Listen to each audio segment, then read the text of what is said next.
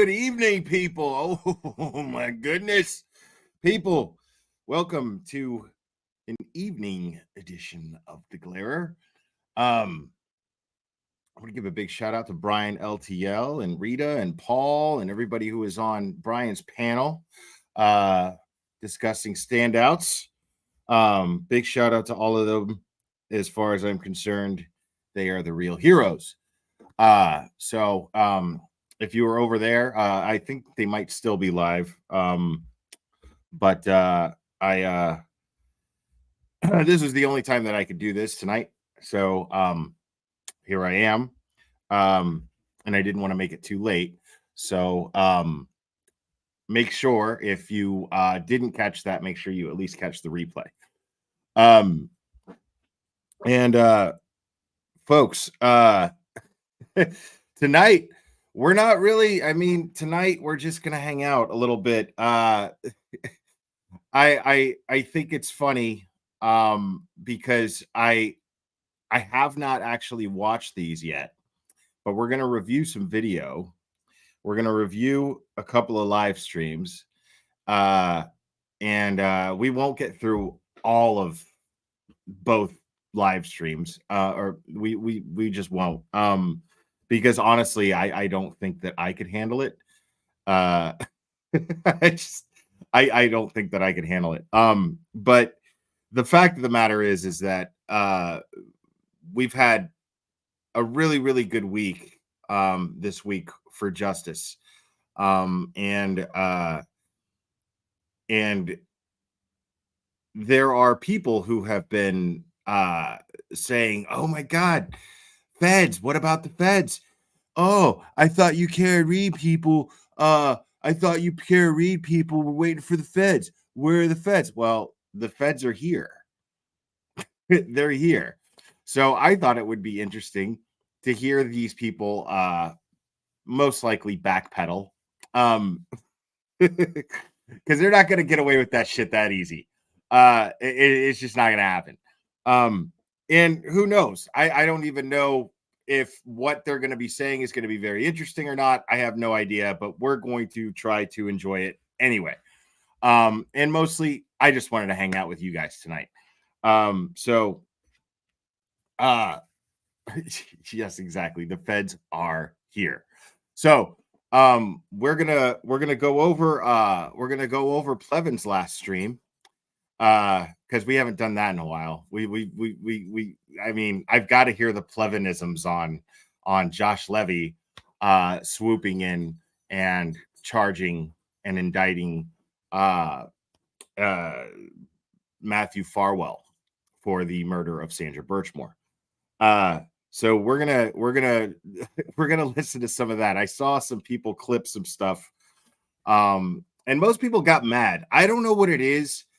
I can't get mad when Plevin does the shit that he does. I don't know what it is. It never actually makes me mad. I think it's just because nobody really watches him, so he's not really causing much damage. Does that make sense?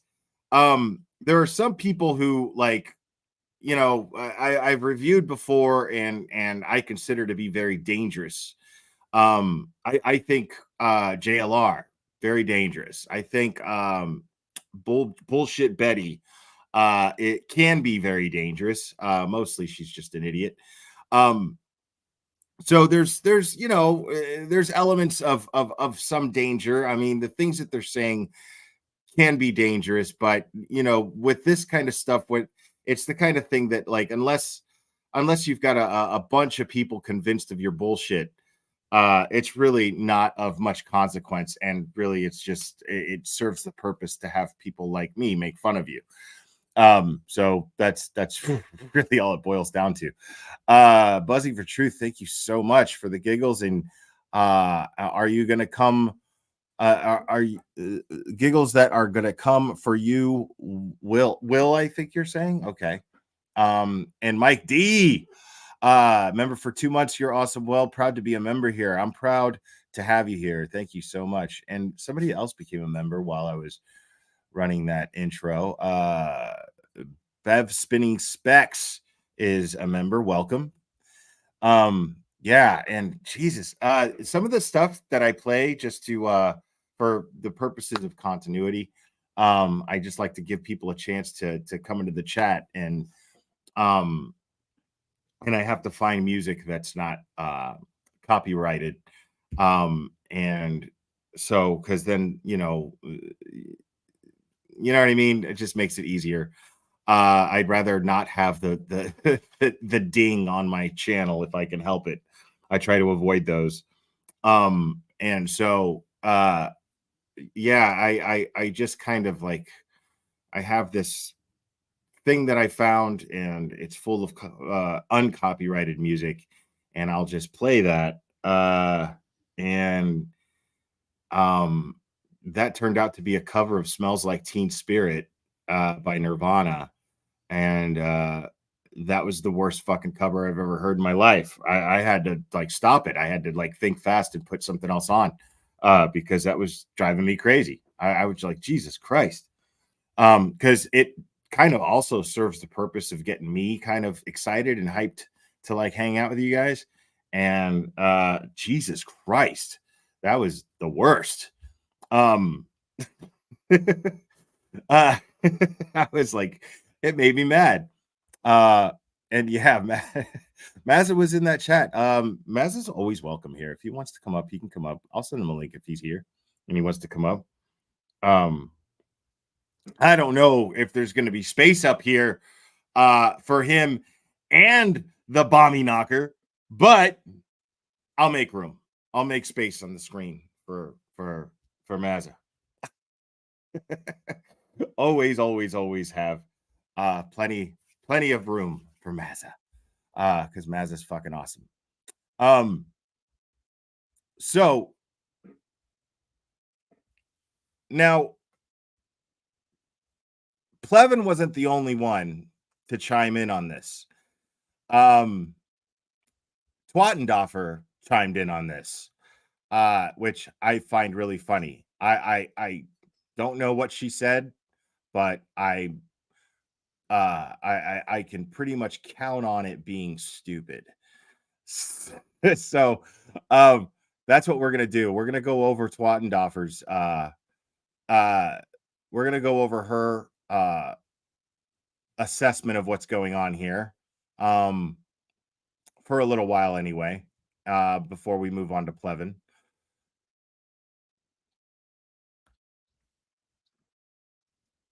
Okay. So this is like the very beginning of her stream here. Hold on.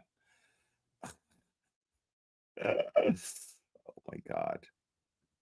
This lady, I just like, I can't take her seriously at all. I just can't. I can't. But let's hear what she has to say. And I'm going to speed her up because nope. I'm Jen Coffinduffus. I really appreciate y'all being here on such short notice. There was huge breaking news today regarding Sandra Birchmore. For those of you who have not followed this case, this was a young girl. Actually, she was 23 when she died, and she lived in Canton, Massachusetts.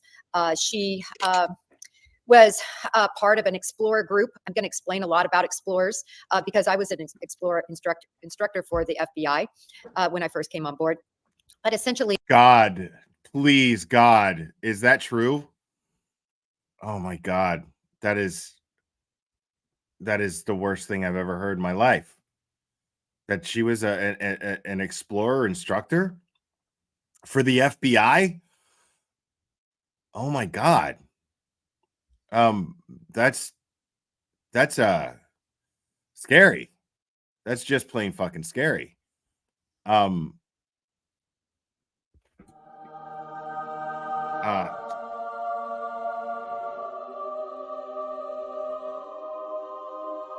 all that did was incite those poor children who wanted to be FBI agents or thought about being FBI agents, decided not to be once they took her course. Okay. Jesus Christ, that is scary. Actually, she was a young girl that was found dead. She was 3 months pregnant. And it was believed when she was found back in February on the 3rd that she died from a suicide. But this case never sat right with many people, not only because of the situation involving the Karen Reed I mean, it sat right with you. case and the general belief in that area about police corruption. But for me personally, it never made any sense, especially Oh, shut the fuck up. with all the information that was present regarding the night before, I should say 3 days before her. Okay, so this lady claims that it's never sat right with her. Oh my goodness. She's just pearl clutching and saying, it never sat right with me. The same lady who has been just spending the last 2 years yapping and yapping on fucking this bullshit platform of hers, as well as the court TV panels that she keeps showing up on. Well, not so much anymore. It seems like court TV's sort of smartened up.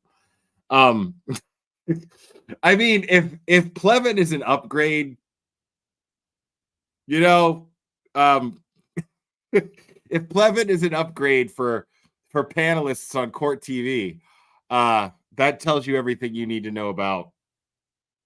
So, but this is a person who spent all this time just talking about how these investigators can do no wrong. Because make no mistake, people, these are the same investigators or the same players, the same names that are directly involved in the John O'Keefe investigation. Boston police officer John O'Keefe, whose girlfriend is being falsely accused of murdering him with her SUV on the early morning hours of January 29th, 2022. So here she is, this whole time talking about how all of these investigators are great investigators and doing their jobs and blah blah blah. But you know, now she has a problem. Now that Josh Levy has swooped in and actually charged another police officer, a Stoughton police officer, who was not in question as far as the Karen Reed case goes. But she's claiming that now this suicide, it just never added up. Something stinks here, is what she's saying. But the very people who investigated that case are the same very people who investigated the murder of Boston police officer John O'Keefe. So what I'm trying to understand. Did they make a mistake? Buzzing for Truth, thank you so much. The case that was taken away from NCDAO. Thank you so much. Yeah, this woman is amazing. Boyfriend, if you will, who was a Stoughton police officer, leaving, actually arriving. That is not a boyfriend, okay? And no, not if you will. No, it's not a boyfriend. There's no fucking universe or realm of existence where someone who grooms a child from the age of 12 and continues the abuse as she gets older, that this is not who's married and has a family of his own. There's no universe or realm where you would consider this her boyfriend. Wow. Arriving and leaving her place within less than 30 minutes. The whole situation regarding how she was found, the doorknob that she was tied to, none of it made sense in terms of it being a legitimate suicide. And I was so glad to see today that the FBI came out and charged former Stoughton police officer Matthew Farwell with her murder. Now, this is huge. Why? Because normally the FBI is not believed to have jurisdiction over crimes like this, over murders, right? Normally it lies. Yes, please explain to us, former FBI agent. I can't wait to hear this, by the fucking way. Why this is a federal case. I'm really curious as to what she believes is the reason why. With the local jurisdiction in a state jurisdiction. That is what normally happens. But why was the FBI allowed to come in and Why not only charge indeed? a crime, they charge a capital offense? He is actually facing. Yeah, we know. I mean, we know. We know what he's facing. We know. I think we got a super dad. Super dad. I think we got a super dad. Super dad. Super dad. Super dad. Dad, dad, dad, dad, dad, dad. I think we got a super dad. I think we got a super dad. Hate corruption. Thank you so much. I like to do those because, like, I like to make Cherry think that I forgot about them after a couple of super chats go by, and then, and then just fucking wow, blindside her with one. I love that shit. Death, the death penalty. Now, we don't know if they're going to ask for the death penalty. It really depends on what the Department of Justice says, because it's going to be decided at the highest levels. But believe me, there's going to be a recommendation at the lowest levels. The case agent on this case for the FBI is going to make a recommendation. They're going to make it to the U.S. Attorney's Office, and the U.S. Attorney's Office is going to slide that up the chain. And typically the people at the top of the chain, which would be the United States Attorney, is going to go on the recommendation of what the people that actually investigated the crime say. Now, I want to go over the charges. Don't worry, this won't be boring, because there's basically two that are being considered. It's 18 U.S.C. 1512. I mean, if anybody can make it boring, it's you. Essentially, what they got him That's why I'm here. So you're welcome. for was killing a witness. That's what the statute is. That's what they got him on. Remember, there's no public corruption statute. You use other statutes to show an official is corrupt. In this case, this was actually investigated by the unit that investigates civil rights violations and sexual assault and abuse type violations. Why? Because that was the underlying charge in this. So the underlying federal charge is really 18 USC 2242. And that basically. See, what I love here is, like, she's really focused on the FBI and who in the FBI was investigating this and blah, blah, blah. But it's really funny because she's conveniently leaving out the fact that the investigators who determined that Sandra Birchmore's death was a suicide in the first place are the same people who basically determined that Karen Reed hit John O'Keefe with her vehicle. Basically the same investigators who determined that the McAlberts were not even anybody to look into. Now, ultimately, it was the Massachusetts State Police who made these determinations. But you're going to tell me that the Canton Police Department didn't have anything to do with that? Because the Canton Police Department kind of happened to be there during every shady instance in the investigation into John O'Keefe and framing Karen Reed. Yes, framing Karen Reed. Yes, there were Canton police officers present during the search, the CERT team search. There were Canton Police Department.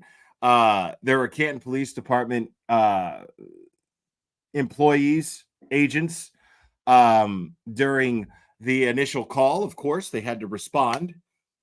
There were Canton Police Department people, employees at the Sallyport when in the infamous Sallyport video that was inverted. There was Chief Berkowitz of the Canton Police Department who happened to find a piece of taillight. He just happened by and found a piece of taillight. But, you know, this is not relevant at all to what Coffinduffus is discussing here. None of this stuff is relevant. But it's going to be really, really funny. It's going to be really funny when the other Stoughton police officers who helped groom Sandra, who raped Sandra Birchmore. Yes, it's rape because a child cannot consent. Those people, right? When they're charged and then the investigators are charged. Yeah. When they're charged, I'm going to be very interested to see how she explains that she didn't even discuss that. Why not?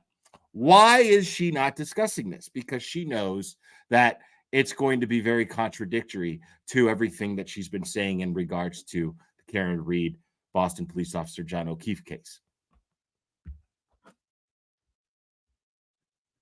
Basically, well, I'm not even going to do basically. I'm going to read it to you because it outlines that you cannot, it's a federal violation to assault and have sexual relations, rape a minor, and or use your position to have sexual relations with a minor. Specifically, it prohibits using force, threats, or coercion to engage in or commit a sexual act with another person. So not even a minor, but it goes on to say it also prohibits sexual abuse of a minor or someone who is incapacitated or otherwise unable to consent, right? So she, at Sandra Birchmore, at the age of 15, was not able to. She absolutely is a mouthpiece for Michael Morrissey, Buzzing for Truth, 100%, which is what makes this very interesting, because this is just going to go right up the pipe to Michael Morrissey, and she's going to have to find some way to, I mean, when Michael Morrissey becomes, once he is held accountable by Josh Levy and the FBI,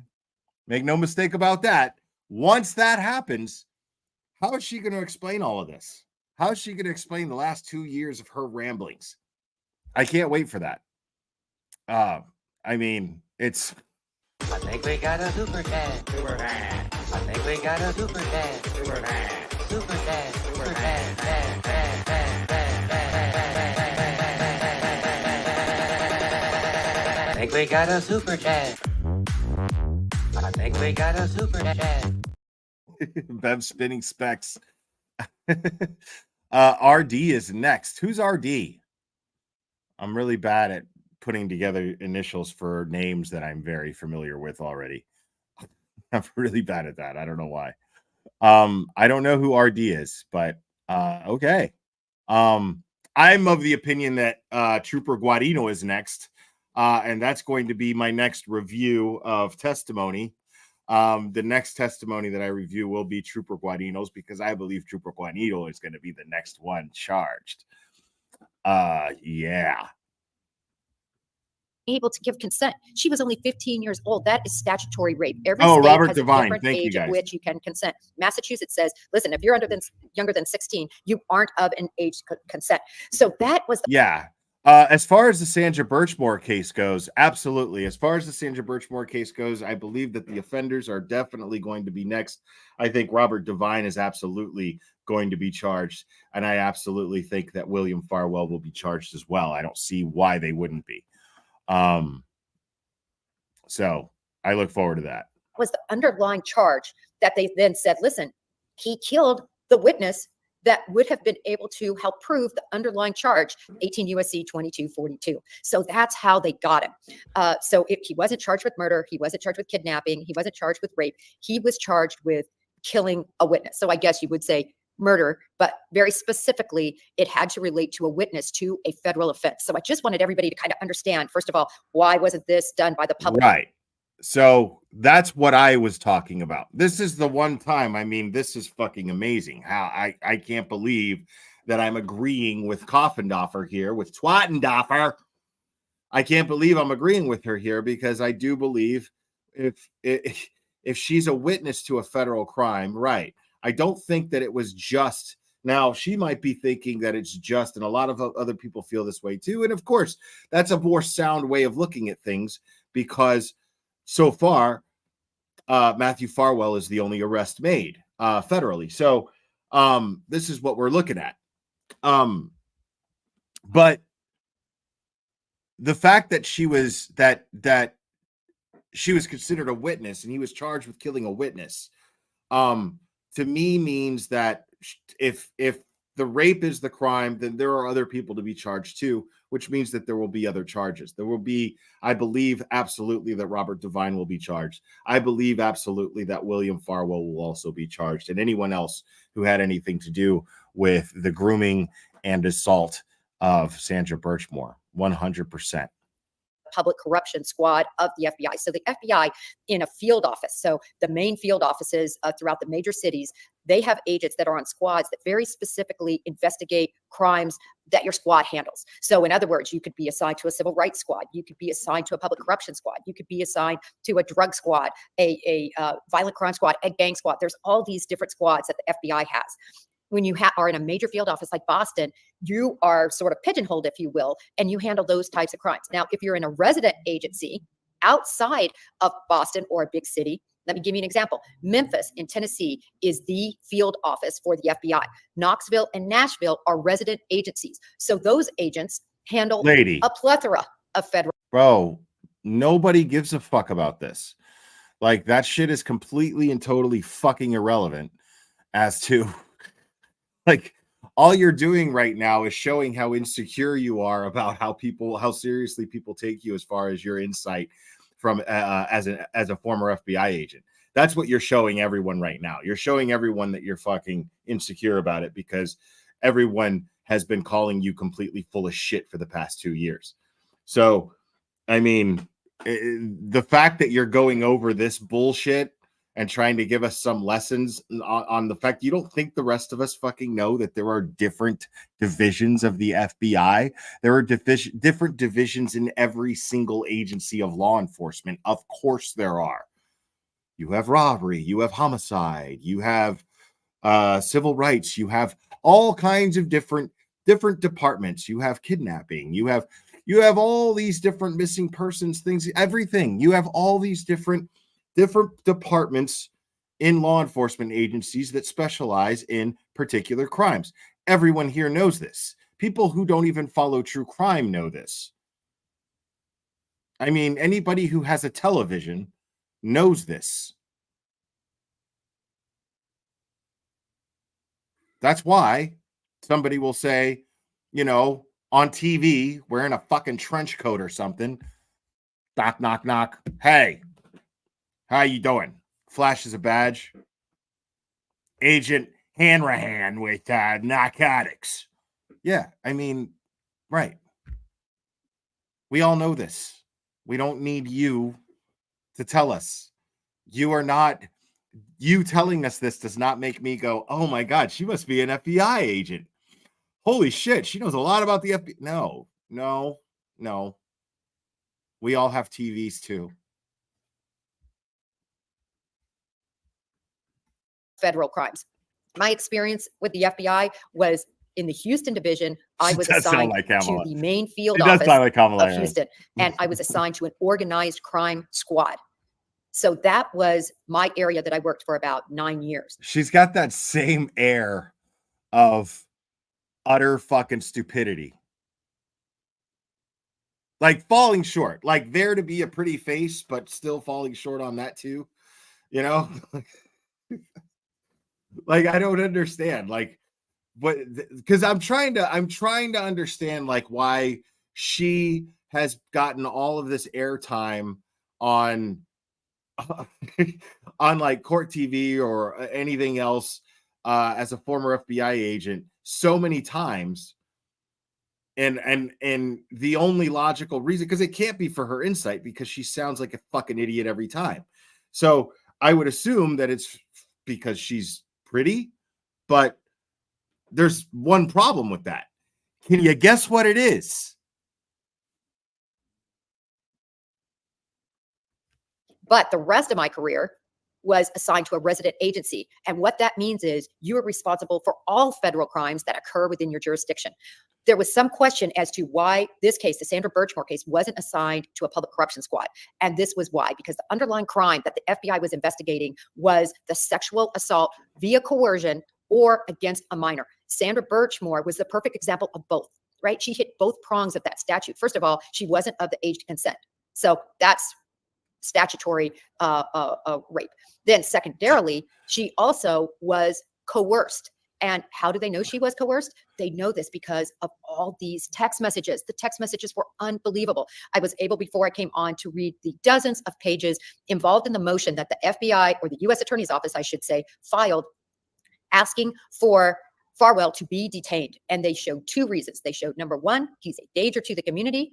And number two, he's a flight risk. Those are the two areas that you want to be able to prove before a judge when you're going to try to get somebody detained. This is really a no-brainer, but boy, did they go into so much specificity. They wanted that judge to see the strength of their case. When you have a strong case like they have, this makes a person that would be released more inclined to flee. If it's a flimsy case, right? Why would they flee necessarily? Dude, yeah. We heard the guy who charged her tell us all this. Like, we know. The dude, he's also a suicide risk. Like, we're all fully aware of this shit. Necessarily. So you want to show a judge, wow, this is a powerhouse case with dozens and dozens and dozens of pieces of evidence that support it. So they pointed that out, which shows he would be a flight risk, because what he's looking at right now, potentially, is life in prison. And if the Department of Justice approves it, the death penalty. So that is a huge inclination for somebody to want to leave. Why is he a risk to the community? Well, they narrowed it all down. This was somebody he had been involved with since he was 12. Bro, why is he a risk to the community? Because he texted her how he wants to fuck kids. Jesus Christ. We know. What are you talking about? We know. He's a danger to the community because he raped a kid and kept the relationship going while telling her about his fantasies involving more rape, assault, murder, necrophilia. I mean, Robin G, thank you so much. Remember, for 4 months. Will, thanks for the live and giving us all a laugh. A lot of us need it right now, right? Yeah, me too. And Nay, thank you so much. Welcome. Twatting dickhead waffles more than a waffle iron. Oh my God. 12 years old. Now, I'm not saying they had sex at 12, because from the text messages, it was 15. How do we know that? They discuss it. He talks about basically taking her virginity. He talks about, wow, if I would have known you would have done it earlier, we could have done it earlier. This guy is. Does it matter whether he's, I mean, bottom line, dude, like, listen, as far as I'm concerned, if you're talking to a 12-year-old in that fashion at all, you belong in the same fucking jail with anybody who touched her. You know, that's fucking assault. The trauma is the issue here. You're taking a kid's childhood away. You're robbing a kid of their childhood. There's no, hey, this is worse than that. You know what I mean? Like, what the fuck are you talking about, lady? Oh, well, he didn't do anything with her until she was 15. Who cares? He was fucking grooming her since she was 12, and he told her that he wanted to sleep with more kids. The fuck are you talking about?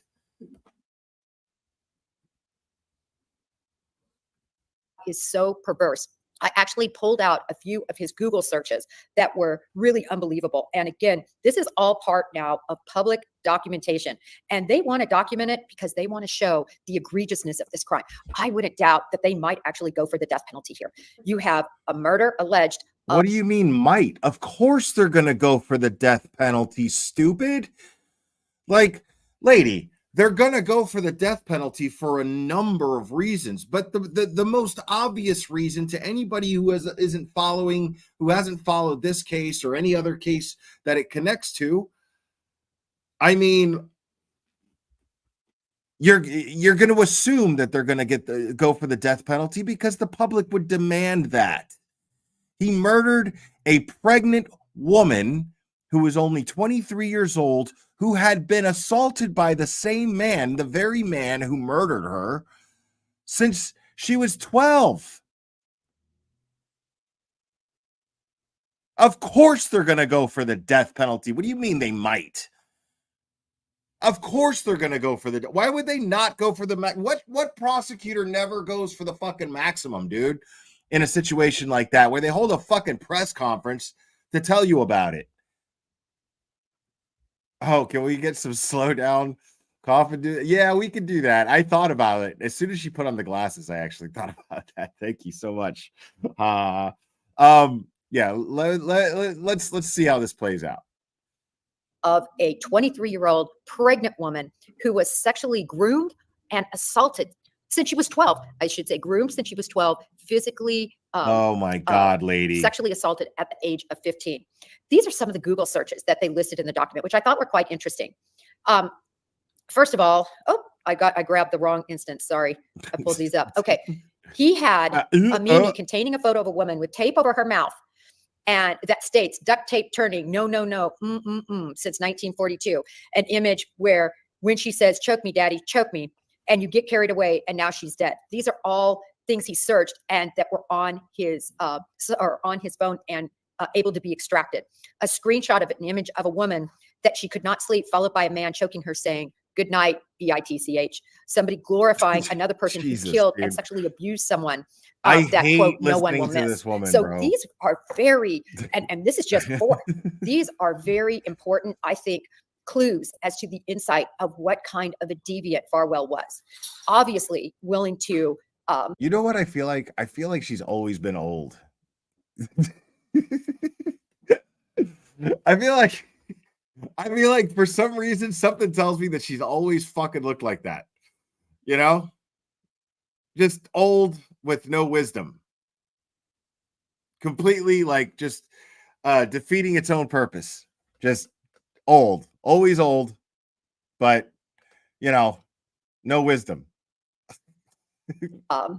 Do what he did to Birchmore in terms of grooming her, befriending her on Facebook, accompanying her to different places, to the library, basically using his position as a police officer that she very much looked up to at the age of 12 and 13 and 14 and 15. Now, I want to talk about how they met because this Explorer program is interesting.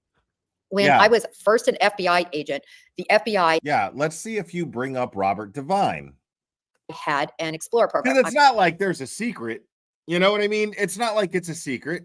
I'm sure they still have Explorer programs. Essentially, what it does is it gives typically junior high school kids the chance to understand what the FBI does. So for me, I was an instructor and I had classes about arrest techniques and about different cases that we investigate, violations. And for me at the time, I was a new agent. I was young. I had so much energy. I wasn't married. I had no children. And quite frankly, I was the true definition. This is what we called it, a bed hero. I was married to the FBI. Every waking minute, I was working cases, became a firearms instructor, got on the SWAT team, became a physical fitness instructor for the FBI, and I did Explorers. I lived, eat, and drank and slept the Bureau. So anyway, as a part of these Explorer programs, you get the most wide-eyed young people. I don't remember anybody really being less than about 11, at least to my recollection. So 5th grade kind of through high school. And it was such a fun opportunity. And they got to compete against other Explorer programs. In other words, like going in and looking. Oh my God, lady, shut the fuck up. Piney Woods Long Crime. Hey, what's up? The weird coffin lady is just wrong. I've not seen her before, but so far I give her a D-. Hope everybody. My mind just went. I was just like, wait a minute, is she trying to say something else? Hope everybody has a great football weekend. Okay, right on. Yeah, I think football season starts, right? This is the last Friday of the summer. Thank you so much, Piney Woods Law and Crime. You guys, I don't know if you guys remember, she called in one time. She was a fantastic caller. She's the one who worked at federal court, the attorney, the retired attorney. She's great. Hans Gruber, Benjamin Button looking bitch. You look exactly like Benjamin Button. Has anyone ever told you that? The code key, Benjamin Button. looking over a crime scene. So we would teach them, how do you process a crime scene? And they would get to compete against other explorer groups and interface with other explorer my groups. And so God. it's actually a really neat concept, I think, to give young people a chance right away to have a window into law enforcement. Is it something they really want? But these kids are starry-eyed. They really look up. This is something that they dream of doing. And so for somebody like Farwell to take advantage of that, of this little girl, and I posted a picture on my Twitter of her. She was, I believe, even in death, about 4'10". She was little bitty. And her abuser, alleged, 6'4". He was huge. And in their conversations with one another, he talked about wanting to sexually assault her. In other words, that was what he was looking for doing. In other words, even if it was quote unquote faked, things that he would want her to say, he definitely was wrapped up in this sort of sexually sadistic mindset with her. And she endured a lot, really, and had to maintain total silence. He was married. He had children. I saw that during the time he chose to kill her, allegedly, February 1st, his wife was having their third child. And so in the documents, they kind of explained, why did he choose this time? Well, there were a lot of good reasons that he chose to this time to kill her in his mind, right? It was the perfect time because, first of all, he was unable to control her. To understand their relationship, she really wanted to have children. She was 23 years old, apparently in love with him, and she wanted to have a family. And he said, well, listen, quid pro quo. I will have a child with you. Now, here's the thing. There's not a whole lot that she's saying that is inaccurate. But the problem that I'm really having, and I think that most of you guys are with me on this, the problem that I'm really having is that she's acting as though she's an expert on this because she's familiarized herself with the documents that were recently disclosed to the public in regards to this man's arrest. Okay, fine. We would expect you to at least do that, sure. Since you are a retired FBI agent, right? Follow facts. I would say, okay, at least she's reading the documents and basing and she's saying what she has to say. Now, but the problem that I'm having with that, though, is that she's talking about it as though she is passionate and invested, but she's not. You know how I know? Is because there's a lot of people in this chat that are passionate and invested. I've had the privilege of speaking with people who are genuinely passionate and invested in this case. And there's a lot more to it that someone who is genuinely passionate and invested in this case is going to discuss. And she is failing to do that. She's failing to do that. And I believe that it's because she doesn't even know. See, I believe that Jennifer Twattendoffer is not even familiar with the name David or Robert Devine. I don't think that she's even familiar with the name William Farwell. I don't think that she is even aware of the fact that there is a civil suit happening right now.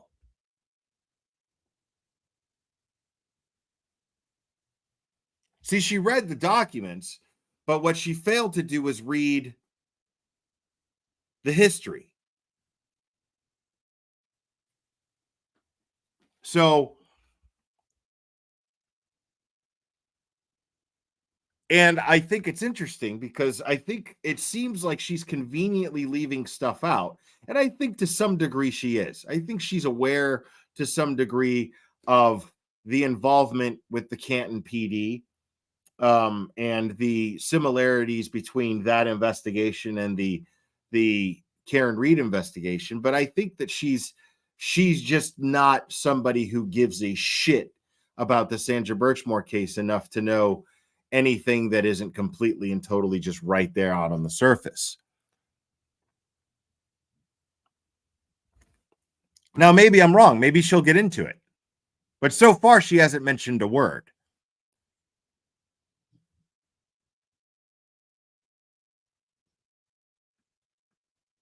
But you cannot tell anyone what happened between us, when you were 15 or at all. He wanted a child in exchange for silence. That was the quid pro quo.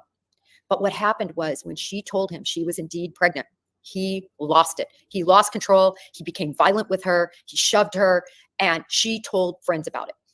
Ultimately, someone at the Stoughton Police Department found out about it, and it enraged him. He realized the quid pro quo was not going to work, that too many people knew about it, and it was time to silence what he believed would be the only witness to the rape and sexual assault of her. And again, the only witness, thus they're able to charge this to violation of 18 U.S.C. 2242. And so what did he do? Well, now the question for me is,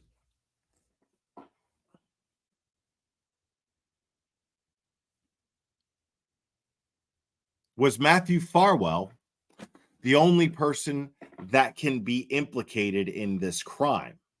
Meaning, was it discussed with other parties prior to this happening? Because we know that he planned it. We know that he premeditated and planned this. Right? So I'm wondering. Now, he wasn't charged with conspiracy to commit murder. So that's very telling. But I'm not a former FBI agent. I'm not an attorney. So I don't know. I don't know if I feel like if there were other people involved, then, you know, like if we're talking about at least 3 abusers here, right? You have Robert Devine, you have Matthew Farwell, you have William Farwell, right? Y'all knew about each other, you know. We do believe that she was trafficked. So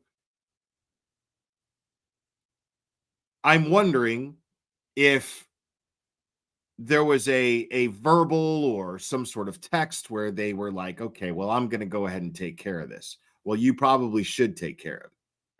That sort of thing happening between any of these people. Now, I don't know. I'm just curious. And I wonder, my question to myself here, my question that I'm just thinking out loud is, can they charge, would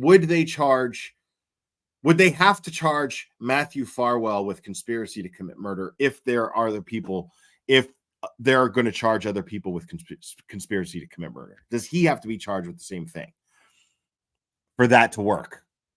So I don't know. Kelly Kell, thank you so much. The way she said itty bitty got me. She sounds so insincere. Like she'd say, yeah, I know what you mean. Yeah. She sounds like she's just trying to cater to the empathy of her audience. Like she's saying what she should. Also, why is she so comfortable explaining how this corruption works? Has she seen it a lot? Good question. Good question. Thank you so much. According to the documentation and according to the FBI and the U.S. Attorney's Office, on the 1st, he went there, he strangled her, and then he staged, quote, using his law enforcement experience, the scene to appear to be a suicide. I think we're going to see so much more as this case develops in terms of what he did to the scene. But they say in the documents he moved her lifeless body and basically attached a ligature around her neck and to this door handle to stage as if she committed suicide. Again, probably thinking that no one's going to believe anything other than that. Here she was, unwed, with a child. There were a lot of other relationships that she had. And I'd submit, one was even with another law enforcement officer from another department. I would even allege that because of the abuse that she suffered at such a young age, that likely led to some of these other relationships that maybe would not have happened but for everything she traumatized her and put her through. So anyway. Wait, what? She's found for days later. Another reason why he did it, particularly another that she had, and believe anything other than that. Here she was, unwed, with a child. There were a lot of other relationships that she had. And I'd submit, one was even with another law enforcement officer from another department. Okay. I would even allege that. See, that's what I thought I heard. And like, it's hard to make this funny. I'm going to be completely transparent with you guys because she is pissing me off. I'm not going to lie. She's actually making me mad. because she claims to be former law enforcement. She was technically former law enforcement, or she is technically former law enforcement. And the way that she is downplaying what happened there, right? And there was a clear hint there, Tiff, exactly, of victim blaming. Agreed. That fucking set me off just now. Sorry. You know, and I can understand. Okay, let me be a little bit more elaborate here. I can understand being the type of person, having the type of character as a YouTube creator to say, hey, you know what? Now, these other men, it is alleged. I think it's irresponsible to not do that, to say these other men, they're to at least say these other men, it is alleged that they groomed and abused her as well. But to say that she had other relationships with other men within the department, it hints as though she is promiscuous and as if she had any say over this. It implies this, Jennifer.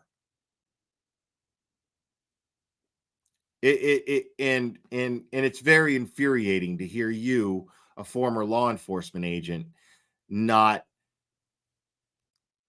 specify that there is clear evidence that she, at least since, I mean, I understand they're not charged yet. Okay. I'm going to be fair here. I'm going to understand, I understand they're not charged yet. So you're not going to go, hey, they did this and they did that. Okay, fine. Nobody's saying that.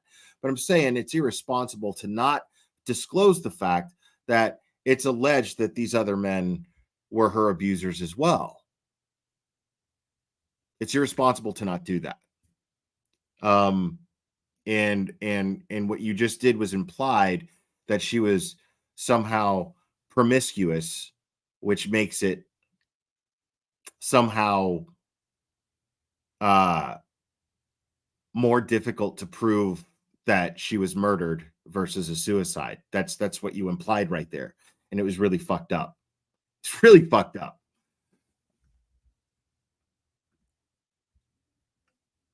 Well, no, alleged means they haven't been charged yet, Cherry. Technically, legally speaking, I'm just giving her the benefit of the doubt since she's sticking to nothing but legal jargon. Fair enough.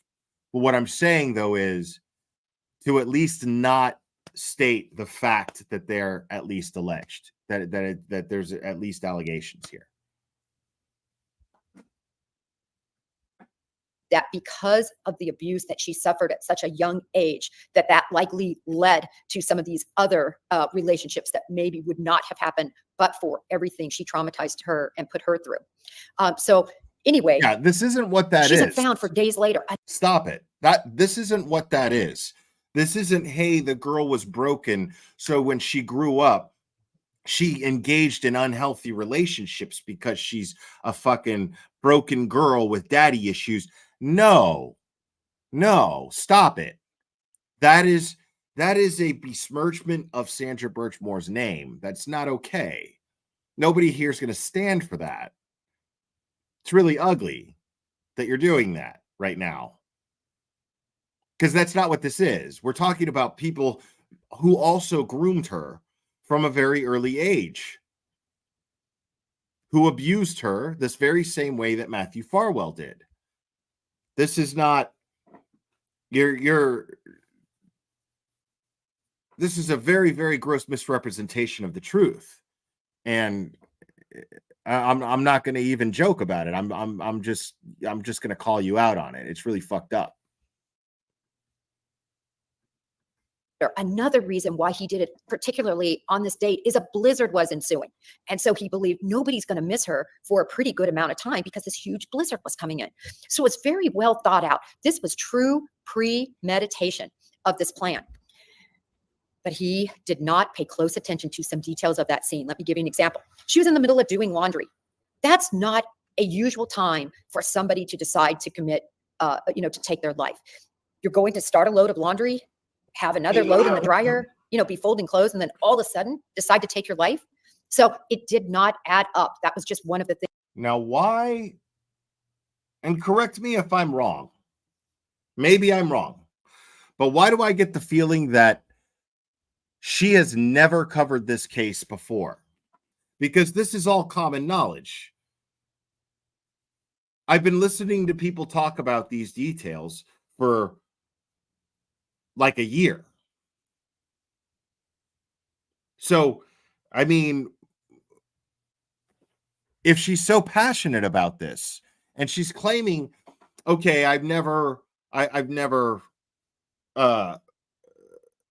this has never sat well with me that it was a suicide. Well, why didn't you speak up on it?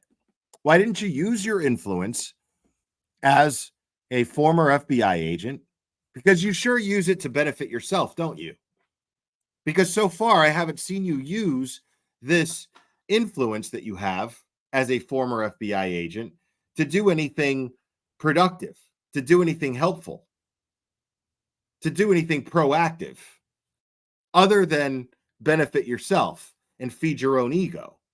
I haven't seen you do a fucking thing with it. You've defended the McAlberts this entire time. You continue the bullshit narrative about, you started the bullshit narrative about Chloe, the dog. And only you and the Alberts in open court have talked about Chloe in the way that you have. So there's a lot of shady shit about you that already people don't like. And here you have this opportunity to at least save some face, and you fail. you fail worse than I've seen anybody fucking fail. Like,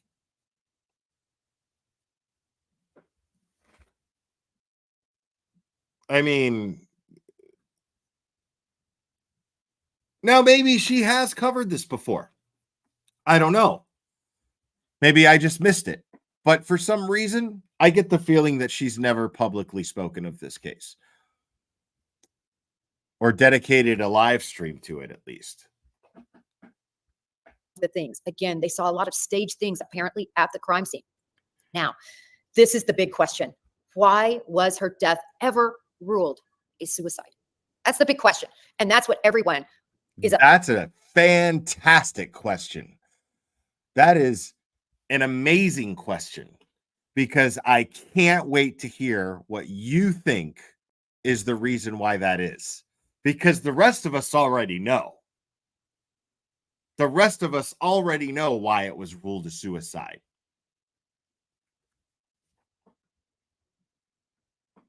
Is upset about and wants to know and understand. Well, everybody's upset about both things, in my opinion. I mean, number one, this guy, horrible to use the fact. You will never get any law enforcement officer on duty or retired, federal, state, local, doesn't matter, more enraged and upset than a case like this, where somebody uses their badge to sexually assault and to victimize someone. It's horrible. And I know I was sending out a series of tweets, because when I heard about this, this was something that even for months I've been tweeting about. And just finally, it seemed like, yes, the feds are looking into it. Thank goodness we're going to have justice for this young mother-to-be. And so I got to tell you, I don't know if this. So just a quick recap of the last 60 seconds. She started by saying that the big question, why was this ruled a suicide? Right? That was the big question. And now we're into how many times she's tweeted about this case, and how excited she is that this young mother-to-be is now getting justice. Right? She's been tweeting about it, though. But that's so important to know, because, it clearly trumps the reasons as to why it was ruled a suicide in the first place, because she hasn't gotten to that yet. This is the right word. I was happy to see these documents, the strength of the case they had, because I wanted to see justice for Sandra Birchmore. But back to the question, what did the original medical examiner for Massachusetts see? Why did he rule this, or why did the medical examiner rule this a suicide?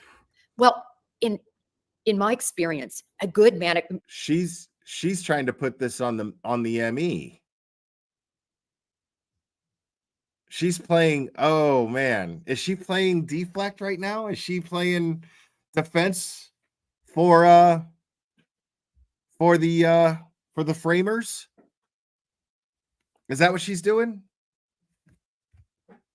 Let's see. Let's find out. Or medical examiner goes to the scene. They look at pictures if they can't go to the scene of the scene. They interview and talk to law enforcement. They get their perceptions. They do really an independent investigation that is first and foremost led by the physical situation of the victim. Investigation. And very important that we all know that the medical examiner does an independent investigation. It's very important for her to let us know. You see that? Very important, because it's nobody else's fault that it was ruled a suicide, right? It's just the medical examiner.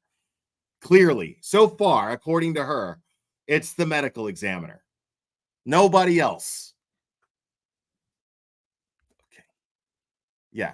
Not Lank, not Kevin Albert. No. And, the toxicology, they've determined the manner of death, cause of death, all of that.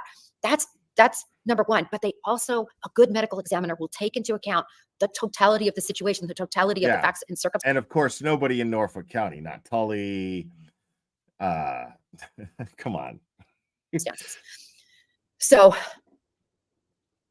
no one can answer why that ME said a suicide, but that ME.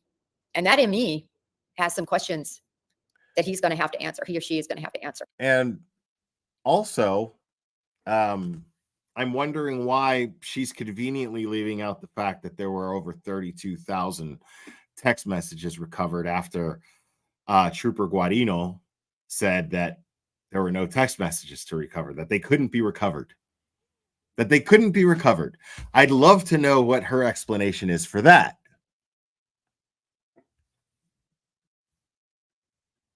Answer. I did not see the original autopsy report. I don't know if it's even been released. I personally haven't seen it, so that's why I don't know whether it was he or she that was the medical examiner. But no matter who it was, you can bet the Bureau is looking at why this was ruled a suicide. So separate from what was said today in the press conference and what the documents reveal regarding this. Thank you. Now, let's wait. You can bet the Bureau is looking at why this was ruled a suicide. So set the Bureau is whether it was he or she that was the medical examiner, but no matter. Oh yeah. I got to drink that in. Who it was, you can bet the Bureau is looking at why this was ruled a suicide. So yeah. Again, I got to admit, folks, I find myself in a place where I absolutely agree with Jennifer Twattendoffer. I find myself there once again. You can bet that the Bureau is looking into why this was ruled a suicide. And you can bet that they are going to discover that the very people who you have been talking up and being a mouthpiece for this entire time are going to be held accountable. You can bet that that is going to happen. Separate from what was said today in the press conference and what the documents reveal regarding this alleged murder, still alleged, innocent in the eyes of the law. I always say this anytime I speak, I preface everything. Generally speaking, people are innocent in the eyes of the law. It doesn't matter whether they're factually innocent. they're innocent in the eyes of the law. So I just want to get that out there. But I guarantee you, every FBI agent that worked on that case, the U.S. Attorney's Office, they don't go after people unless the facts support what they believe, and they follow the facts, and they. Holy shit. So I just want to get that out there. But I guarantee you, every FBI agent that worked on that case, the U.S. Attorney's Office, they don't go after people unless the facts support what they believe. And the U.S. Attorney's Office, they don't go after people unless the facts support what they believe. And the U.S. Attorney's Office, they don't go after people unless the facts support what they believe. And they follow.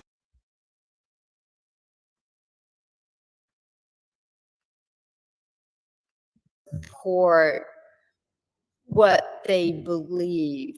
Acts after U.S. Attorney's Office, they don't go after people unless the facts support what they believe.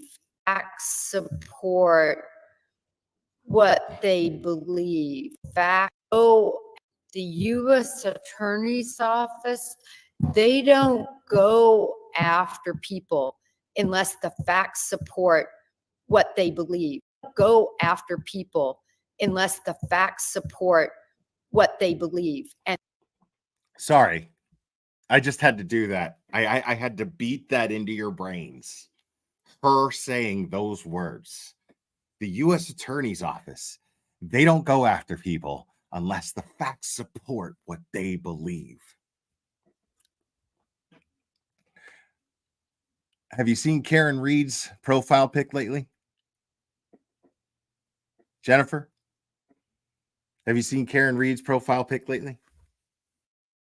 That is the U.S. Attorney's Office.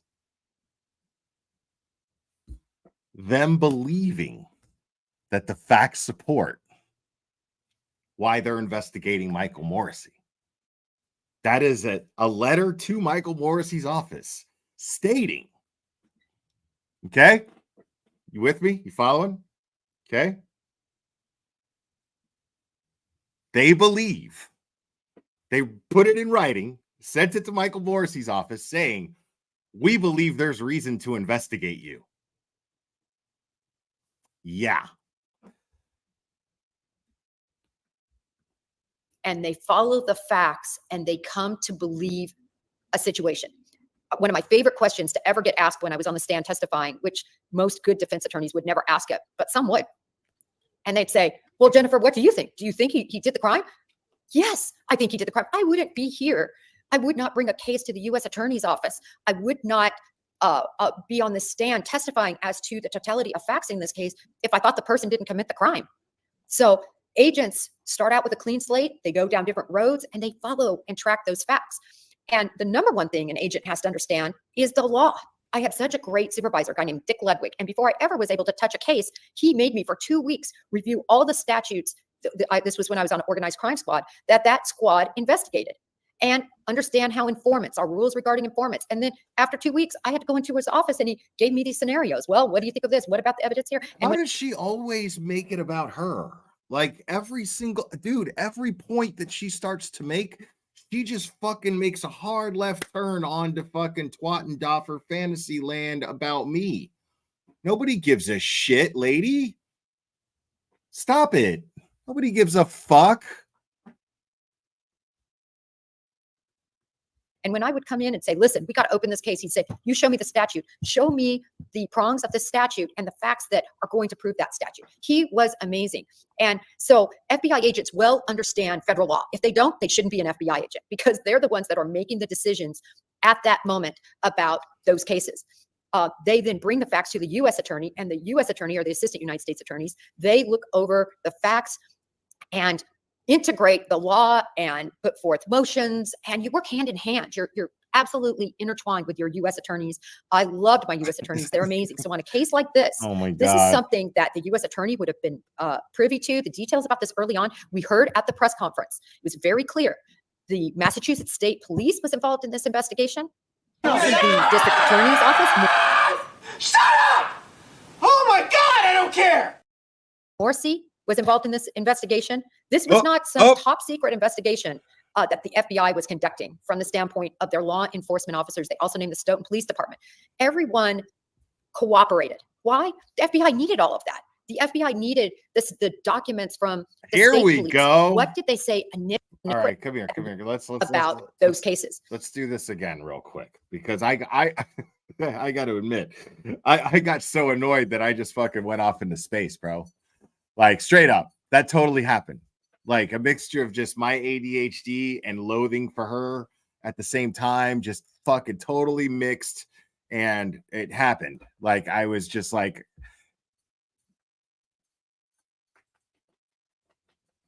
that totally happened just now. That totally. But here, let's hear what she has to say about the Norfolk County DA's office working in concert with the FBI here. I love it. They then bring the facts to the U.S. attorney, and the U.S. attorney, or the assistant United States attorneys, they look over the facts. Eat your food, and buddy. Integrate the law and put forth motions, and you work hand in hand. You're absolutely intertwined with your U.S. attorneys. I loved my U.S. attorneys. They're amazing. So on a case like this is something that the U.S. attorney would have been privy to. The details about this early on, we heard at the press conference. It was very clear. The Massachusetts State Police was involved in this investigation. The district attorney's office, Morrissey, was involved in this investigation. This was not some top secret investigation. Wait. Hold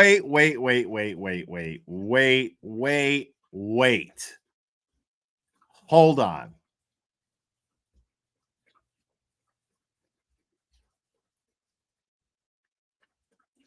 All right.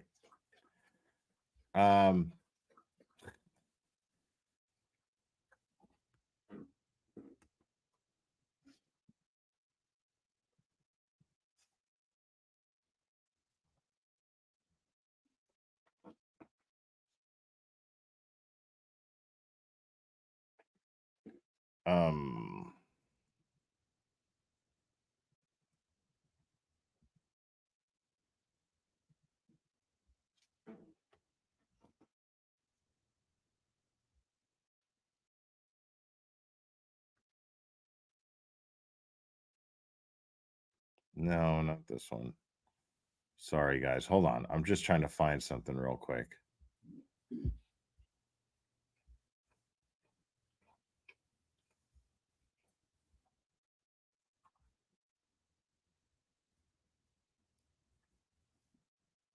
Yeah.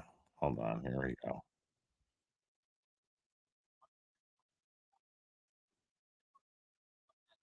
Canton, Massachusetts apartment. The charges filed today in federal court allege that she was in fact murdered by Matthew Farwell 3 days earlier. I just want to make sure that she's correct. So we're going to listen to his press conference one more time, and then we're going to go back to her. At the time of her death, Sandra Birchmore was a 23-year-old woman with her entire life ahead of her, and she was pregnant with her first child. We allege that Sandra Birchmore survived years of grooming, statutory rape, and then sexual violence, all at the hands of Matthew Farwell, who was employed throughout their relationship as an officer and then detective for the Stoughton Police Department. And when it became clear to Mr. Farwell that he could no longer control Sandra Birchmore, he allegedly silenced her permanently. This morning, Matthew Farwell was arrested on a federal grand jury indictment, charging him with one count of killing a witness or victim. Specifically, Mr. Farwell is charged with violating Title 18 United States Code 1512 for killing Sandra Birchmore with the intent of preventing her from communicating information about his possible commission of federal crimes. How did this all unfold? What happened here? Well, back in 2010, a 12-year-old Sandra Birchmore applied to join the Stoughton Police Department's Explorers program, which introduces teens to policing. Officer Matthew Farwell was an instructor in that program. And as alleged in court documents, he befriended Sandra Birchmore. I just like to be sure about things, because right now I'm calling bullshit on what she just said. What she just said was that the Massachusetts State Police and the Norfolk County DA's office were working in concert with the U.S. attorney to get this done, to get this indictment. I call bullshit on that, because I don't remember him once saying thank you to the Norfolk County DA's office, Michael Morrissey, anybody. I don't recall him saying anything to that regard. I don't recall him saying anything alluding to the fact that they were assisting with the investigation. So I'm calling bullshit on that. And I want to just be able to, give her the opportunity to prove me wrong. Contacted her online, went to the library with her, became friends on Facebook, essentially groomed her. And then he committed statutory rape by having sex with her when he was a 27-year-old police officer and she was just 15 years old. Mr. Farwell continued to have a sexual relationship with Sandra Birchmore until her death 8 years later, allegedly meeting her for sex regularly when he was on duty and being paid by the Stoughton Police Department. Now, in the weeks leading up to Sandra Birchmore's death in February 2021, she found out that she was expecting a baby. And she told Mr. Farwell that he was the father. According to court documents, Ms. Birchmore was very excited about becoming a mother, buying baby clothes and other items, taking precautions to ensure the health of her new child. Sandra Birchmore had good friends, she had a good job, she had dreams of becoming a nurse, and she had a child on the way. But Mr. Farwell did not share in that excitement. It's alleged that Mr. Farwell reacted quite negatively to the news that Sandra Birchmore was pregnant with his child. And he acted angrily, it is alleged, when Sandra Birchmore started making requests of Mr. Farwell around doctor's appointments and ultrasounds and what information would be on the birth certificate. Mr. Farwell was losing control in late 2020, early 2021, and the information that Sandra Birchmore possessed about his illegal conduct was in danger of slipping out. In fact, word started to get out about their relationship. Less than 2 weeks before she was found dead, someone called the Stoughton Police Department and disclosed that Matthew Farwell had had a relationship with Sandra Birchmore. And when Mr. Farwell learned about that call, he became visibly angry. Mr. Farwell, it is alleged in these court papers, started to lose his patience, lose his temper, and the 6'4" Mr. Farwell started to be physically violent with 4'10" Sandra Birchmore. And Sandra Birchmore told her friends that Mr. Farwell had pushed her and shoved her and put her in a chokehold. She was scared. And during that same time, Mr. Farwell was allegedly planning Sandra Birchmore's murder. For the first time, he requested a key to her apartment. And she told friends that he was oddly inspecting the apartment and looking at the closet, including the closet that she was found dead in front of. And then it all came to a head on February 1st, 2021. Mr. Farwell went over to her apartment that evening, and he strangled Sandra Birchmore to death. That's the allegation in this case. And he used his knowledge and experience as a law enforcement officer to stage her death to look like a suicide. He allegedly attempted to cover his tracks to literally try and get away with murder. Wow. And he almost did. Thank you, Till today. Magnolia Gypsy. She's a liar. Back in 2021, when the information that was available, Sandra Birchmore's death was ruled liar. suicide, or deemed a suicide. But over the last year or so, the FBI and our office have been working exhaustively with our state partners. We were uncovered. I'm telling you, she has me blocked, man, but I would be on her Twitter right now if I could, just calling her a fucking liar. Critical new information, examined the existing information, all of which led to this federal grand jury indictment. If convicted on this charge, Mr. Farwell faces a minimum of life imprisonment. Giving voice to the voiceless, ensuring that no one is above the law, protecting the vulnerable people of Massachusetts, that's the highest calling of people in law enforcement. And this case represents those principles. And every day across Massachusetts, thousands of police officers, federal, state, local law enforcement, put their lives on the line to protect the people of Massachusetts. Mr. Farwell violated those principles, and now he faces very grave consequences. It is disheartening to have to charge law enforcement officers, especially with crimes as serious. But it's our job at the Department of Justice to investigate potential crimes without fear and without favor. That's right. We do in this office what we've been doing for decades with our federal partners like the FBI. We follow the facts, regardless of where they lead. We apply the law and the principles of federal prosecution. Full stop. Fucking love We're that. not influenced by social media chatter. We're not influenced by politics. I caught this when it happened, but I didn't want to pause it because we were watching it live. And Brian actually pointed it out too on his channel, that he said the words full stop right there, which is I have to wonder if that's a coincidence. We're influenced by the facts and the law. Our mission is to do our level best to do justice in every case. And our mission today is to do justice for Sandra Birchmore. Lastly, I want to note that we are sharing the information and the evidence that we developed in this case with the Norfolk County District Attorney's Office, with the Massachusetts State Police, and with the Massachusetts Attorney General's Office, so they can assess whether state charges may be warranted in this situation. And I want to thank those three agencies. I also want to thank the Stoughton Police Department for their assistance in our investigation. Lastly, I want to commend the women and the men of the FBI Boston and Lakeville for their incredible work on this case. This was a dogged investigation. And as you look at the court papers, you'll see exactly how much work has gone into this matter.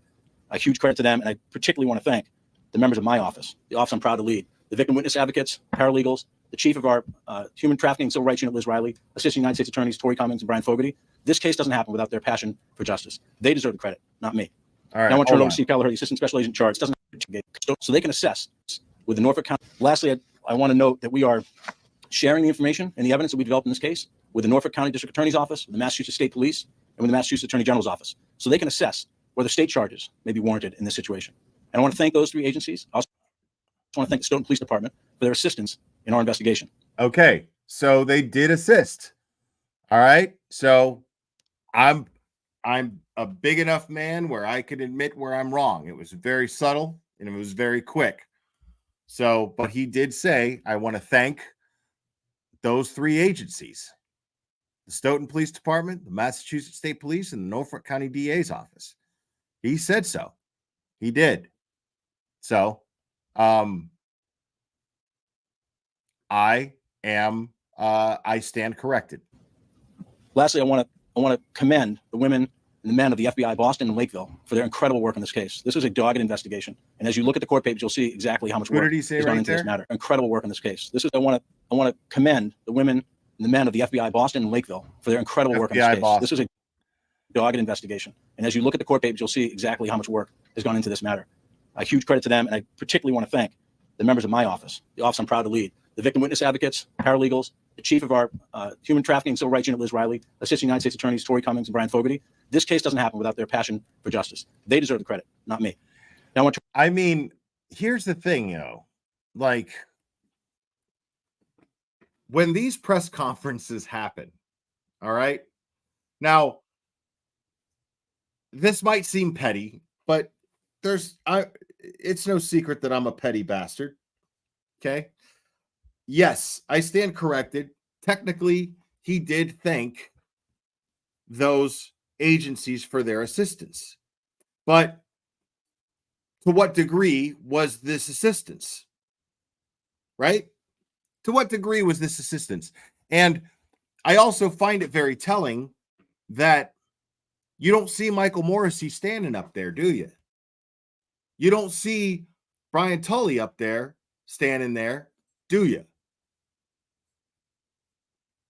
You don't see the chief of the Stoughton Police Department standing up there, do you?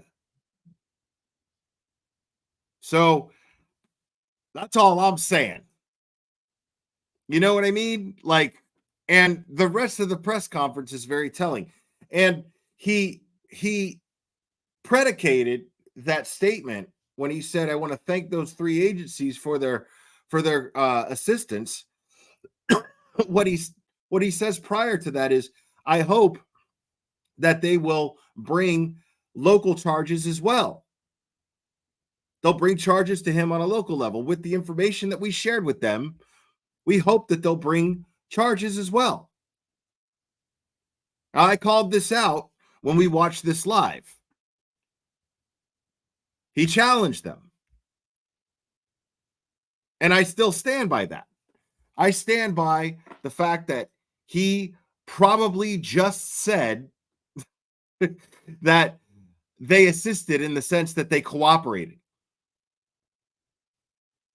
Because the fact of the matter is Michael Morrissey is under federal investigation. And this man is heading up that investigation. And Michael Morrissey is the Norfolk County District Attorney. So, exactly. He's being professional and polite. He's being professional and polite. That's my assessment of what I just saw there.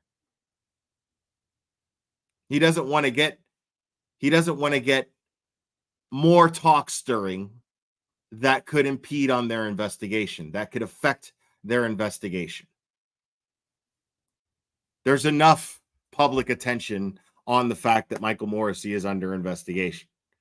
So the way he's looking at it right now is, let's leave it at that. There's no need to add to it.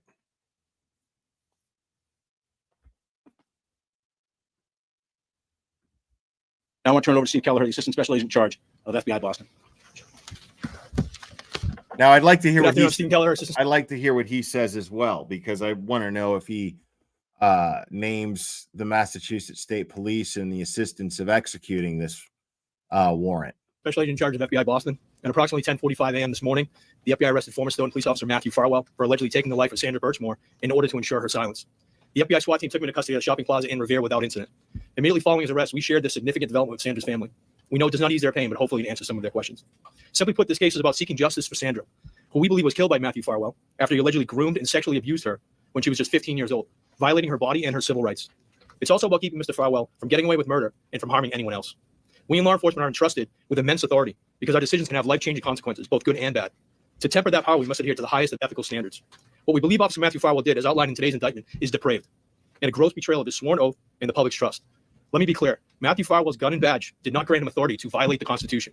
And it certainly didn't entitle him to sexually exploit, abuse, and rape a child before killing her and her unborn baby in an attempt to cover up his alleged crimes. See, statements like that make me just, I am convinced that these guys clearly have their shit together. So it makes me convinced that more indictments are coming. William Farwell, Robert Devine, they're next. And then the investigators in charge who ruled this a suicide are next after them. We believe Matthew Farwell staged Sandra's body and her apartment to make it look like she had died by suicide. In the days that followed, this sworn police officer repeatedly lied to Massachusetts State Police investigators about the nature of their relationship. It's a stark contrast to the sheer excitement and pure joy that Sandra felt when she told Farwell that she was expecting his child, texting him a photo of a poster she had made celebrating the pregnancy.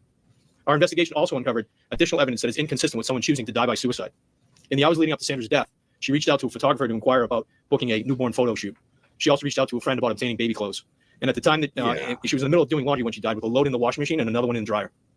There's no question this was a complex investigation. Now, see, these are things you've got to read between the lines here, folks. These are things that are inherently obvious. And so these are things that when you hear them, when you hear someone say, like, she booked with a photographer, meaning that she had every intention of living and, you know, having her baby's pictures taken once the baby is born. She was very much looking forward to being a mother. This is not somebody who was dancing with the idea of suicide in any way, shape, or form. But my point being is, this is basic shit that if you followed any other case that any investigator, any basic investigator is going to uncover. The question that I'm asking, and the question that you should be asking in every single thing, every single detail that the FBI shares with us as far as how their investigation was conducted and what they discovered, you ask yourself if the Massachusetts State Police could have done the same thing. And then you ask yourself, why the fuck didn't they? That is what's very telling about hearing the FBI and the evidence that they've uncovered. Why the fuck didn't the Massachusetts State Police come up with the same exact shit? They're experienced investigators, right? Why was this ruled a suicide?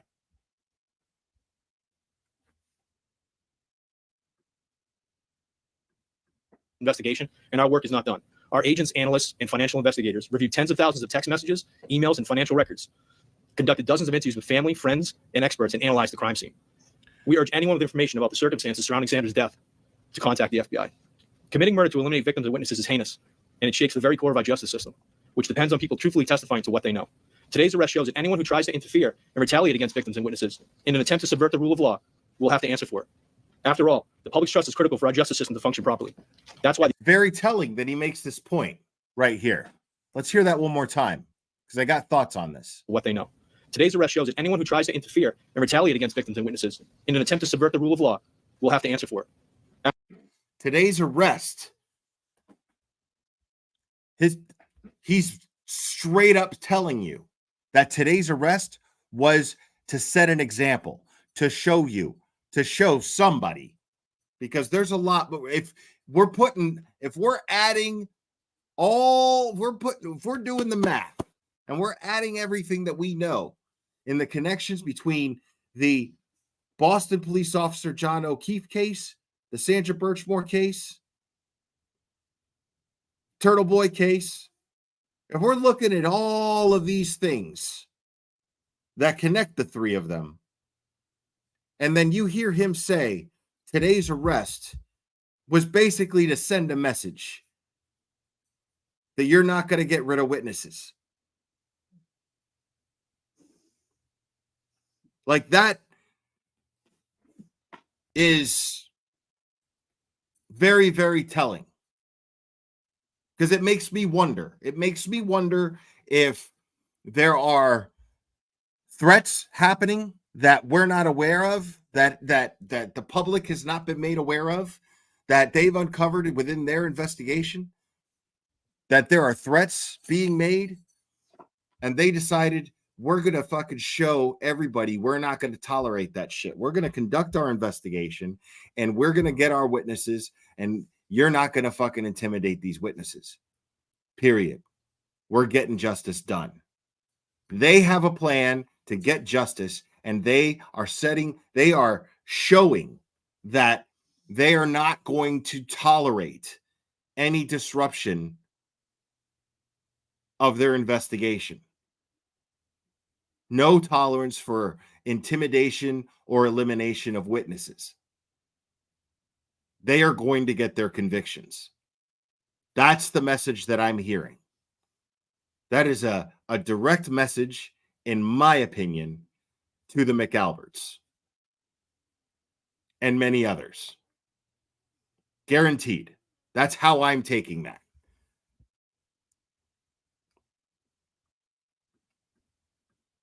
I love you too. Thank you so much.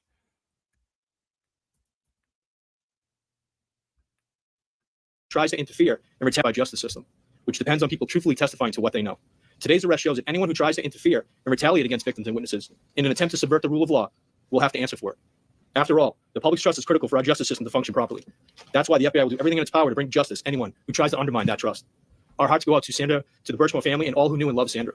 On behalf of the FBI, I want to thank them for their cooperation, patience, perseverance, and fortitude. Why would he not be talking to the people who I'm naming? Why would he not be talking to? I think, again, this is a big message. Knowing that this man abused his badge. These men are saying, hey, what's going to happen here is anybody who abuses their badge to intimidate, to retaliate, in order to subvert justice from happening, we're going to get you. We don't care if you wear a badge or not.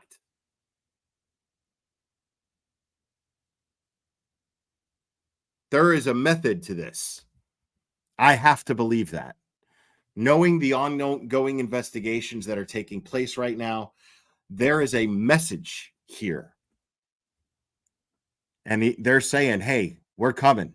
You're not going to, and nobody, we're going to fuck people up here. Anybody, I don't give a shit what level you're at. If your I's aren't dotted and your T's aren't crossed, we're coming to get you. Fortitude.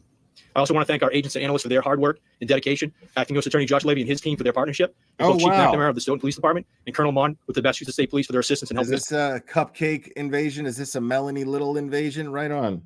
That's awesome. Guys, for those of you who don't know, make sure to subscribe to Attorney Melanie Little. She is fantastic. Move this investigation forward. Thank you.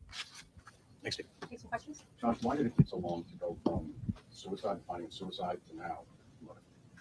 Well, I think when you have a chance to look through the court papers, you'll see how exhausting. Okay, now I can pause it. This isn't live, so now I can pause. Thank you, DK. Oh, I love it. That's awesome. Melanie Little's fantastic, and her chat is just as fantastic. You guys are amazing. This reporter, I couldn't do it while we were live, because I didn't want to pause it. But this reporter just asked if you're not wearing headphones. This reporter just asked why it took so long for it to go from a suicide to now a murder, which is a great question. Jody 617 gifted 10 memberships. Oh my God. And happy birthday to Cherry. Thank you so much. Oh my God. Hold on here. Here we go.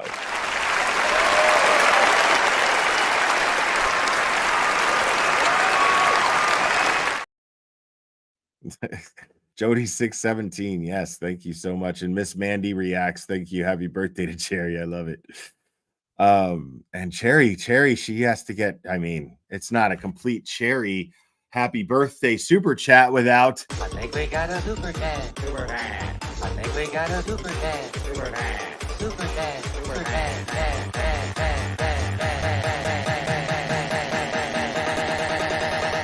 I think we got a super chat. I think we got a super chat. Oh my goodness, man. You guys are the best. Standing Stones 1776. God bless everyone in here tonight. I love it. Thank you so much.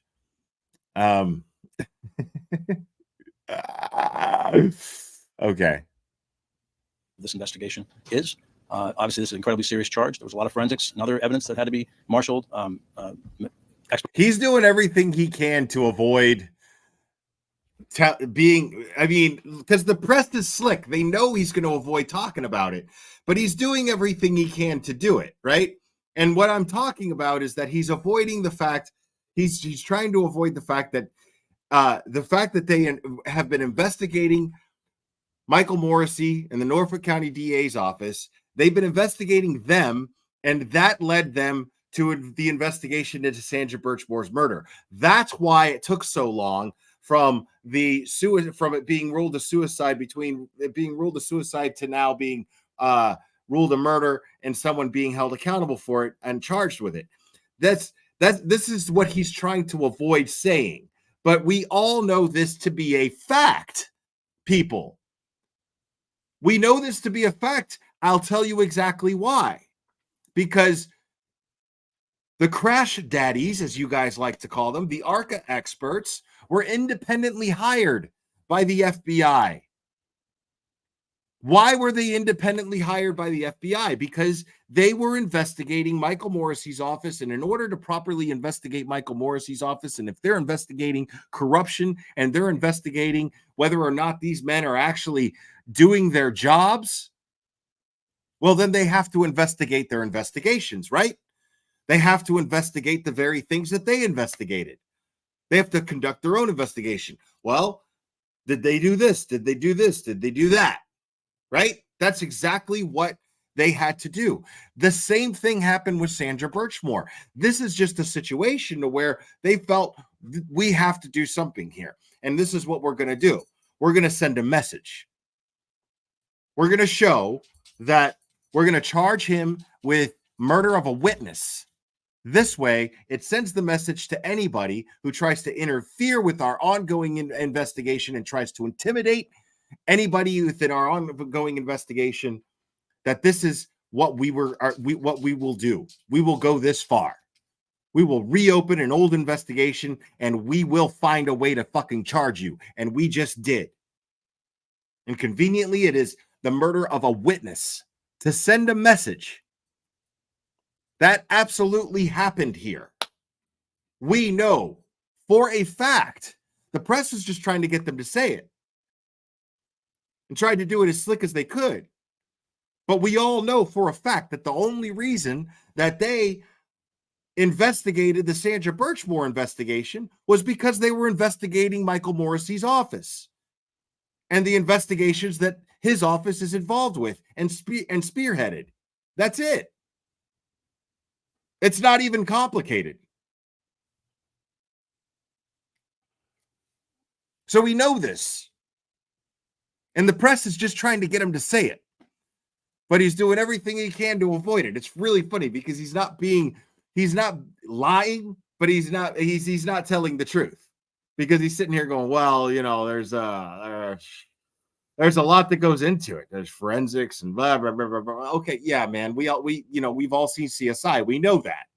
That's not the answer to the question, though. The correct answer to that question, the truthful answer to that question, is because we were investigating Michael Morrissey's office. And in order to properly investigate Michael Morrissey, we needed to investigate his investigations, period. This turned out to be one of them. We have been saying that this was going to happen. We have been saying that it was going to be, not only was Matthew Farwell going to be charged with Sandra Birchmore's murder at some point. Not only have we been calling it, we have also been saying that Josh Levy is going to be the one to be in charge of it, that it would be federal. We have been saying this, folks, have we not? Specifically, the Sandra Birchmore investigation. Specifically. We just didn't think it would happen before Karen Reed. But when you think about it, it's the way to go.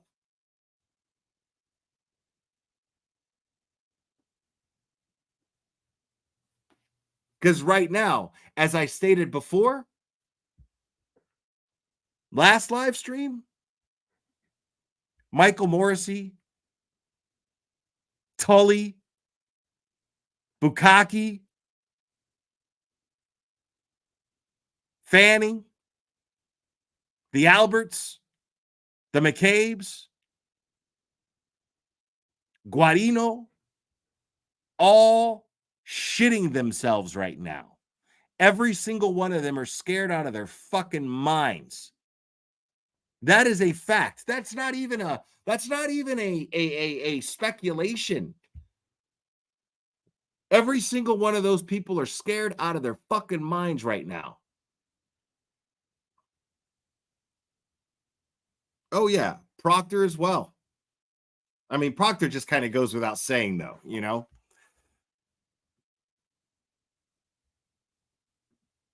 Bukaki's missing dentures. I take in wild birds and someone bought me a baby hummingbird, and the best of us, or brought me a baby hummingbird, and the best of us send them to special rescues. Please send us prayers. I named him Rocky because he's a fighter. I'm holding a bug-sized bird. Oh, my goodness. Oh, man. That's got to be the sweetest thing I've ever heard. Yes, definitely sending positive vibes your way. 100%.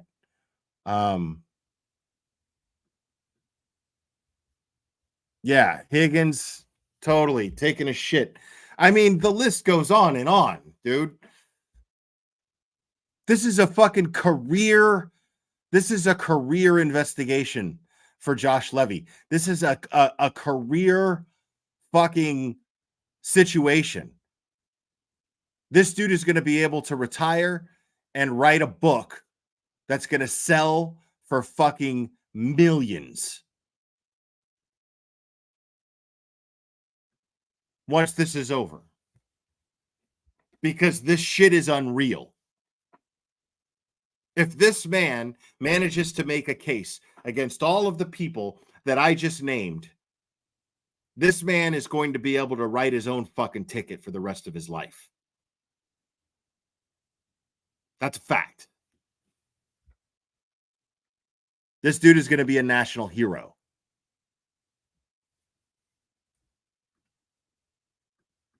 Expert witnesses, etc. So we move as fast as we can, and we also have a duty to get it right. Was there a rush to find a suicide because it's involved with police officer? Yeah, our office wasn't involved in the initial determination of a suicide. I can't speak to that. You mentioned your office got involved about a year ago. What prompted that?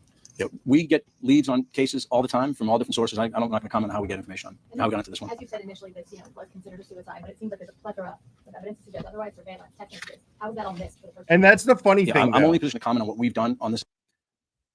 That's the funny thing is this is what his critics are going to say. His critics are going to say that he's doing it for the fame. I mean, sure, to some degree. I mean, you why do you engage in a career?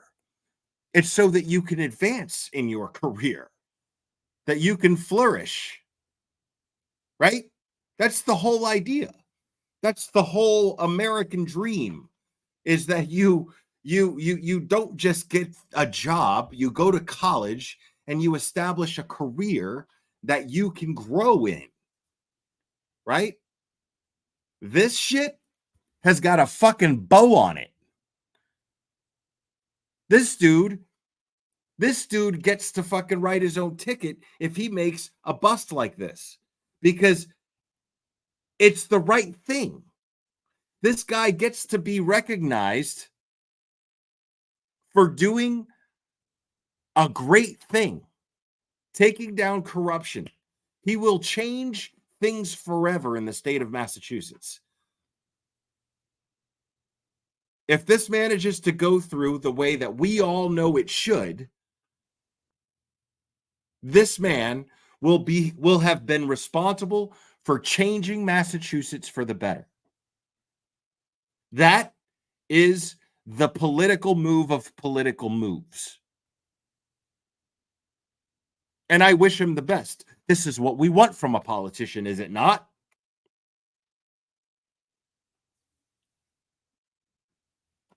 Bella Brat for you. Love your channel. Love your dog as well. Saw him when you were on Jerks. What's his name? There's a tip to buy a dog treat. Guys in chat, tell Bella Brat for you what his name is.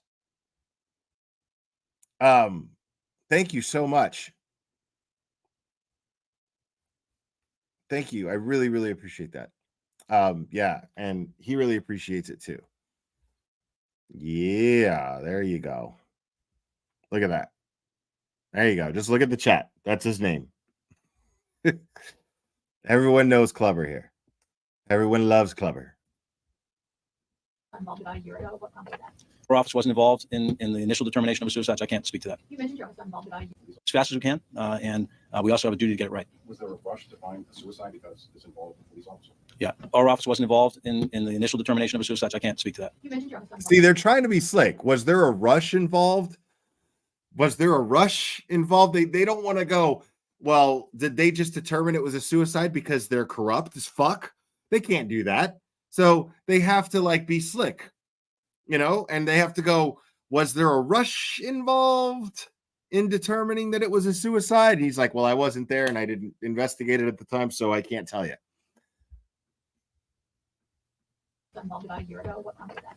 Yeah, we get leads on cases all the time from all different sources. I'm not going to comment on how we get information on how we got into this one. As you said initially, this was considered a suicide, but it seems like there's a plethora of evidence to suggest otherwise. Surveillance, text messages. How was that all missed for the first 2 years?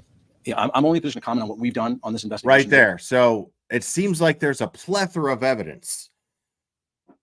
It seems like there's a plethora of evidence. Why did it take almost 2 years to get this charge? They want answers. The press is already on it. The press is already like, okay, fuck, when are we going to get to talk about this? Because for some reason they've been avoiding the issue of corruption for 2 years. The press is just as guilty. Sorry, because I find it ironic that the press is asking these questions now.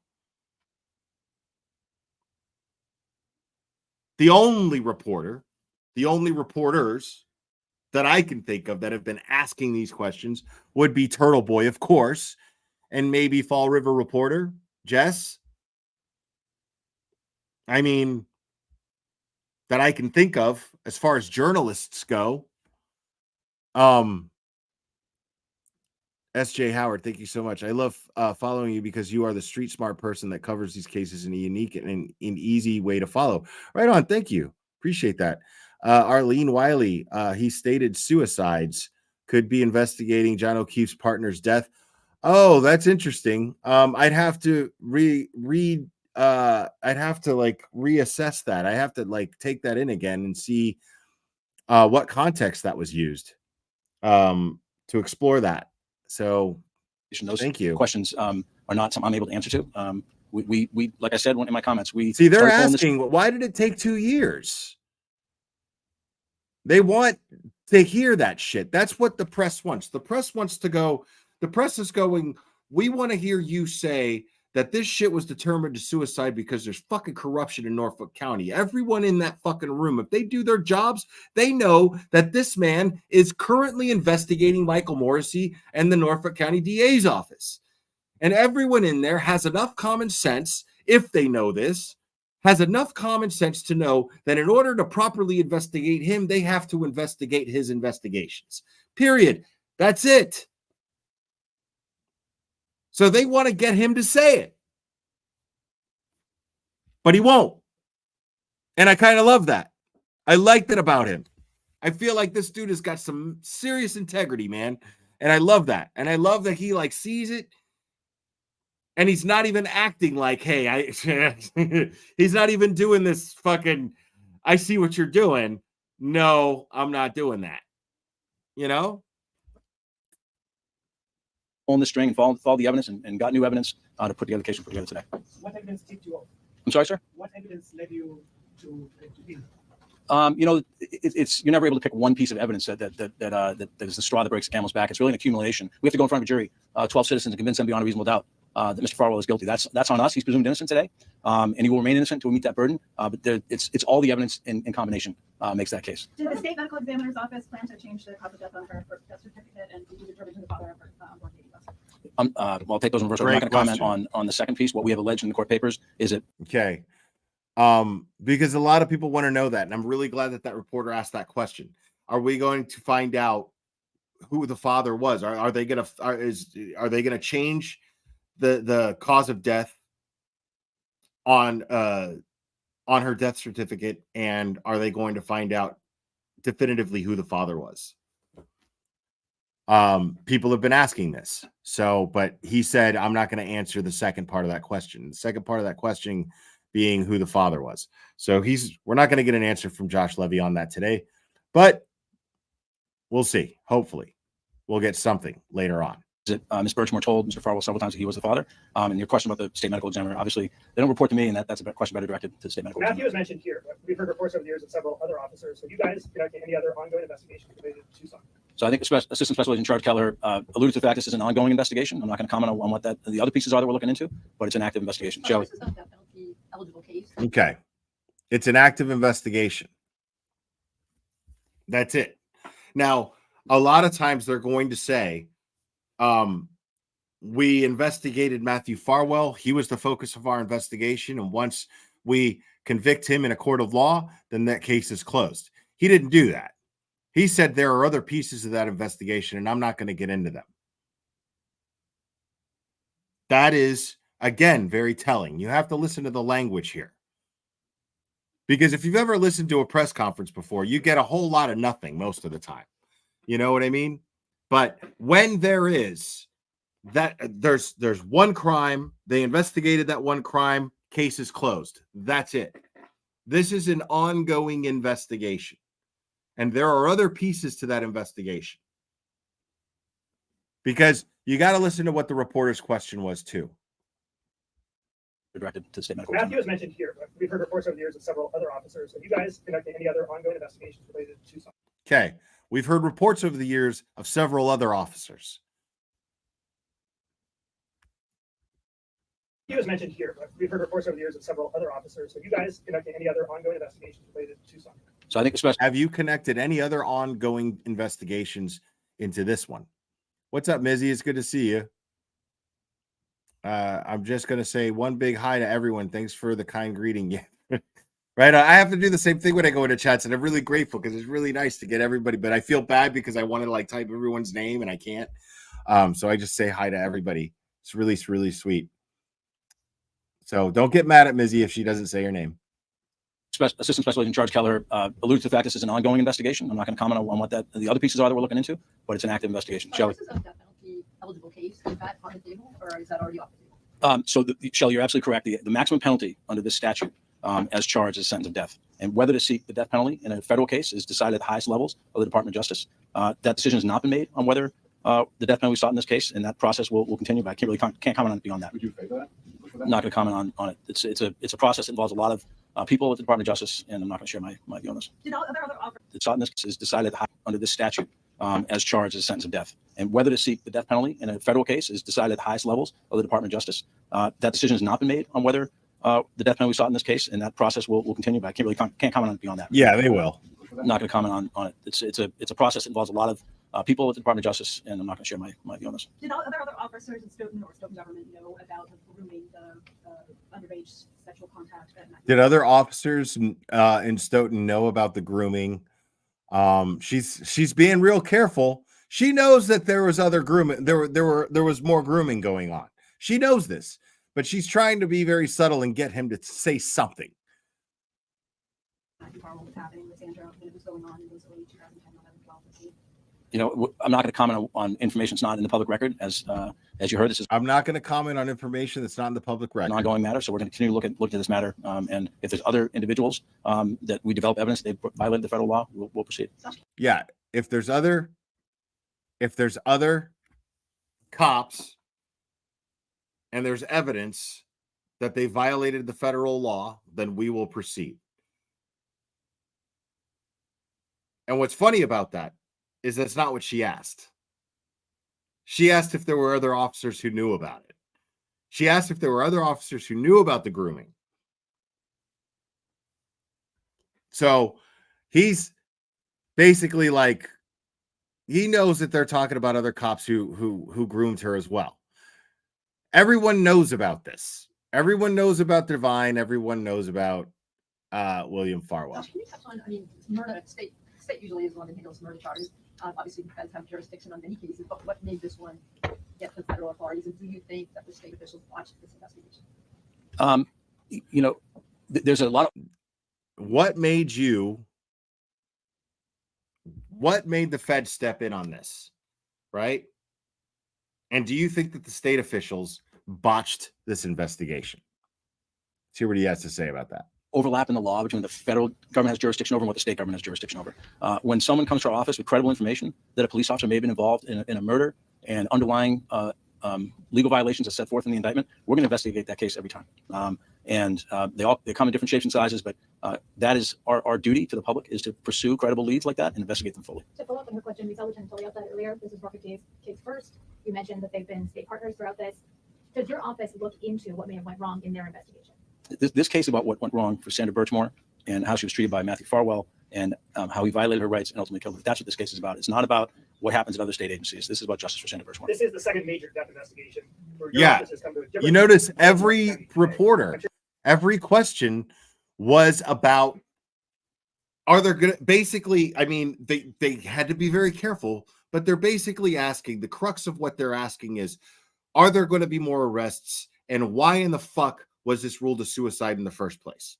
Basically in a nutshell, that's what these reporters are trying to get the answers to by asking him. And he's not giving anything up, and he shouldn't. You know, I'm glad that he's not. I don't need to know these things. You know what I mean? I'm not that much of a fucking busybody. All I want is the justice. You know what I mean? Like, that's all I want, you know? I don't need to know what's happening in the investigation. Now, when things come to light, I like to know about them. Sure. When they become public, I like to know about them. But I don't need to, whenever I hear them going, it's an ongoing investigation, and I'm not gonna endanger the investigation by sharing information. I'm relieved. I'm like, okay, well, they're taking the investigation seriously. Good. That's usually me. You know, 99% of the time. You know, I mean, I don't need the stress, bro. You know, I don't need the stress. Like, what's the saying?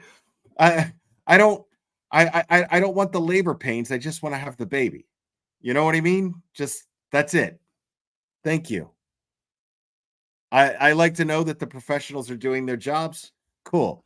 I'm nobody to critique their jobs until, you know, they sit on a stand and tell me that they didn't do even the minimum that I've heard any basic police officer would do.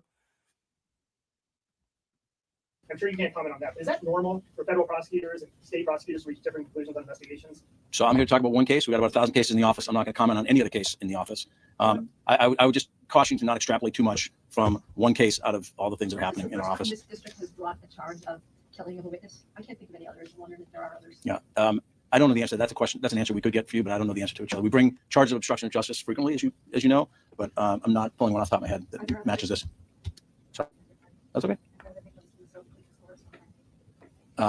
I couldn't hear her. Yeah, I'm not just going to comment on things that are in the public record. I wouldn't take that as yes or no. But I'm limited up here under local rules to talk about what's in the public record. You talk about the arrest. What happened to the arrest? I'm going to ask ASAC Keller to speak to that. So this morning we had a SWAT team that was in a location where Mr. Farwell was. He was taken into custody. He was driving a truck, gravel hauler, and he was safely taken into custody by the SWAT team, which is, you know, what we strive to achieve every time. Okay. Now, was the Massachusetts State Police involved in this arrest? I'm very curious. Do an operation like this. No, he was in Revere. Nothing in Iniquity. Revere was in the highway. No, it was in the shopping plaza in Revere. All I heard was a federal SWAT team. We have not tried to interview him. That dump truck you're driving, is that the new employment? Again, I wouldn't comment on that here this time, but he was driving the dump truck when he was arrested. Before your agency got involved, there were other agencies investigating this. Can we expect to see any fallout? I mean, that's possible, Jen Hoffa. Thank you. Agencies who were responsible for finding justice in this case and not? I think the juncture we're at right now is that we are working. I want to hear that question. Sorry. Before your agency got involved, there were other agencies investigating this. Can we expect to see any fallout from those lead investigators from other agencies who were responsible for finding justice in this case and not? Yeah, dude, I love his face right there. Like, dude, I don't even know what to fucking say to that. So basically, let me give you some context here. The reporter just asked to what capacity, basically, at least I can't repeat it verbatim because it was already too long ago, but she basically asked to what capacity the state police or any other police, any other law enforcement agencies that were involved in the investigation, if we're going to see anything from them, or let me play it one more time. Before your agency got involved, there were other agencies investigating this. Can we expect to see any Okay, there were other agencies involved, other agencies investigating this. fallout from those lead investigators from other agencies who were responsible? Can we expect to see any fallout from those other investigators that were involved, For finding justice in this case and not? that were in charge of finding justice for this case? So will there be any fallout from those investigators? I think the juncture we're at right now is that we are working with state agencies. We've developed, as I said, new information that we're going to share with our state partners. They're going to make decisions about what charges are appropriate under state law, if any. Can you tell us who the lead investigator was on this case before your agency got involved? I can tell you the lead investigator. Can you tell us who the lead investigator was on the case before your agency got involved? It was for our matter, which was the FBI. I don't know. I honestly don't have information. For our matter, it was the FBI. I couldn't tell you shit about what happened prior to that. We all know, but he won't touch it. Who the lead was in a state investigation? I don't get that type of information. You've said that you're So he's saying he doesn't know. He doesn't get that type of information, who the lead was on the state investigation. I mean, how is that possible? I'm calling bullshit on that, because I guarantee you one of the first questions that his agency asked when they started investigating it was, hey, state police who are cooperating with us right now, who was in charge of this investigation before? Because if they're working with you, there's nobody better to liaise with than the lead investigator who investigated the case prior. You're going to want to get information from them. You're going to want to pick their brain. You're going to want to liaise with them, right? Who better than the lead investigator in the state police who was in charge of it before? He's going to tell me he doesn't know? Bullshit. Bullshit. Like, the reason why that FBI guy did that, did this right here. The reason why he looks like that is not because he doesn't know the answer to the question. It's because he doesn't know if he's allowed to answer that question. He doesn't know how he's allowed to answer that question. So he goes, hey, man, that's a you thing, bro. You take over there, bro. I don't, Of course he knows who the lead investigator was for this in the state police who investigated this prior. Of course he knows. It's the first thing that they're going to find out. One of the first things. They're going to walk into the office and they're going to go, all right. I mean, it happens on fucking TV, people. Yeah. Agent Hanrahan, FBI. So yeah, I'm taking over the case. So who's in charge? Who handled the investigation prior? Oh, that was you? That happens. How many times have you seen that in a goddamn fucking movie? How many times have you seen that in a movie or a TV show where the feds take over a case and then they go, who was the lead on this investigation prior? Or even before they even do that, somebody tells them, "Hey, you're taking over the Birchmore case." The Birchmore case, yeah, that's the case out of Canton, Massachusetts. Canton. Oh shit. Okay, fucking Canton. All right. Who's the lead on that? Oh, it's in the file. It's right here. I got everything here for you, dude. That's how that shit goes down. It's the first fucking question they ask. Who's the lead on that? Okay. All right. How do I get in touch with him? I mean, so it's just funny to see this guy with that reaction because that's not a I don't know who the lead investigator was. It's I don't know if I'm allowed to answer that. So I'm going to turn this over to the guy who deals with that.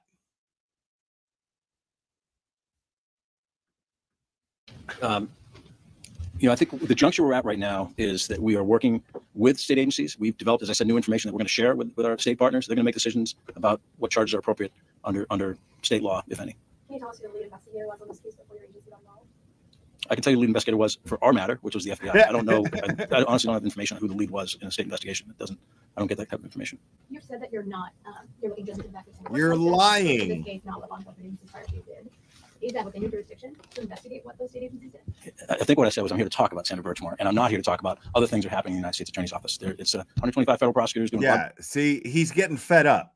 He's getting pissed because they all keep alluding to the same shit. All these people want to know is who the fuck is dirty? Somebody's fucking dirty. So, but the problem is that's exactly what the open investigation is about.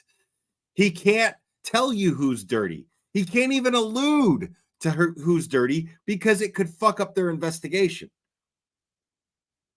So it's at this point, he's getting upset because he knows this. He's like, fuck, he knows this. But the press also understands that the big story here, yes, all right, they got the guy responsible for killing Sandra Birchmore. That's step one. What's next? And why the fuck was this a suicide in the first place? Why did it take 2 years for this to happen? And that's not his fault. That's not Levy's fault. And they're not even alluding to it being Levy's fault. But they know that the reason why this happened was because it was a result. It was a branch. It was simply a branch as far as results go in the investigation into Michael Morrissey's office. And they just want to get him to say it. Thank you, Brutally Honest. Farewell, Mr. Farwell. Pedos are popular with inmates. Yes, they are. But they'll keep him in protective custody, at least for a while. And they're definitely going to keep him on yeah, I mean, right. Like, why? That's the thing. They all know it's Fanning. If we all know it was Fanning, Mizzy, they know it was Fanning. You know what I'm saying?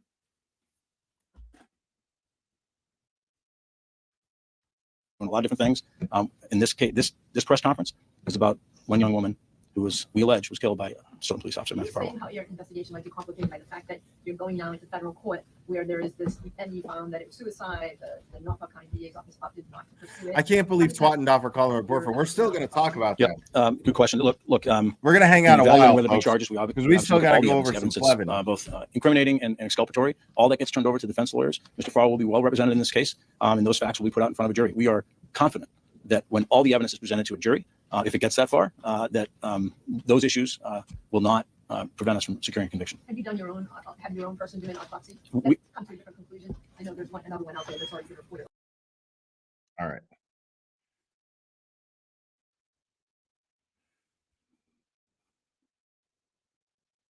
All right, I'm not done talking about that. I'm going to go over that again in another live stream.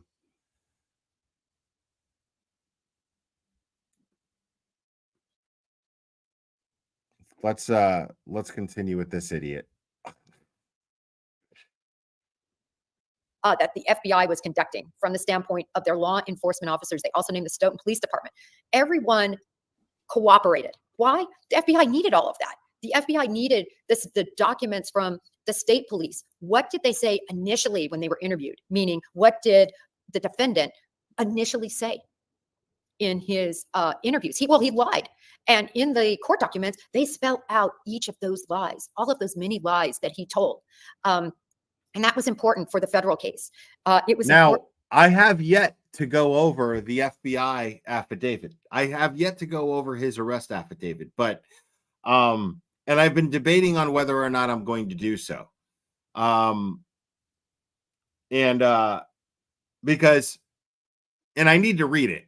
The only thing is I like to do it live, and I like to share that experience with my audience. The problem is there's a lot of disturbing shit in it.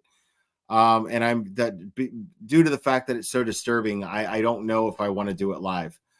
But I'm going to have to do it soon because I need to read it.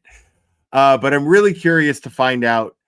I'm really curious to find out if there's any information as far as liaising with the Massachusetts State Police in that affidavit. Important to get all the information from the Stoughton Police Department. As an example, he was having sexual relations with Sandra Birchmore when he was on duty. So it was an important part of the case to show really the depravity and the corruption type nature of this police officer using his badge, driving in his vehicle, and sexually assaulting this woman.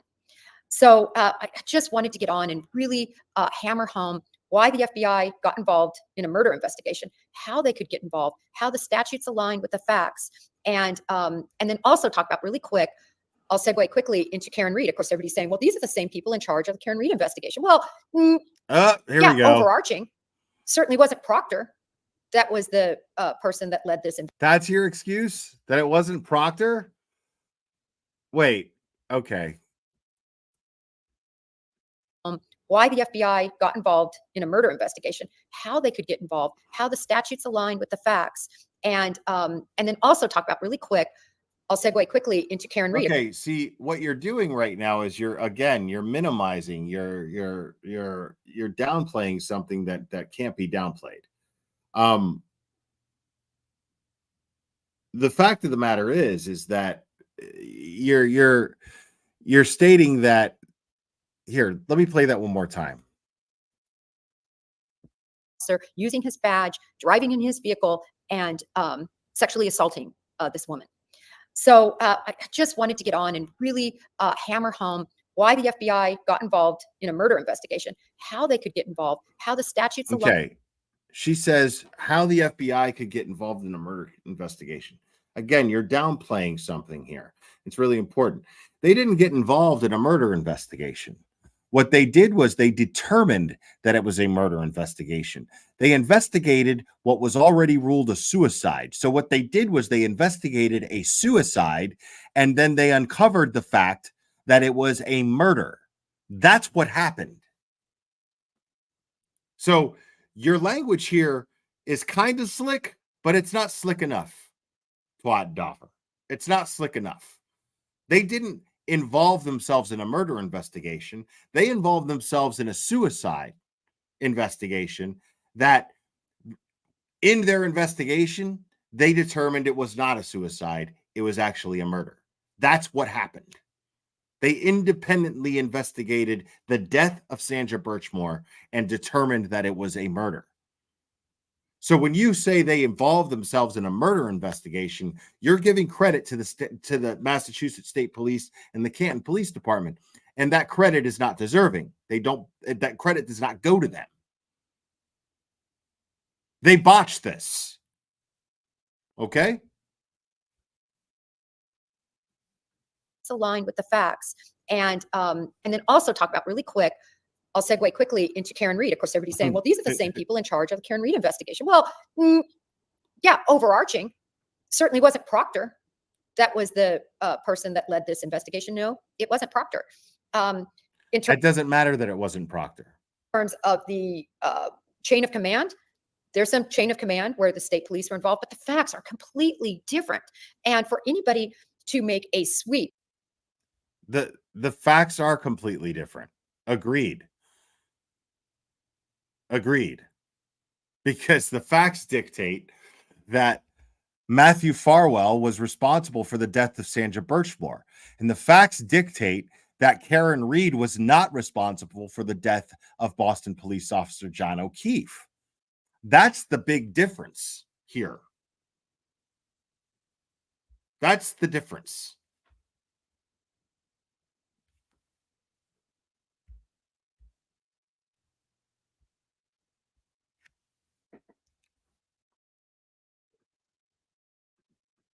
sweep and say, because this officer, the Stoughton police officer, was completely corrupted and was committing, in my opinion, federal violations of 18 U.S.C.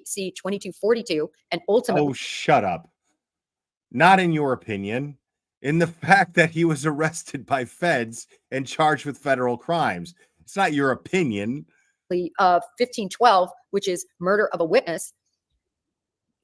He's the one. And by the way, I think they're also going to end up charging his brother and the other Stoughton officer. That also. Of course they are. What you need to be asking is, why weren't they charged to begin with? You're the one who brought up Karen Reed, dude. You opened that door, Coffinduffus. So let's, why are you deviating from it now? Let's explore that. I mean,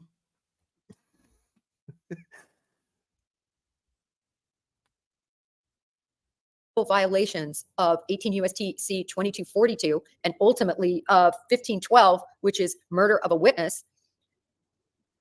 He's the one. And by the way, I think they're also going to end up charging his brother and the other Stoughton officer that also purportedly were engaged in sexual relations with Sandra Birchmore. Okay. So why weren't they charged 2 years ago? Why aren't you asking that question? You brought up Karen Reed. Oh, I think they're going to do this and I think they're going to do that. Oh, well, that's all fucking great and dandy. Why haven't you been saying, along with the rest of us, that this should have happened 2 years ago? Because what you're doing right now is making yourself look like a massive, massive asshole. I mean, a gaping, smelly, shitty asshole. That is what you're making yourself look like right now. The fact of the matter is that you can't sit there and go, oh my goodness, I would expect that these other officers will be charged too. No, we already know that. We've been saying they're going to be. It's just a matter of time. We know this. We know this now even more now that Matthew Farwell has been indicted and charged and arrested. We know this. Now we know it better than ever, but we've always maintained it. Everyone here has maintained that these men will be charged at some point.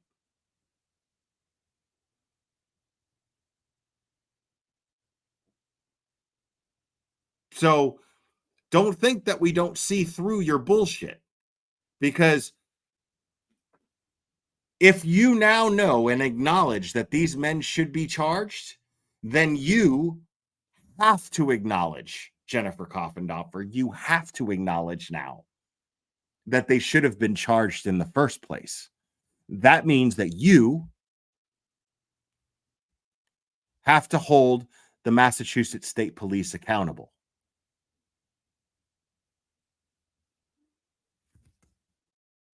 They fucked up. And you have to acknowledge this. Because the question is, why weren't they charged before? Why did the feds have to step in and charge him? Why are we counting on the feds now to charge them? Why didn't the state police do so 2 years ago? And they'll probably do it now. Now that Josh Levy is saying, hey, we really hope that the very people that we're also investigating do the right thing, at least for fucking once in their careers, do something right, and hold the other men accountable who groomed and abused this girl. We're hoping.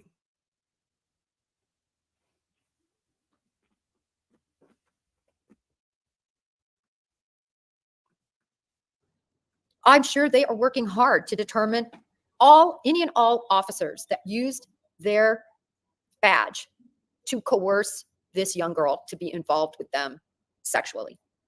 It's a federal crime. So they're still looking at that. The Bureau It's is a going state to crime read too. out. It's a state crime too.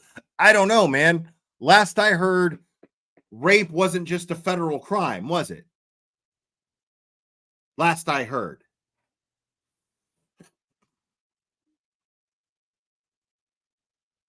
Because that's what you're talking like right now.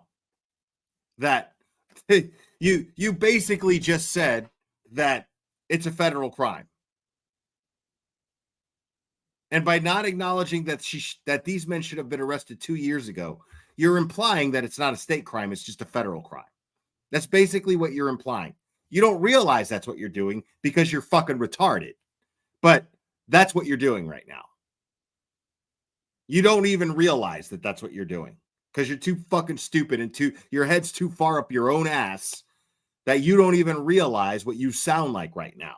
And what you're basically saying is that it's not a fucking state crime. If you're not holding the Massachusetts State Police accountable, if your argument is, well, the Massachusetts State Police aren't accountable because Proctor wasn't involved in the investigation. So you shut that down real quick. But you're sitting here saying that, well, it's a federal crime, so I would expect that charges will come to these other officers. For what? You're so by saying that, you're implying, without even realizing it, that it's not the state's problem. It's not a state issue that these cops groomed and abused this girl. Jesus. This lady sucks. Anyone and everyone that was involved with violating Sandra Birchmore. Okay, that's on that side of it. The other thing they're going to look at is how did the state police miss this? How did the state police mischaracterize what happened to Sandra Birchmore as a suicide versus a homicide? How did that happen? Right. What came first, the chicken or the egg? The ME usually comes first. The ME usually comes out and says, oh my God. This is undetermined. Dude. This is a suicide. This is an accident. This is a homicide. They're going to give their conclusion. Even if it's not out in the public domain, they're very early on going to let the homicide detective know. The homicide detective, lead detective, should be in there for the autopsy. I went.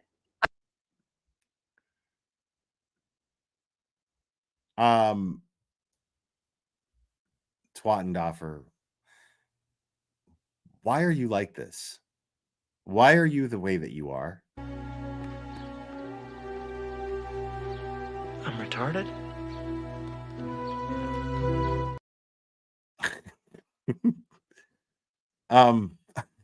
Sharon, yeah, I agree with you. I've been agreeing with you all night. Sharon Corner, thank you so much. I always enjoy your channel. Love the comments and the giggles. Mostly thankful you don't have a Boston accent. I like the Boston accent. Sometimes I kind of wish I had one.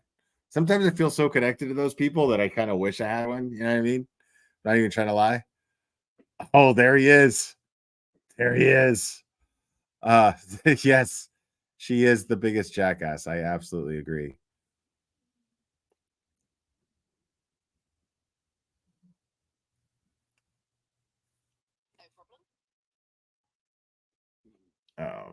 Oh, hold on a second.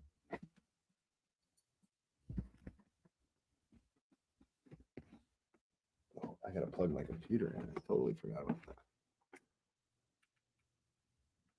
It's gonna die.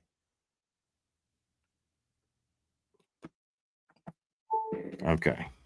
Um,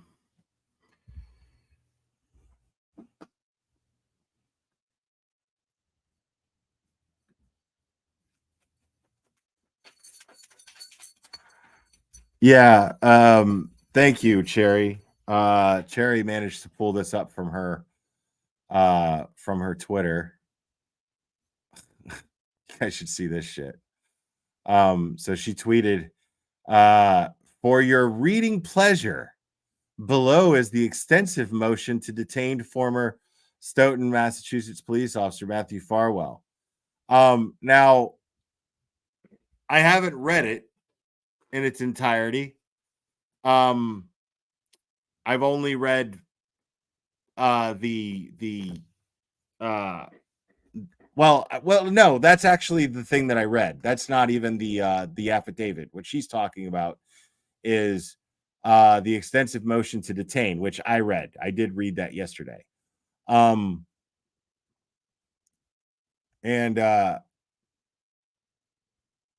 it's pretty graphic already. I was getting sick to my stomach, literally reading it live yesterday. And she puts, for your reading pleasure. Why would anyone take pleasure reading that?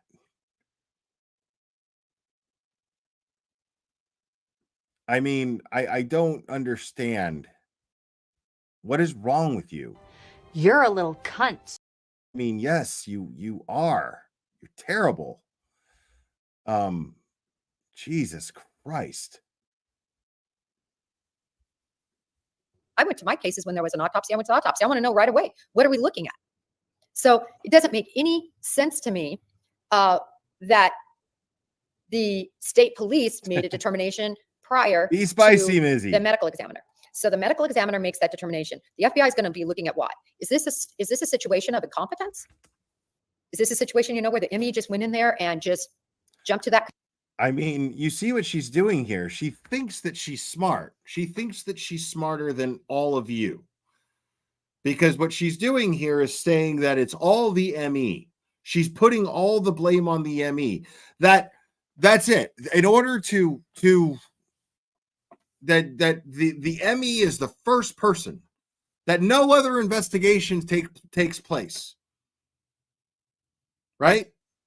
No other investigations take place, right? That's it.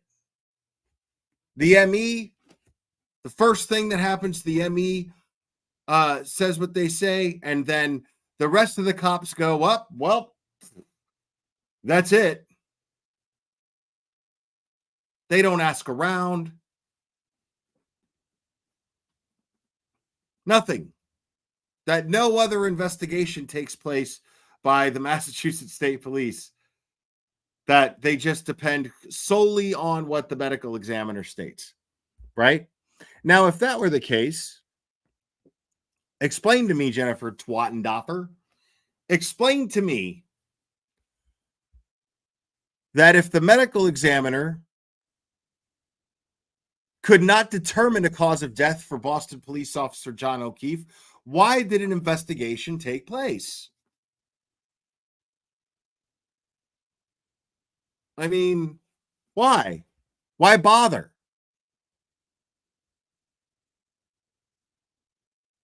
I mean, they couldn't rule it a homicide. So why, if the medical examiner could not rule it a homicide, well, then you have to assume that it's an accident, right? Pretty much. If the medical examiner's determination is the end all be all, well, then why even bother? Right?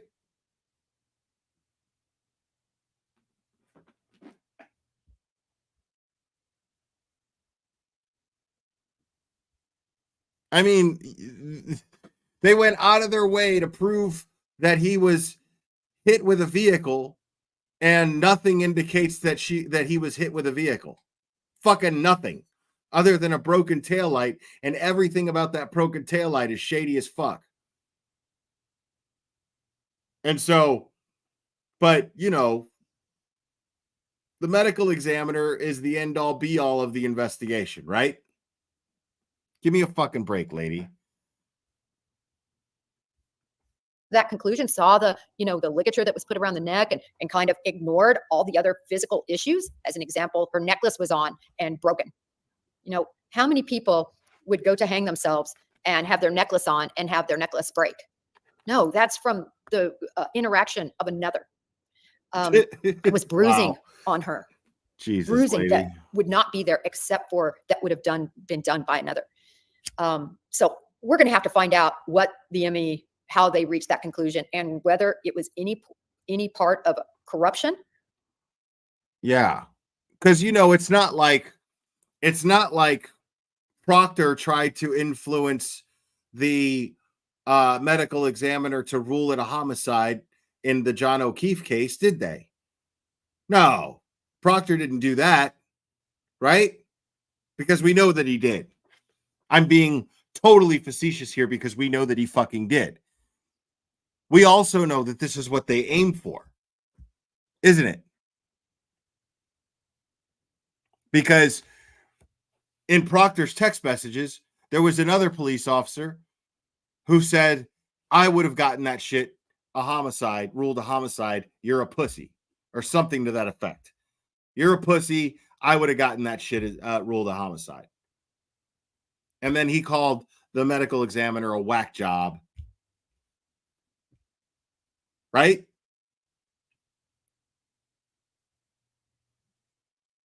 But the medical examiner is the end all be all of the investigation, right?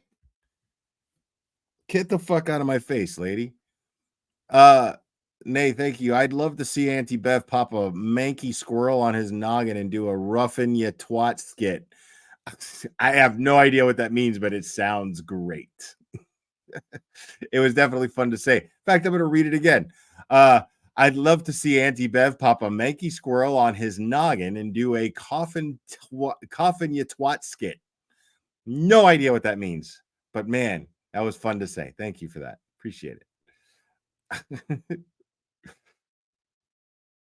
In other words, did they do it because they were trying to protect another officer? Or did they do it because they were incompetent and didn't look at all the factors? I always say incompetence mirrors corruption. So just because something's corrupt or incompetently done, it doesn't. All right.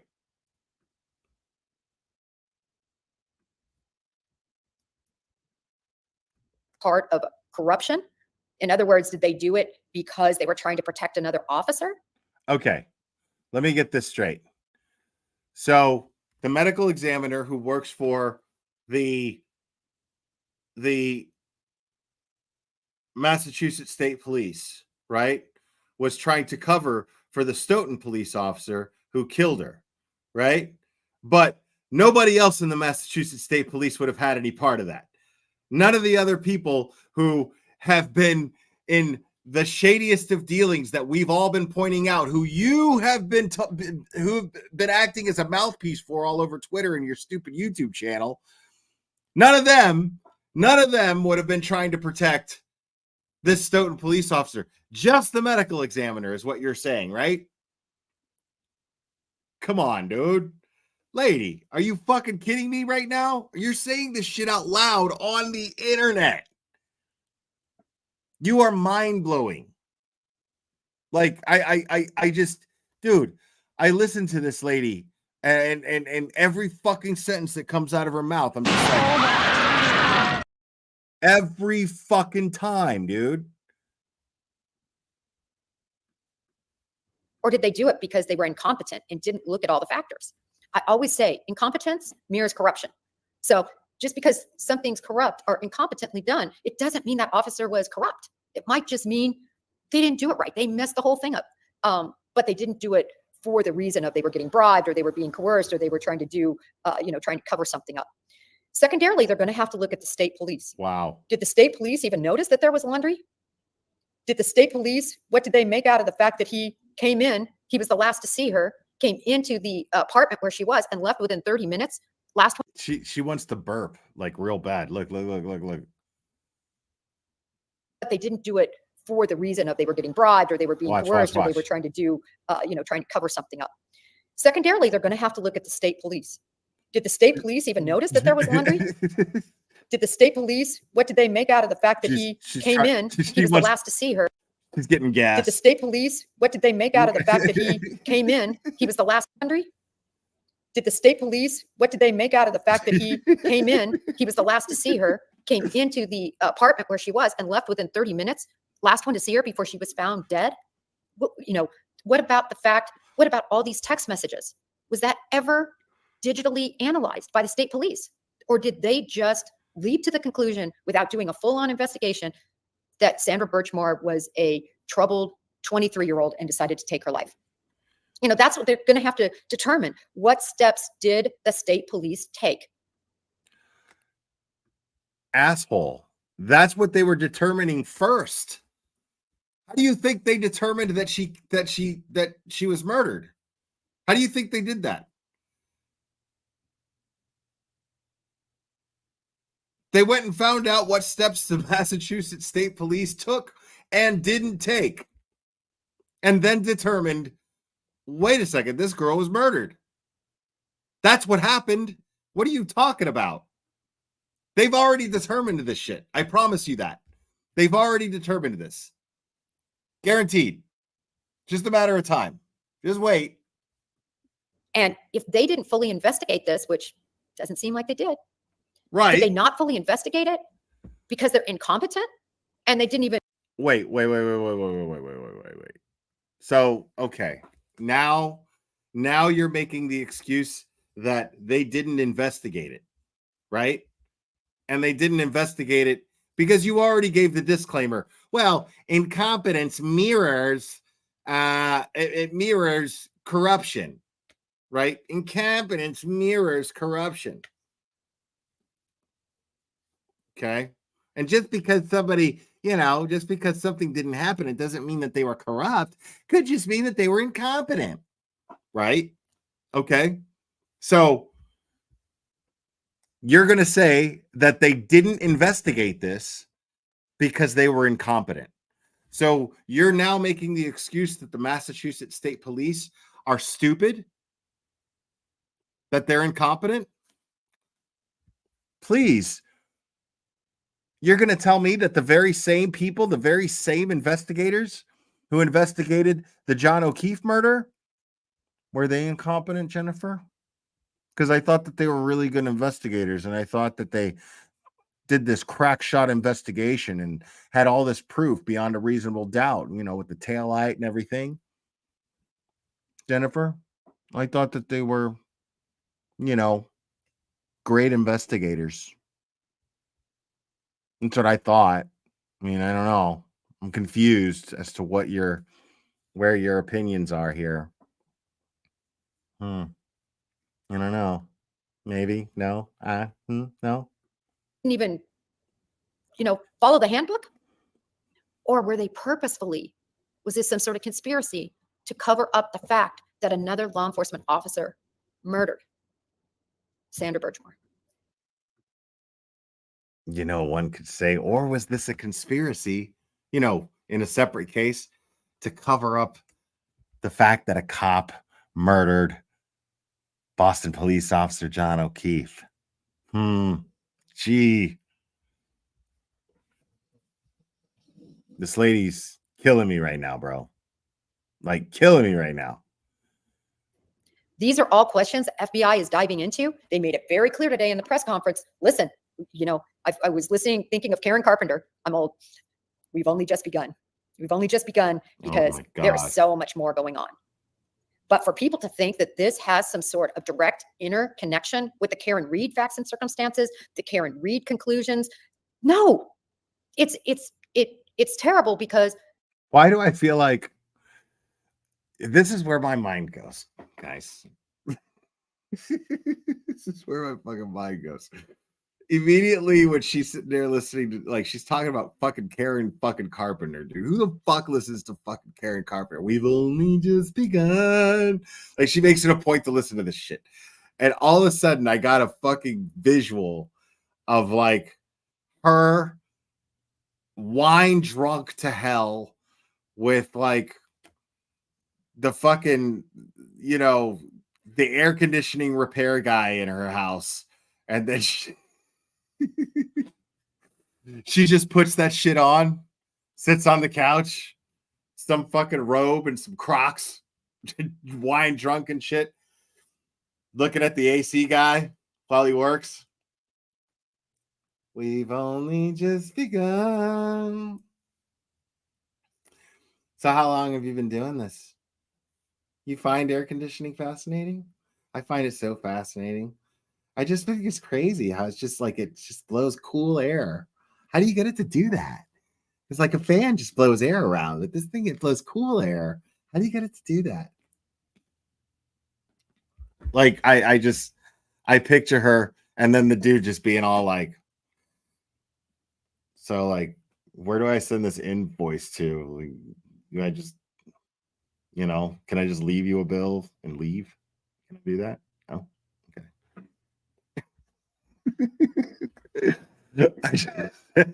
That's where my mind goes. Anybody who's listening to like fucking Karen Carpenter just thinks that shit is some sort of aphrodisiac. We've only just begun. What's your name? Chet. Hi, Chet. We've only just begun. This is a true case of a bad cop. And that ME, as I said, and the detectives and their supervisors, which I understand, there's a similar chain of command. I understand the DA is the same DA, but as it's an the attorney, same chain again, of I've command. explained the process. It's the same You do chain the of command. investigation and you present the case to the DA. I read today where DA Morrissey says, listen, this is still an ongoing investigation. It better be an ongoing investigation. Why? Because they, I hope, are going to be charging him with first-degree murder. That's what needs to happen, and a slew of other charges involving and I hope that they're going to charge these supervisors and higher ups in the Massachusetts State Police and the Norfolk County DA's office for helping cover it up.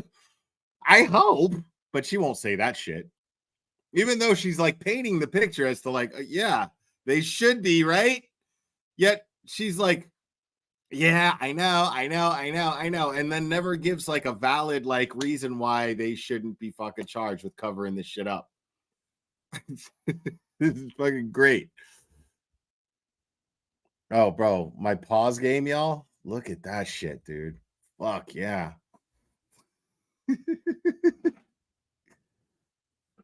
Hey, Chet, why don't you come sit over here? Can you pass me that box of wine right there behind you? Thank you.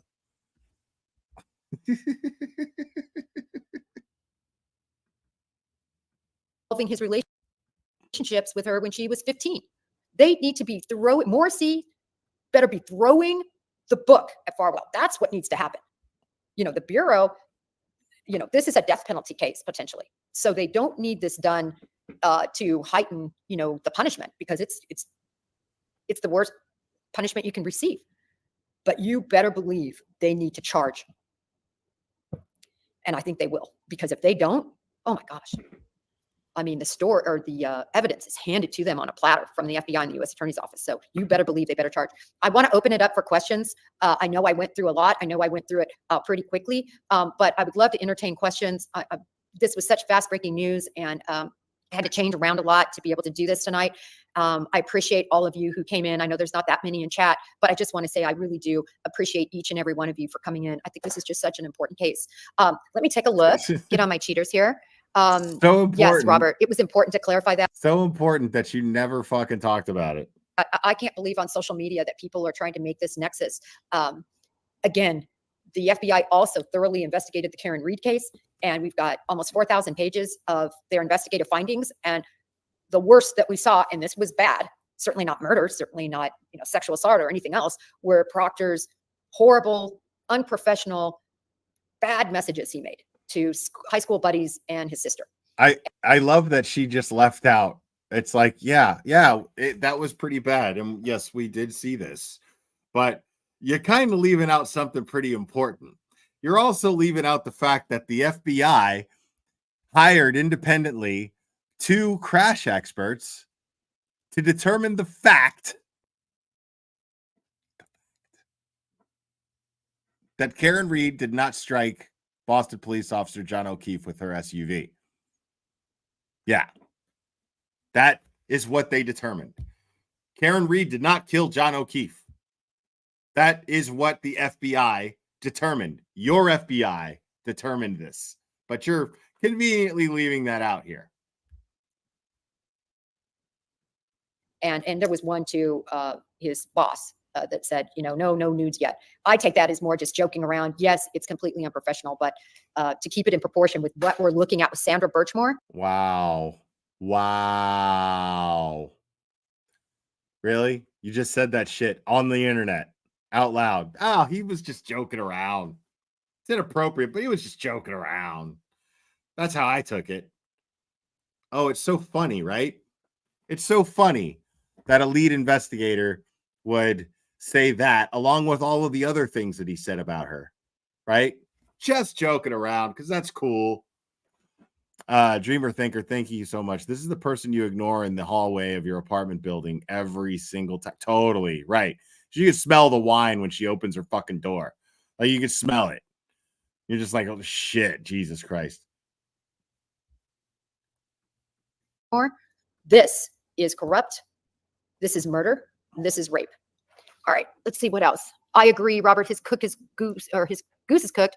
Alabama mama, I disagree. If the same police are involved in this cover-up, then I think they are 100% connected. How can you be so sure the same police didn't cover up that crime? Well, state police in Massachusetts, and I wish I had this exact number. It's a huge agency. That would be like saying that an FBI agent, for instance, the agent that was involved in Massachusetts, John Connolly, because he was completely corrupt in how he handled Whitey Bulger, and he served time. He was convicted. To say now all FBI agents are corrupt, that his supervisor was corrupt, that buddies on his squad Nobody's saying no. that, asshole. Nobody's saying that.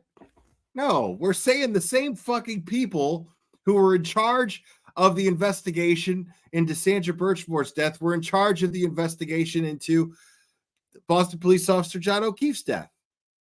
That's a fact. What do you mean? You're not gonna sit there and play that bullshit and say, oh, well, we're trying to say that all the Massachusetts State Police are corrupt. No, we're not. We're saying that the people who show up, whose names show up in both cases, there's more than enough reason to indicate that they covered this up. Both cases. Kelly Kell, thank you so much. When I worked at Mickey D's, I make a mistake, milkshake for my friends. Other people look the other way. That's corruption, not incompetence. Right. Right. Exactly. That is corruption. Thank you. Appreciate it. No, oftentimes agents and officers are shielded. They shield themselves from others knowing their criminal activity. And so I don't know what the FBI is going to uncover, but Proctor wasn't even on this case. So I want to know who the lead detective was because he ran the show. Lady, nobody gives a fuck about Proctor. Okay? Nobody gives a fuck about Proctor as far as the Sandra Birchmore case goes. Nobody's talking about Proctor. We're talking about Fanning. We're talking about Kevin Albert. We're talking about connections they have. We're talking about Tully Buchanan. We're talking about Michael Morrissey. Like, what are you talking about? We're talking about Guarino. We're talking about the fact that Guarino was in charge of recovering these text messages that turned out to be 32,000 that he said couldn't be recovered. Yet the feds were able to do it. And I don't want to hear the bullshit that the feds have better resources. No. I mean, they use fucking Celebrite, dude. They use Celebrite. Any fucking law enforcement agency can use Celebrite. Any tech guy working for any law enforcement agency can use Celebrite to recover fucking text messages. And Dunn as well. Thank you. Fanning and Dunn. Like, come on. Like, get fucking real, lady. Remember, typically the supervisors are answering or are looking at what that agent or officer brings to them. You know, you've got to trust the people under you, not to be corrupt. Oh, I want to thank you, Sunshine Susie. She says, I so appreciate everything you do. And you're sorry you missed the beginning. Oh, I'm so glad you're here now. Well, the problem with all that Coffinduffus is that everybody above him is corrupt. That's the issue. Those are the people who are being investigated. Yeah. You know, as you stated earlier, the U.S. attorney, once they realize that something is merits investigation, they're sure of it, right? Well, they are investigating Michael Morrissey. And you're just acting like this isn't a thing.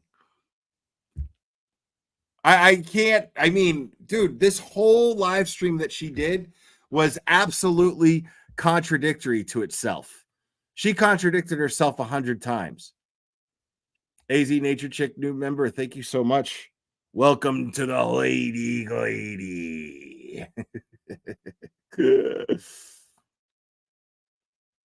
Here now. I mean, look, it was such a last minute thing. Thank you so much for the super chat.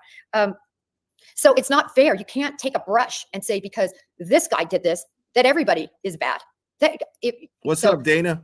Working civil rights and public corruption, which I did in Houston. My big case was called Payne for the prosecution because Nobody this gives district a attorney's shit, last name was lady. Payne, and we ended up prosecuting her. So they, you know, the headline was Payne for the prosecution, and other cases, many other cases too, in the U.S. Virgin Islands and other places. You can't broad stroke everyone. to shut the fuck So up. I don't know. As I said, was this officer who conducted this investigation Jim for Cox the state gifted 5 police, was he corrupt, memberships. Thank you, or was he buddy. incompetent? It's going to be one of the two. Was he thorough? If you're not thorough, you're incompetent.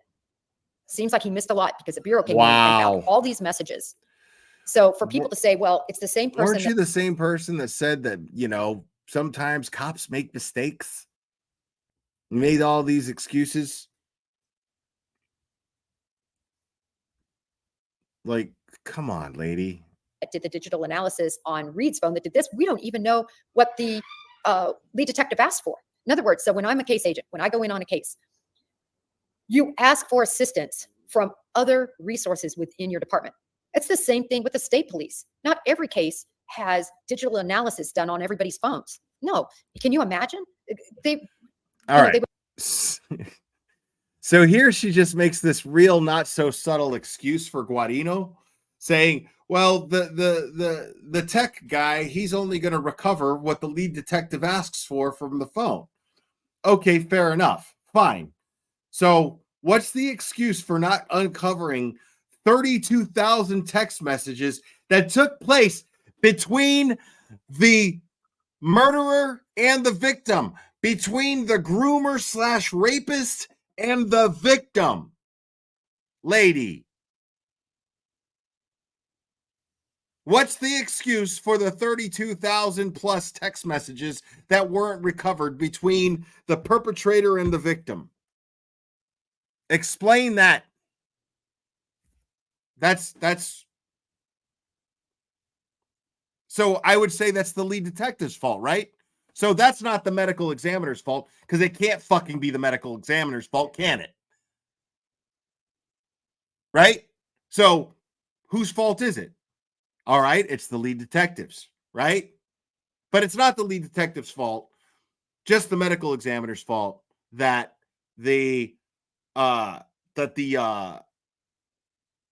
that it was ruled a suicide, right? Not the lead detective's fault. But it's the lead detective's fault, not the tech guy's fault, that the 32,000 text messages couldn't be recovered between the perpetrator and the victim, right? Okay. No, they would have so much work, they would never get anything done. No, you specifically ask, and you also have to provide, thank we you, sit in the Bureau, AKA I the have to cat lady. predicate why I need assistance from a particular analyst, what I want them to do, what do I need them to look for, what specifically, like in the Brian Koberger case. Listen, I need 72 analysts, or in that case, I think it was hundreds of analysts, to look for this tag, or try to figure out this vehicle, try to figure out a tag that might be associated with this white Elantra, right, within this year range. You write that up. This, as a case agent, I'm not doing any of that. I am writing up and sending that out. Then they're sending me back information and I'm looking at it going, okay, that one's out. That one's okay. Wait a minute, John, I need you to interview that person with that Elantra. Susie, go do this one. Mike, go do this one. That's what the case agent is doing. They are an information hub that they're trying to figure out the entirety of what evidence is out there. So that lead detective, what did he do? Did he send in her clothing for analysis?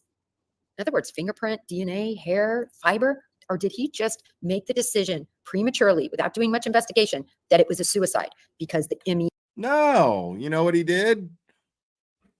He laid it on some fucking paper and left it there and didn't log it into evidence for weeks. Oh, wait, no, I'm sorry. That's a completely other case. That's another case where that's actually competent and that's something that's normal to do. Right, Jennifer? Right? Okay, sorry. Different case. My bad. ME said it was a suicide. Listen, I'll tell you, Greenberg is the perfect example of a case where an ME initially said it was a homicide, changed it to a suicide. Ellen Greenberg, remember, stabbed 20 times, 10 of them in the back. And once that determination is made, it hogties you as an investigator. If you look back on many of these cases, so many people, like this is a good example, the Karen Reed case, right? Okay. That ME said undetermined, I believe. Right. Undetermined. They didn't. That ME didn't determine anything. You know, just completely vanilla. Wouldn't say anything. You could talk. Okay. You know how I know that you never, ever, ever, ever, ever get laid? Besides the obvious? Because you don't even know what the word vanilla is, what the term is used for. You don't even know what it means. You completely just misuse that term. You absolutely 100% completely just misused a very common term that anybody who's ever been sexually active past the year 2000, they know how to use that word. You've just applied it to a ruling of a medical examiner of a dead body. You just did that? Did you just really do that? You just used the word vanilla to describe the ruling of a medical examiner of a dead body.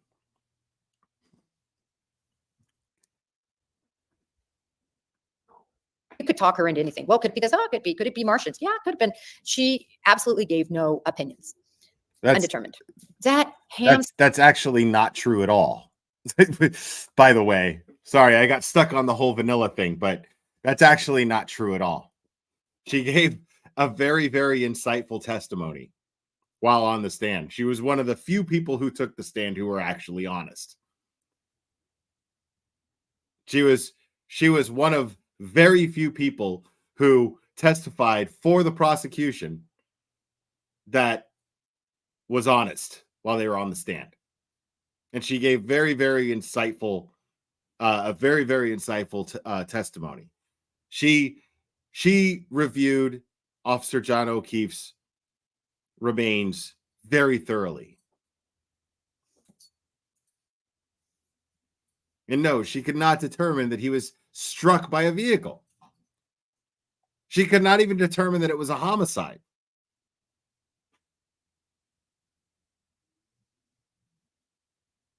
Now, what's interesting, though, is there was a lot more to indicate, based on his injuries, to even the layman, that John O'Keefe was beaten to death. There's a lot more to indicate that, right? And the fact that you're saying that her determination was vanilla, it's still, but I think what you meant was that she didn't give a thorough, she didn't thoroughly examine his body. But one would argue that, let's just say that her determination was vanilla, as you put it, even though I'm misusing the word now, but just trying to humor you here. it would be, had she actually not made this vanilla determination, it would have been apparent that he was attacked by a dog and beaten to death. That would have absolutely happened, because more evidence indicated this than him being struck by a vehicle, much less Karen Reed's vehicle.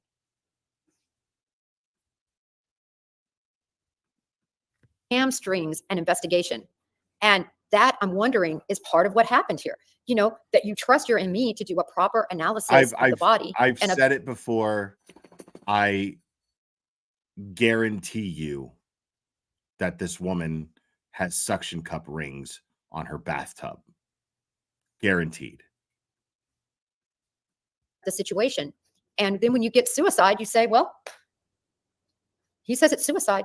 How can I prove otherwise? And so is that the facts and circumstances we're going to see? The other thing is that I found very interesting. Again, the U.S. Attorney specifically said the Massachusetts State Police, the Norfolk District Attorney's Office, the Stoughton Police Department, they were all involved. And he thanked them. Thank you. Thank you for your cooperation. So that tells me a lot in terms of, I think the Bureau is trying to work hand in hand with these organizations to. Okay. Again, I didn't hear the FBI spokesperson say a fucking thing about anybody else assisting with their investigation. I didn't hear him say a fucking thing about them being involved in the arrest. And you said the word cooperation, not assistance. You said cooperation. Yes, I'm sure they're cooperating. And I'm sure we're going to see some state charges come down. Guaranteed. And the only reason they're going to happen is because Josh Levy publicly pressured the Norfolk County DA's office to make sure that happens. Now's your chance to do your job. Now, here, even though we're investigating you, remember, we're investigating you. Are you going to do your jobs now? That's basically what Josh Levy did in front of the world at that press conference.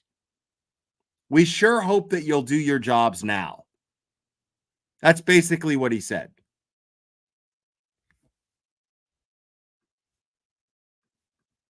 To filter out what corruption may be there and what wrongdoing may be there, and whether it's wrongdoing or whether it's incompetence. Either way, it's a bad result. All right, let's see. These are great questions. These are let's great see. questions. Okay, do they usually do things if they believe it was a suicide, like they actually investigated the crime scene, or if they just think it's a suicide? So initially, no matter what, you have to treat every scene from a clean slate. So it might appear to be a suicide. Okay, jeez. Get the fuck out!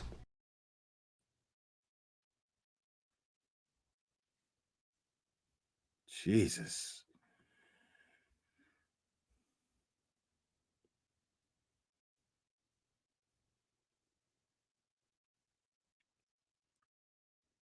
All right. I got to get to the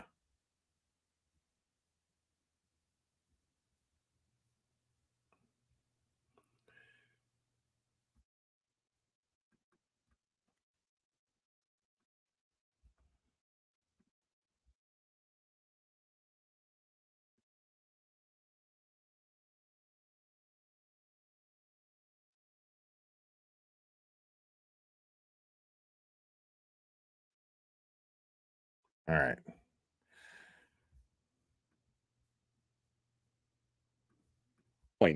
The crack research team of Yellow Cottage Tales.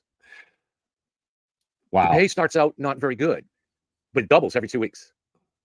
Of course, doubling zero doesn't lead to much growth. But in any case, this was one of our valued members found this. So we were doing research on scaling. You don't have any money to pay anybody, dude. And this is an interesting case. So just before we go in, this was a crazy case, right? And I'm even a little sympathetic to Scanlon about what he did in this case, but it does kind of, it might be a little bit of a character insight. So I also was reading. Like I got it. Okay, I'm sorry, I'm stuck on that. I got to hear the context of this. Then nothing. I texted him, I called him, and no, actually, this is from the same one, the Today Show. Sorry about that. I had a different one from Fox 25. All right, we'll see. So, but we see it right there. She texted and calling. All right, so we'll move on from this. I did find, I shouldn't say I found, the crack research team at Yellow Cottage Tales found something interesting I wanted to share with you. I'll just pull this up. There's an article crack on this. research team. So if you would like to join the crack research team of Yellow Cottage Tales, the pay starts out not very good, but it doubles every 2 weeks. Of course, doubling zero doesn't lead to much growth, but in any case, this was Oh, okay. That was his attempt at being funny. I got it. One of our value. Like, it doubles every week, but double zero is zero. I got okay. Members found this. So we were doing fucking fantastic, Plevin. That's, I mean, this is a great. It was just fucking hilarious, bro.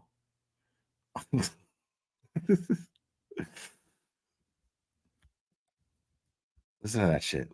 Search team of Yellow Cottage Tales. The pay starts out not very good, but it doubles every 2 weeks. Of course, doubling zero doesn't lead to much growth, but in any case, this was one of our valued members found this. So we were doing research on Scanlon, and this is an interesting case. So just before we go in, this was a crazy case, right? And I'm even a little sympathetic to Scanlon about what he did in this case, but it does kind of, it might be a little bit of a character insight.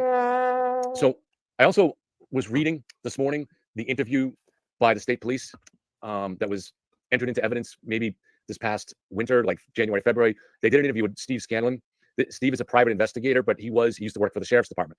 And he is someone that the defense tried to portray as a whistleblower, someone who had evidence of what really went on supposedly inside 34 Fairview.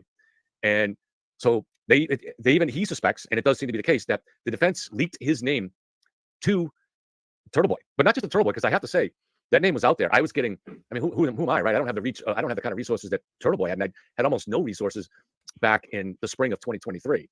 And I was getting people telling me that's like, okay, dude. See, I love this because again, this is all about like some disdain for Turtle Boy. It's really bizarre. And so now what he figures he's going to do is, I'm just going to do what Turtle Boy does, but I'm going to do it better. But he's like already saying, he wants a crack research team. So he tries to recruit using pity. First of all, that's a fail. No, what kind of fucking research team are you going to attract to be part of? I mean, they're not even going to be enthusiastic about it. You want people to join you because they feel sorry for you. Because you're using pity now. You're like, oh, I don't have the kind of resources that Turtle Boy has. Well, don't even like. Obviously, Turtle Boy has resources that you envy and why would you envy them unless he actually comes up with the truth? Unless his investigations are actually effective. Why would you envy him? Why would you envy his resources? If he's so full of shit, Turtle Boy is a liar. If what does he need resources for if he's just a fucking liar and a bullshitter? Because right now, what you're basically describing is Grant, right? Grant doesn't have any fucking resources. So we see the result of Grant's reporting. Grant's reporting is full of bullshit. Grant is exactly what you and other people accuse Turtle Boy of being. But there's a reason. I mean, there's a reason why Turtle Boy is now getting the attention that he's getting, is because everything that he has said has come to fruition. It's happened. It's absolutely happened. And here you are, like talking to your 100 people in chat going, if anybody wants to join the crack research team, it doesn't pay much, but it doubles every week. Zero. It doubles every week, y'all. That Scanlon was the key in this. That was actually back in May of 2023. And I got different reports on Steve Scanlon. But everybody seemed to think that he had some kind of inside information.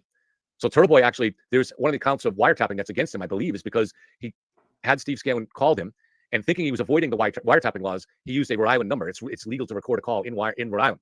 He thought that would make it legal, but it didn't make it legal because Steve Scanlon's not in Rhode Island.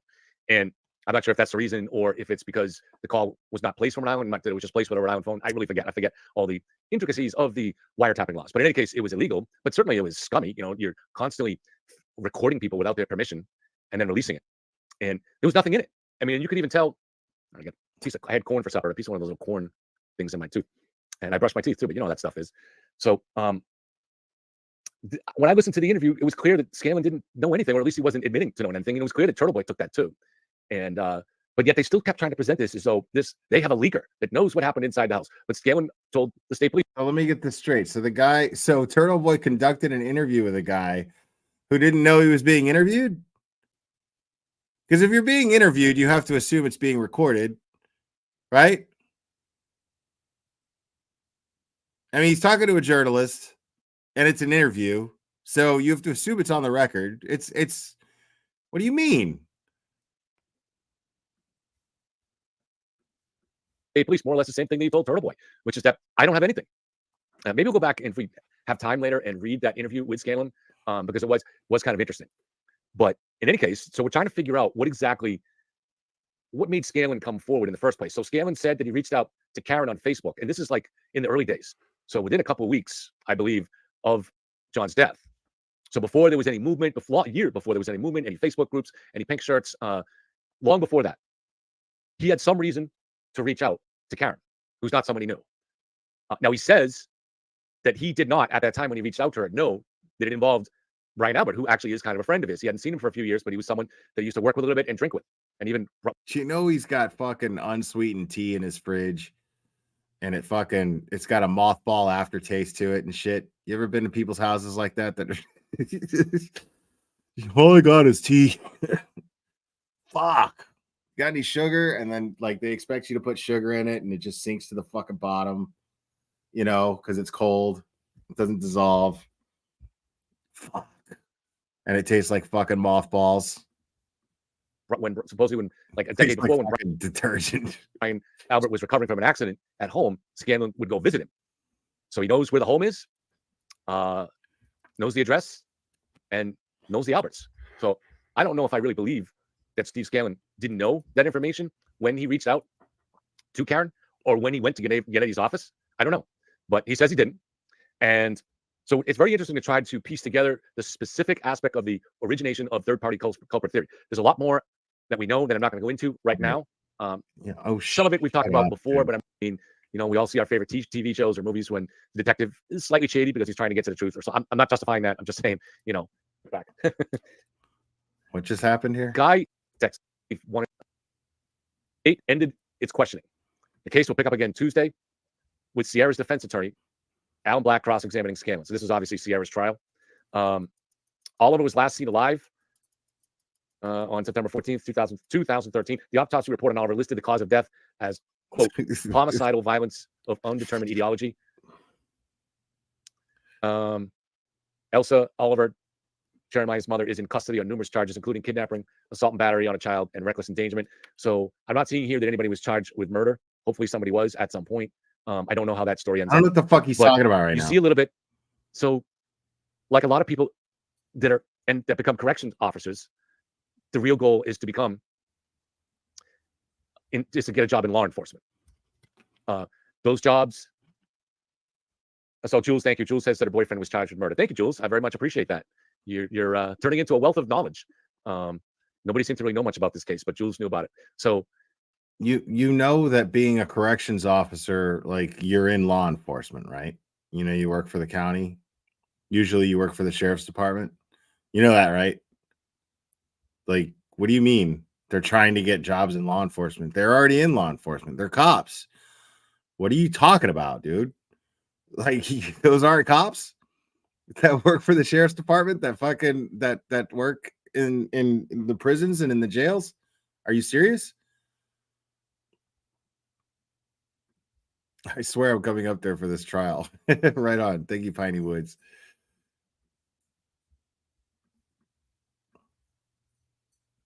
So anyways, you see a little bit of a pattern here where what exactly motivated Scanlon here? He says the reason he didn't alert the police before we went looking for the suitcase. The proper procedure is to give that information to the state police or the prosecutor's office, or at least the local police, so they can go look for it. But he wanted to be the hero here, maybe, right? Again, I'm putting, who knows? Maybe he just really wanted to do the right thing. In any Right. case, he did manage to He's solve acting like a fucking corrections officer is a fucking security guard or something. Like, no, dude, they're cops, man. this case. I have a little wife. Like, they have Just to reading somebody's police where text they coming in. house criminals, bro. What are you talking So, about? anyways, so we see him kind of being, he's a guy, in some ways you want this, right? He's not just a guy that's punching into work and punching out. And instead, so someone just sent me a message and then took it back. Let me take this off. She said, I have a little wife, which I'm not married. So maybe she's around here somewhere. I don't know. Get out of town. So here you have someone that's not just punching in the clock. So he is motivated, right? Now, whether that was in personal ambition to get ahead, to be the hero, or just felt bad for the 5-year-old boy, we can't really say. But he didn't follow protocol, and as a result of that, he understood that. They've been investigating Karen since August of 2022. That's 2 years. No arrests, no information found by the time of the trial, anyways. That was in any way exculpatory or indicated a conspiracy. Nothing. They were required by the agreement they signed to turn over any of that evidence to both sides. They didn't. And now Sean thinks they're sleeping on, that Josh Levy has his evidence under his pillow and he's saving for a rainy day. I don't know what to say. He's not saving it for a rainy day, you dummy. Like, this is what always kills me, dude. Like, Sean is perfectly fucking transparent about what he knows and how federal investigations work because he was a Fed, right? And Sean has constantly fucking maintained that it takes time to build an investigation. They are collecting evidence so that they can ensure a conviction in a court of law. That is how an investigation is supposed to be done. That's how the investigation against Karen Reed was supposed to be done. They failed at it. What are you talking about? The reason why they didn't get, besides the fact that Karen is innocent, but the reason why they didn't get a conviction in the Karen Reed trial was because they failed to present a case. You can't present a case when there is no case. So obviously that's why they didn't get the conviction. But the point is that they didn't provide evidence that convinced the jury beyond a reasonable doubt that Karen Reed was guilty. Period. That's it. Josh Levy's office is going to ensure that they have everything that they need. What you're going to see is going to be how an investigation and a trial is supposed to take place, how a conviction is supposed to actually take place versus what we saw in this Karen Reed sham. That's what's going to happen here. There's no... They were required by an agreement they signed, protective order with both sides, to turn over any relevant evidence. So if they found it, they had to find it after the trial. And they had all the communications from all the relevant people in the way that only the feds can get, and in a way which seems to have broken the case in the Birchmore situation. So Turtle Boy understands the feds aren't coming in the Karen Reed case. They've been looking at it 2 years, and they aren't coming. And so I'm sure Turtle Boy has... Oh, okay. Dude, like, the Sandra Birchmore case is older than the John O'Keefe case. And they just now made an arrest. The feds, Josh Levy's office, the very same Josh Levy who is currently investigating Michael Morrissey's office. That same Josh Levy. He just spearheaded a case against Matthew Farwell, charged him with murder of a witness, mind you. Charged him with murder of a witness. So, I mean,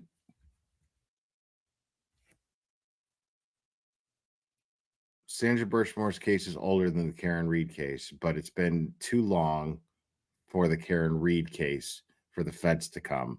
And the feds just came for the Sandra Birchmore case.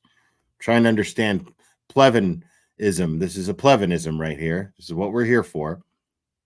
Plevin math, people. Plevin math is, okay, Sandra Birchmore case, older than the Karen Reed case. Karen Reed case is too old for the feds to come and do anything about it in that investigation, but they just made an arrest in the Sandra Birchmore case. That's older than the Karen Reed case.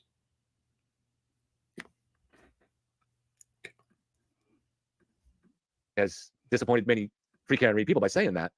But he moves on to other things like, oh, but the conspiracy is still true anyways. All right, so it's true, but the feds didn't find anything, whatever. But at least he knows. It's like at some point it's not sane to believe that the feds are still coming in this case, which means it's not really not really normal anymore. It's not sane to see. He tries to gaslight. The problem is that he sucks and he's a fucking retard. So in order to successfully gaslight, you have to be smart. You know, you have to be somebody who has the kind of influence over people that it can effectively manipulate. The problem is that he doesn't have that kind of influence to effectively manipulate anybody, meaning that he can't effectively gaslight anybody. So when we hear him say things like this, we just hear an idiot. That's what happens. It's very funny to me that he's like, well, you know, it's just common sense. The feds aren't coming. The feds aren't coming. It doesn't make sense to think that the feds would come now.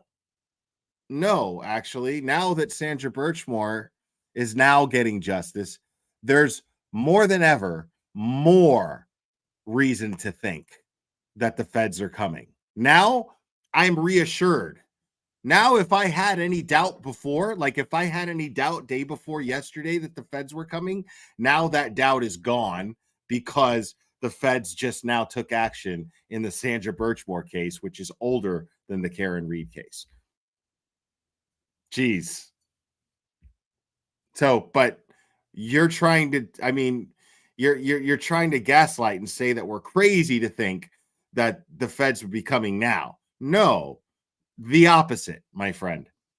Now there's more reason to think that there's going to be federal intervention into the Karen Reed, John O'Keefe case. Plain and simple. There's more reason now. More reason to think so. Why? Because we just saw action taken by Josh Levy and the FBI. Anymore to believe that Karen Reed is innocent. I'm not trying to be offensive by saying it that way. I don't know. It's just normal was the word that came to my mind. Maybe there was a better choice that we could choose. All right, so let's go to Birchmore. I know I've already probably spent too much time on this because there's a lot to do with Birchmore.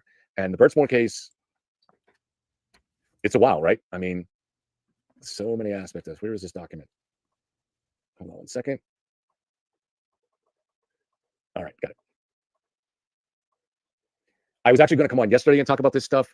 Let me just break for a second to check with Tom. Tom, if you're here, I know Tom was grabbing some ice cream. Hopefully he's here. Is my mic good? Because they always have me turn it down on Court TV. I adjusted it back up, but hopefully I don't know if I did it enough.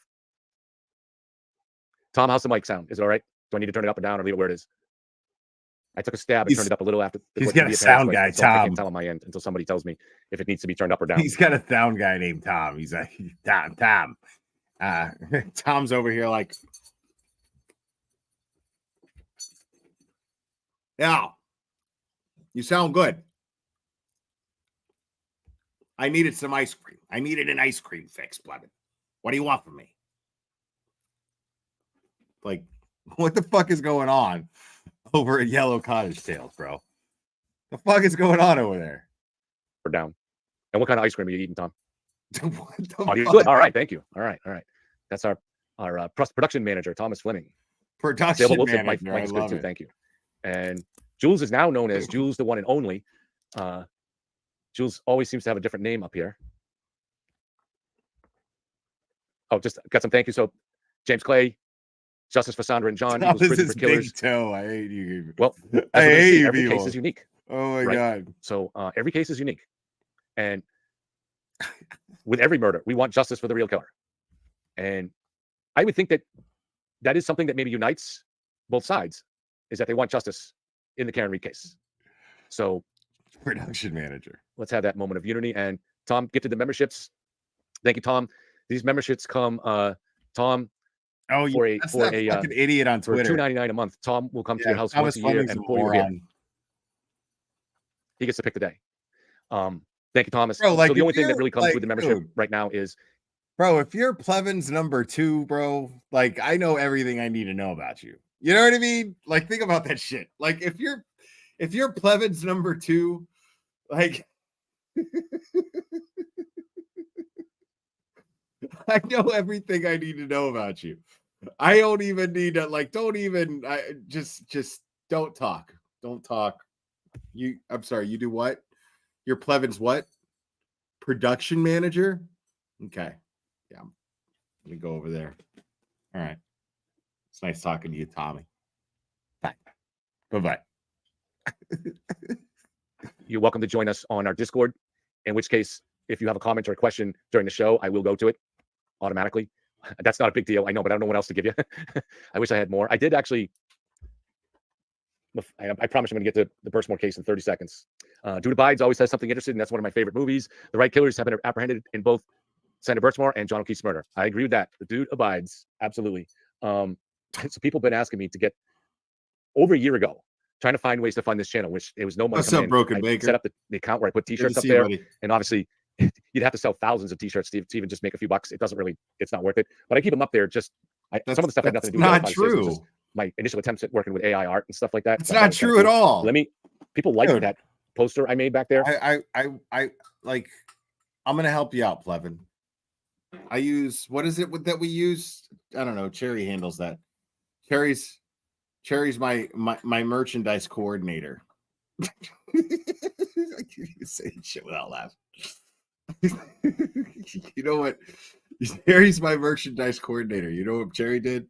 Cherry went and fucking like use less technology to design the t-shirts that I use to design the thumbnails, which you can tell I don't put a lot of effort into these thumbnails.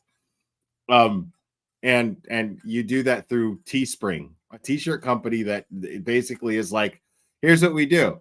Because it costs me nothing. They cost me nothing. I just get a cut. Teespring provides everything. I design the t-shirt, or me and Cherry design the t-shirts or whatever the merch is, and then we put it up on Teespring, and then Teespring prints them out, and that's it. And then we get a cut. And then there's Canva. Yeah, right. I mean, like, everybody knows this. What are you talking about, dude? Like, that you're gonna, Jesus, Plevin. I mean, Plevin, you can absolutely just make t-shirts, man. It's not gonna cost you a thing, dude. You don't have to sell that. If you sell one t-shirt, you made more money than you had before you put the t-shirt up. I promise. If you sell one fucking t-shirt, not thousands, one fucking t-shirt, you made more money than you had before. Guaranteed. Promise you. Because it costs you nothing to design the t-shirt, put it up on Teespring. So I got a version. You know what? I already got the document. I'll show it after. I got a version of that on a t-shirt. So if anybody's interested, I'll put the link up after. It's AI made. It's at yeah, there's all kinds of companies that do it. This one says evidence plus logic equals truth. The one I have up now says standing up against the mob. So it's the same Yellow Cottage Tales, but it says standing up against the mob. And in the back is an AI version of the Boston skyline. So I don't know. I know some people like Rogue really like that. So I said, all right, I'll throw it in so people can get a t-shirt. I think I make like $1 on that shirt. So for those who say I'm grifting, all right. So let's get to the document here. Let me make this. Okay. I'm going to say you're grifting, or I'm going to say that you were just retarded. Like, I know you're retarded, but I don't think you're that retarded. You're not. Like, if you're only making $1 off of a t-shirt, then you are really, like, you managed to take something that is the easiest way to make money. Now, the thing is you're probably not going to sell any t-shirts because nobody fucking watches you. This is the most views that you've ever had. This is the most people that have watched you at one time, besides being on Court TV, than ever, because they're watching you here. But I'm telling you that, you're probably not selling a lot of t-shirts, and that's fine. I don't think I sell a lot. But I don't lose money in the process of doing it, though. You know, I'm not going to sit here and say I only make $1 off of each t-shirt. That's not true. It's not true at all. And even if all I made was $1 off of each, that's $1 more than I had before before I designed and put the t-shirt up. Cost me nothing. See if I can make this a little bit bigger. All right. This is an amazing document. This is just have to warn you. Disturbing. Very disturbing document. And I'm going to try to just go through it in a matter of fact kind of way. And if anybody wants this document, email me at leitskev, Leitskev at gmail.com, and I'll be happy to send it to you. Leitskev at gmail.com. So what we're going to be looking into as we go through this document, and all of us have to be considering. Obviously, after you read this, after we go through this, if you're not already, you will be convinced that Farwell killed Sandra Birchmore. And so among the questions you'll be asking, why didn't the state find this? Is there a good explanation? Is it all because of the medical examiner? Is the fault with the state police, with the district attorney's office? It's a complicated issue. And why is he sounding exactly like Coffinduffus? Gee, I wonder. Have to really, really, really try hard not to rush to conclusions too quickly. I'm not saying this. I don't know anybody in. I'm not a back the blue guy. I'm not anti-blue. I'm a back the truth guy. I'm gonna just stand back and take it easy and look at the evidence instead of rushing to conclusions on anything, whether it's politics or sport. I'm a back the blue guy. I'm a back the blue guy until I'm not. You know, I'm always a back the blue guy. I'm not. You know, until somebody in the blue makes me go, that dude is dirty. That's it. But I'm always a back the blue guy, and the reason why I get mad at that one guy in the blue that is dirty is because he's making me. He's making all the other blue that I back look bad, and I don't like that. So what the fuck is this guy talking about? I'm a back the truth guy. Yeah, well, if you were a back the truth guy, well, then you would be talking about the corruption in the Massachusetts State Police and in the Norfolk County DA's office. Caveman, thank you. I've been out all night. So glad you're still on. Glare is the man. Thank you so much, buddy. Appreciate it. Sports or whatever. It can be annoying to some people. I know people sometimes like it. We just immediately jump to quick conclusions. And I know people can jump to conclusions here. Aha, I knew it all along. And it's all rigged. It was all a rigged investigation because cops never investigate their own. Okay, maybe. But we can't jump to that conclusion. That's not true. We have to really look at the evidence. And also, the other thing that people are going to say is, I see the occasional person in chat say that sometimes.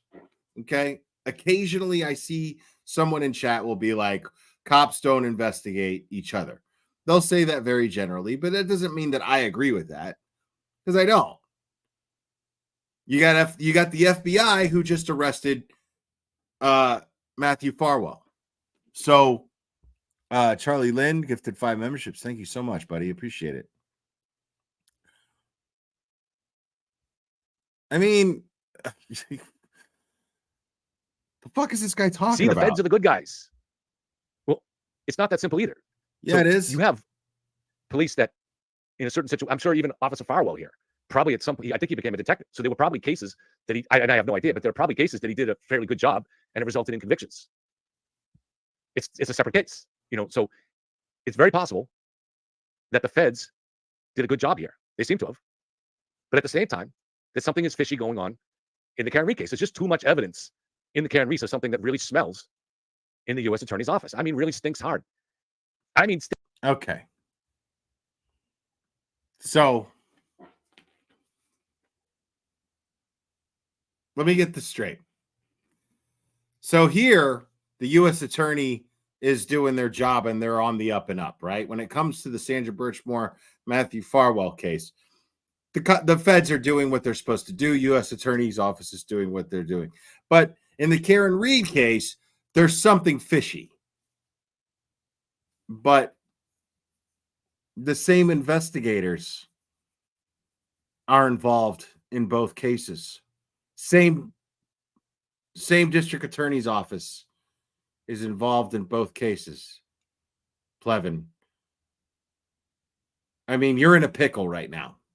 That's what's going on here. Caveman, thank you so much. The only thing that smells is Plevin. Plevine. Yeah, you're in a pickle here, Plevin, because you're talking out of both sides of your mouth here, and there's really nothing you should not even went live about this. You should have never even talked about the Sandra Birchmore case, because there's no way for you to talk about this and not sound like a completely full of shit asshole. There's no way to do it. It's not possible. It stinks that even if there had been a conspiracy at 34 Fairview, it still stinks because the feds are communicating in a very regular way, feeding information to Karen Reed and her defense team. That's not how it works. That's not how it works. Okay. They're not feeding information. Karen Reed's defense team is using. Karen Reed's defense team is doing exactly what they're supposed to do. They're allowed to subpoena evidence. They're allowed to go, okay, we know that there's an investigation here. We know that the feds have evidence that could be exculpatory to our client. So it's not, there's nothing nefarious or dirty about the feds sharing evidence with Karen Reed's defense team if Karen Reed is innocent. If they have evidence that could exonerate an innocent person, a person who is presumed innocent until guilty, and so far Karen Reed is exactly that. Now, in the eyes of the law, I'm only giving you the benefit of the doubt. In the eyes of the law, she is presumed innocent until proven guilty. We all know she's innocent, but just to humor you, in the eyes of the law, she's presumed innocent until proven guilty. So therefore, since she's presumed innocent until proven guilty, why wouldn't the feds provide evidence with Karen Reed's defense team that could be considered exculpatory?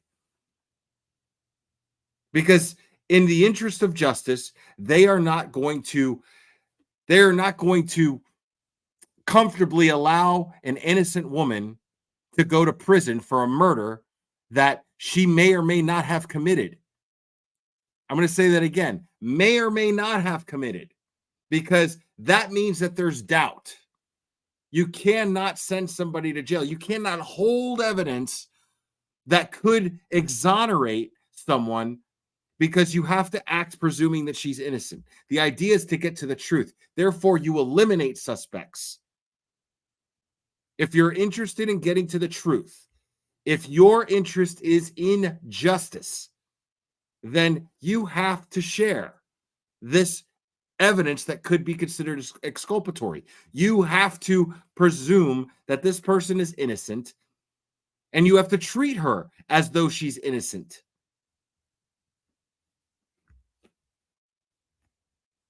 So there's nothing unethical about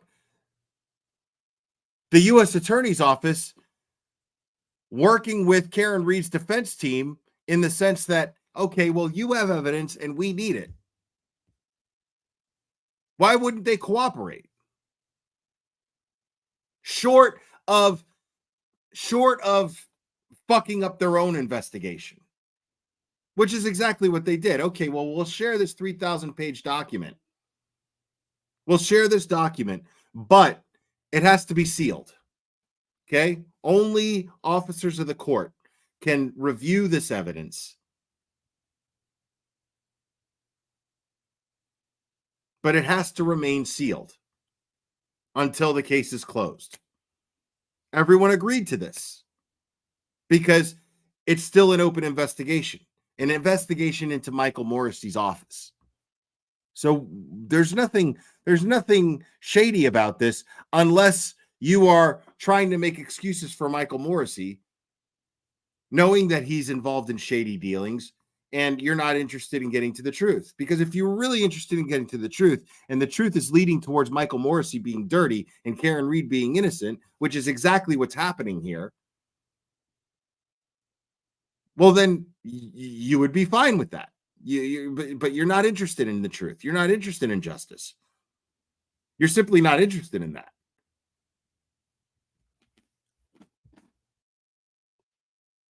You're butthurt. You're expressing butt pain from the U.S. Attorney's Office cooperating with Karen Reed. You know, like she has rights or something. It's insane. The feds are supposed to be a one-way street. They take information. That's it. And they're notorious for that. But yet here they are telling Karen Reed's team, telling Karen herself, for example, when witnesses, what day they're going to appear. So it's dirty. So according to him, the U.S. Attorney's Office is dirty because the feds, they don't share information. That's dirty. They only take information. The feds are on the up and up if they're only taking information, not giving it. What, dude? Caveman, thank you so much. Oh my God, I gotta do it. I gotta do it because it's, you know. I think we got a super dad. Super dad. I think we got a super dad. Super dad. Super dad. Super dad. Dad, dad, dad, dad, dad. I think we got a super dad. I think we got a super dad. Caveman, thank you again. Look the other way. Look the other way. She is innocent. She never hit John. They never have. They have never proven a case. We all can see that Brian Albert and the rest of the mofos are the ones that did this. Agreed. I mean, I don't know how much involvement Brian Albert had in the actual death of John O'Keefe, but I sure know that he fucking absolutely had the stage for it. He had he provided the venue, and he was definitely involved in the cover-up. Here before the federal grand jury. That can't happen. An FBI agent seems to be communicating regularly, was at the time, at least last year at this time, with one of Karen's top media minions, Sean McDonough. And when he tells you she wasn't, no, he's not telling you the truth, like on many things. Now, I don't know how many of those communications existed, but there's no reason for any communications between the FBI and some guy sitting down in Florida who had no connection to the case. There's no reason to talk to him ever. So if there's 3 or 4 calls, it's improper. It's improper. Dude, what are you talking about? Are you implying that the U.S. Attorney's Office is sharing information with Sean McDonough? I got to hear that one more time. Like on many things.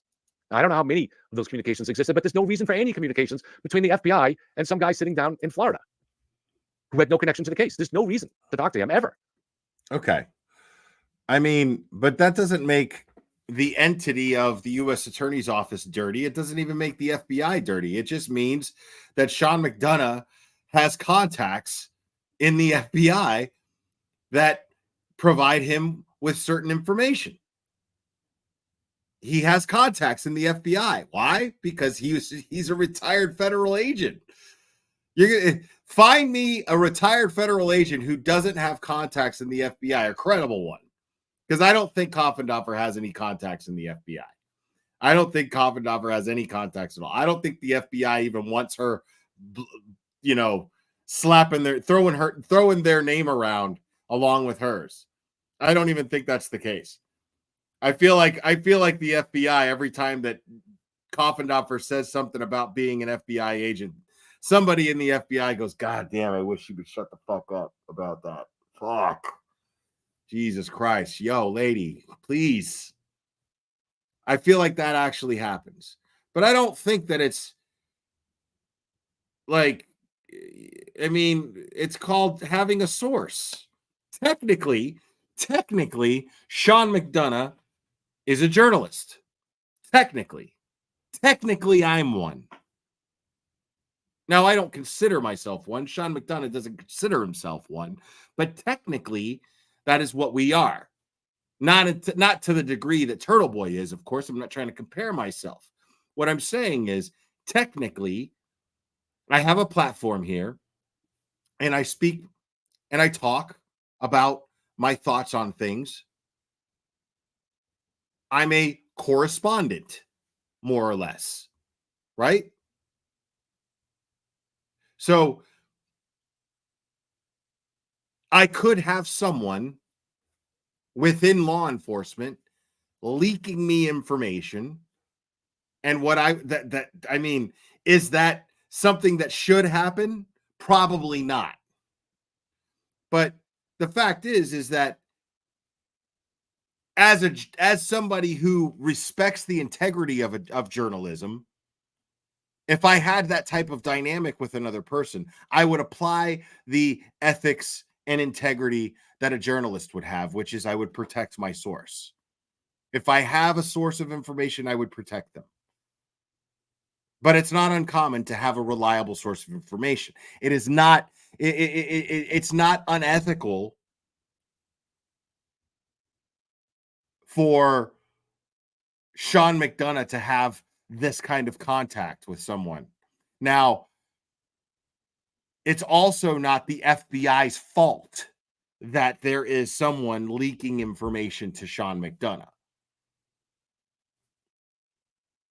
I mean, that's not the FBI's fault. That doesn't make the FBI corrupt. It doesn't even make the person leaking information to Sean McDonough corrupt necessarily. I mean, if he's giving certain information that does not fuck up their investigation, then there's nothing nefarious about that. As long as he's not obstructing justice, then there's nothing unethical about it. He's just saying, okay, this is how much I'm willing to say, and I want to stay anonymous. Short of information that could fuck up the investigation, this is what I feel comfortable sharing. There's nothing unethical about that. Again, as long as it's not fucking up the investigation, which it's not, there's nothing fucking up this investigation. Doesn't seem to be, anyway. So, I don't know what the fuck Plevin's talking about. So with this 3 or 4 calls, it's improper. It's improper. There's something stinky about it. There's no excuse for Josh Levy to do this past November at a time when he knew that they had found no evidence of a conspiracy. Yet he's doing a conference call with the defense team over murder. Someone charged for murder with a case coming up in March. How do you know that they found no evidence of a conspiracy? How do you know there isn't piles of evidence of a conspiracy that just hasn't been made public yet? What are you talking about? He's doing a teleconference call with them, telling them to delay the trial. That's not right. He says things as though they're fact, but they're not fact at all. About that. This is not just a matter of the feds researched the case and they were doing their due diligence trying to get to the truth. And sometimes you find something was wrong, like in the case of Birchwell, and sometimes you don't. No. It's not like that.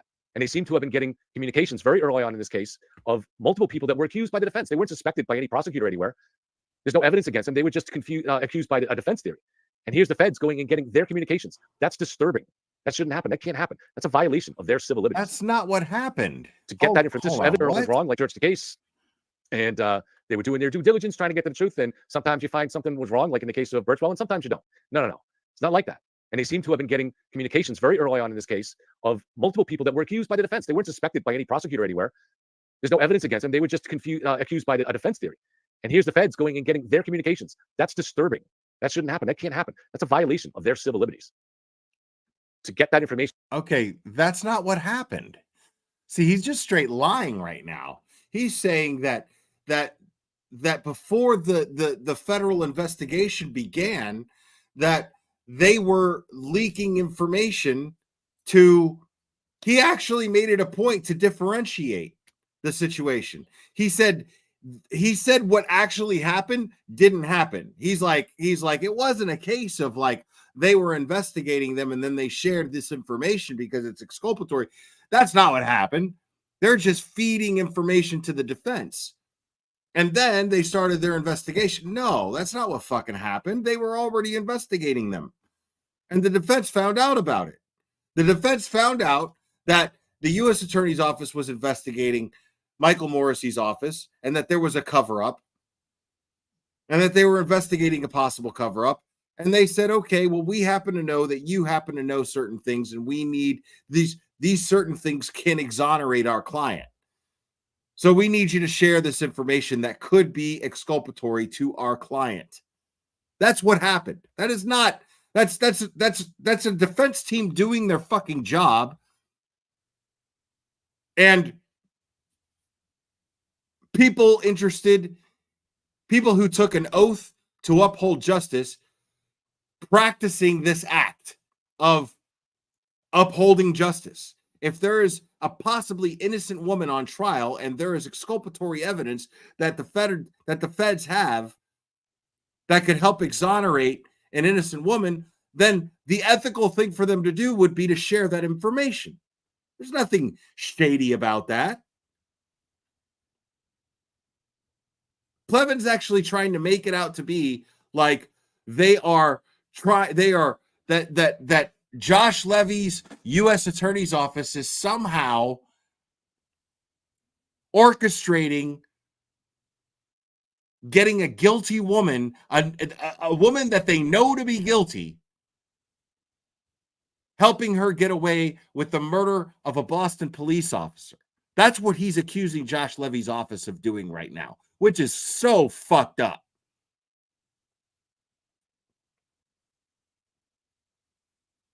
And it would make me mad.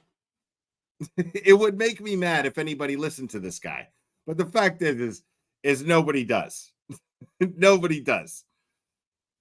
Like, he's that retarded. And everyone knows that he's that retarded. Caveman, thank you so much. Plevine is a joke. No clue. Open your eyes. The prosecutor, Norfolk DA, and state troopers suck at their jobs. How do you not find 33,000 text cover up? Right. Agreed. Agreed. Information without predication. That's Big Brother. That's something that I think all of us are supposed to be against, right? I don't know. So unless you're inclined to believe, I trust the big brother to do whatever he wants because he can always be trusted. No, just like he's acting like the FBI went and searched fucking Brian Albert and Brian Higgins' tech because the defense had them do it. No, it's because it came up in their investigation. The same reason why they made an arrest in the Sandra Birchmore case was because they were like, let me see how this was investigated. And in doing so, it uncovered certain other layers. And then they said, okay, well, let me look into that. And let me look into that. And let me look into that. Their investigation led them to having to investigate what communications were taking place between Brian Albert and Brian Higgins at one point. And that's why the defense requested it, because they already had it. They already had it. It was already part of their investigation, a part of their discovery that they put together. The fucking 3,000-page fucking report. 3,000 pages. You think they did that at the defense, Karen Reed's defense's behest? What? No, they were already investigating all of these people. They were conducting they conducted their own investigation into the death of John O'Keefe in order to determine whether or not that investigation was conducted properly the first time. Very same thing that happened with Sandra Birchmore. Guaranteed. The very same thing. Corruption happens in every organization. So it's going to happen at local, state police, federal. But with the feds, you give them that much power. That much power. Absolute power corrupts absolutely, right? So it's a dangerous thing. We do have to give the feds some power. And it seems to have been effective here in the Birchwell case. But getting information without proper predication can't happen. So anyways, all right, let's get to it. So, statement of facts. I won't read every word of this because it's somewhat long, so I have highlighted, so we'll skip to that. Farwell is 38 years old and resides in northeastern Massachusetts with his spouse and children. I believe he has 3 children, unless he's had another one since Saunders' death. He's licensed to carry firearms and has 10. We had one of the impression last year that he had moved after he was terminated. He was terminated not very long after Saunders' death because they knew that they had found out around that time that he was sleeping with Sandra while he was working. And so he was terminated, as was his twin brother, who's not mentioned in this indictment, but she also, Birchmore was being passed around to her and their supervisor. I think his name was Divine, and he's not mentioned here either. And he's a lawyer here in Massachusetts. Yeah, because So that's a big coincidence, right? we had heard that he had moved to Washington, D.C. I don't remember, was he working airport security or something? But then if they tracked him down, maybe with the help of pressure like Mizzy and like Kirk Minihane, keeping the public, and Dave McGrath keeping the public focused on this case, that might have been a reason that he lost his job down in Washington and was decertified, or whatever that process is that you have to have for that. And we were told he had moved, I believe, to New Mexico, which was also, we talked about this on a show last fall, which was suspicious because is he trying to get to the border? Is he trying to get close to the border in case he gets word? I don't know. But at some point, he felt comfortable. He moved back to Massachusetts. Probably a mistake. And he was arrested yesterday by a SWAT team. He served in the United States Army, 2004 to 2008, explosive expert. First worked as a police officer in Wellesley. Then in 2012, he started working as a cop in Stoughton. And that's right around the time, I think, Sandra joined the Explorers Cup.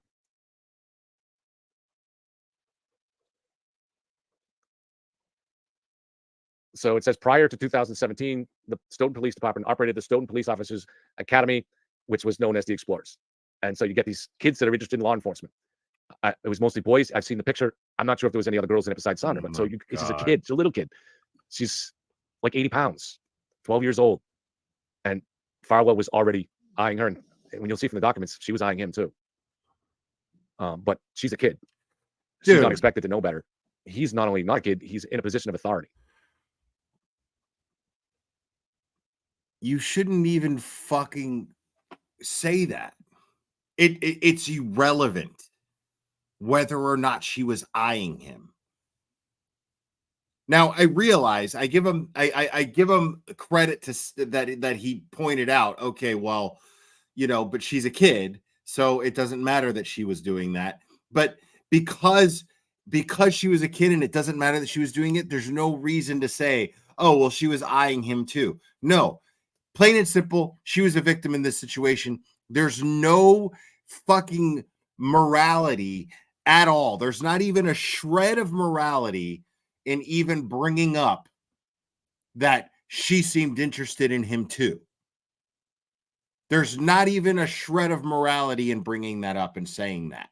So why the fuck you would do that, I have no idea.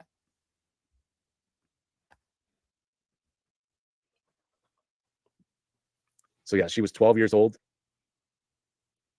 Oh, so she actually began participating in 2010 when she was 12, and she remained in the so he, I don't know. Then it says here Farwell was her instructor during that time period. So it sounds like, I don't know. That's not clear to me. So if Farwell didn't start as a cop in Stoughton until 2012, she must have been in that program for a couple of years before he was there, but it's not clear there.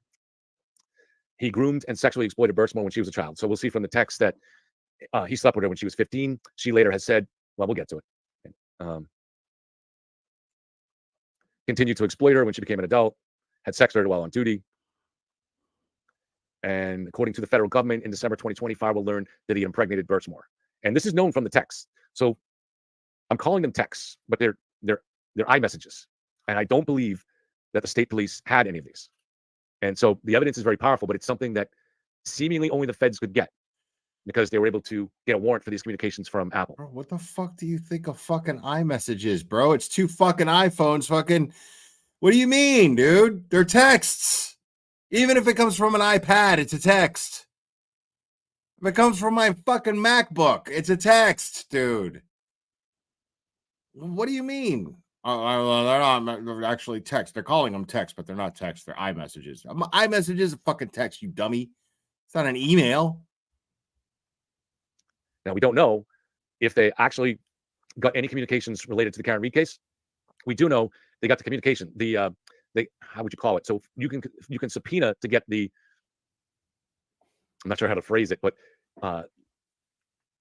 the listing of the communications without the content of the communications. So with a subpoena, the feds can find out who the person called and who they texted, but you don't have any of the contents of that. It takes something a little stronger, a warrant, to actually find out what's in the texts.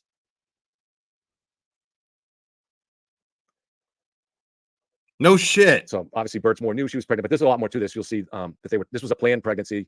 So, all right. So she was killed on, I believe, February 1st, 2022. Oh, 2021.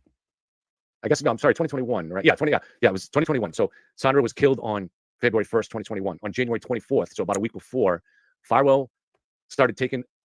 So when the state in the indictment they say that he was planning the murder, and I was like, all right, we got to see that. But no, I'm convinced. I saw it. They did a good job arguing the case here. So one of the things he did was he had never wanted a key before, and a week before suddenly he wanted a key to the apartment. Man. And this proof that he never wanted it before because she seemed herself from the text that you can see baffled as to why suddenly he wanted this.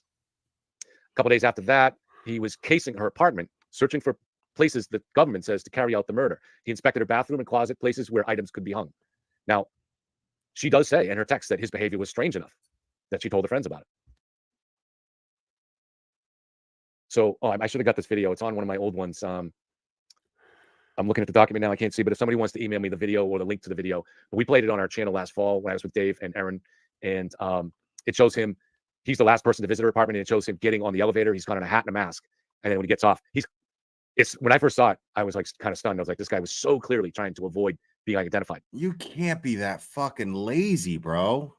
You can't be that fucking lazy, bro. Like, seriously, dude. Watch this.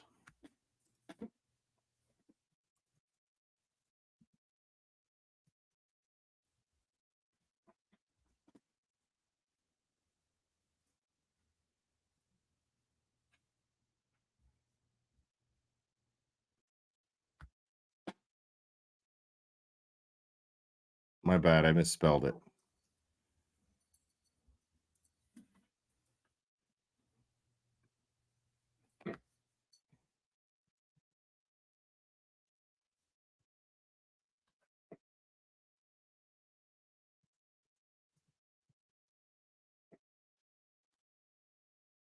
Bro.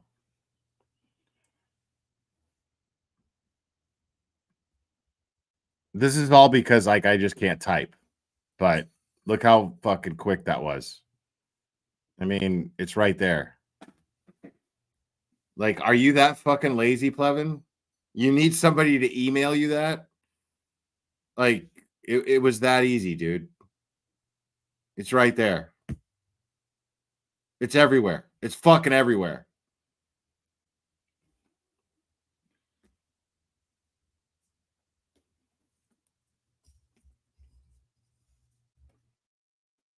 I don't know, Caveman. A lot, I'm sure. Thank you, by the way. I mean, it's right there. I don't understand.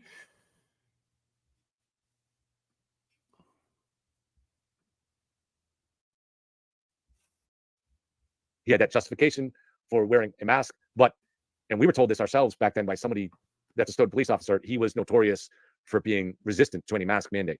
So it seemed unlikely, but it was more, you could just, his whole body language, the way he was walking, the way he had the hat on and everything like that, he really did seem to be trying to hide himself. But that, could be just because he's married, right? And in fact, his wife gave birth the next day. So he also had been directing Birchmore to delete her messages and any evidence on, well, you'll see there's a reason why. There's a reason why he decided at this time to kill her. And it wasn't just because she was. What? Hold on. But it seemed unlikely. But it was more, you could just, his whole body language, the way he was walking, the way he had the hat on and everything like that, he really did seem to be trying to hide himself. But that, could be just because he's married, right? And in fact, his wife gave birth the next day. Right. Could just be that he was trying to hide from security footage, from security cameras, because that's going to matter in a case of infidelity, right? Because his wife is going to go and dig up security footage to implicate him in cheating. No, dude. He hid his fucking face from the security cameras because he was about to commit a murder. Not because he was cheating on his wife, you fucking dummy.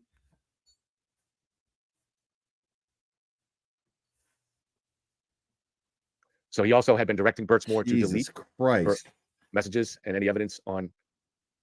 Well, you'll see there's a reason why. There's a reason why he decided at this time to kill her, and it wasn't just because she was pregnant. It's because he's a murdering piece of shit who fantasized about killing people. All right, so here's another thing. So when I was talking about this case with somebody privately over the last few days, one of the things that I was saying was, it's one thing to have a motive. Like, she was putting a lot of pressure on him, where she had the power to destroy his life, to destroy his family, destroy his job, and to put him in jail. because he had slept with her inside while on duty, so you lose your job. He slept with her while she was underage, so you get charged, and with rape, statutory rape. And in addition, she had told him that she had a letter that she was going to send to his wife. So she really had him by the balls. But still, even if he makes that decision that I really need to be rid of this girl, to be able to have the ability to murder somebody, to take a woman who is less than half your size, someone who you've known for a long time and had a relationship with for a long time, to be able to kill somebody like that with your bare hands, it's a big leap from deciding that you want her out of your life and are willing to have her die, but to be willing to do that. But it becomes a little bit more believable. So before I had found this evidence that came on the document yesterday, I was saying to people I was talking with, it's like, it's a bit, how do you go from, there had to be some history of him, like where he maybe had raped someone or physically, there had to be some history to make this a little bit more understandable. And it turned out there was. So you'll see from the specific messages that again are disturbing. His fantasies for years centered around choking a woman, making her beg for her life, and pretend rape. So his fantasy was to have her beg no, and she generally was willing to go along with that. So it was a much easier step for him once he decided he had to get rid of her, because it also happened to satisfy. Now, I don't think Plevin would know this, but it's actually very, very common for a woman to enjoy having a hand around her throat during coitus. Okay, the act of lovemaking. This would be considered not vanilla, Jennifer Coffinduffus. But it's actually quite common. But where it becomes very, very dark and ugly is, besides the fact that she is a child, was a child, and is the fact that he enjoys the idea of the other person not enjoying it. That's where it becomes extremely disturbing again, besides the fact that we're talking about a child. But like, I'm not gonna lie, like when I hear someone say, like, I've heard cases where they're just like, well, he was known to these two were known to have sex where this person would she would want him to choke her, and he would take pleasure in choking her, and blah blah blah. This is actually not uncommon. It happens quite a bit. But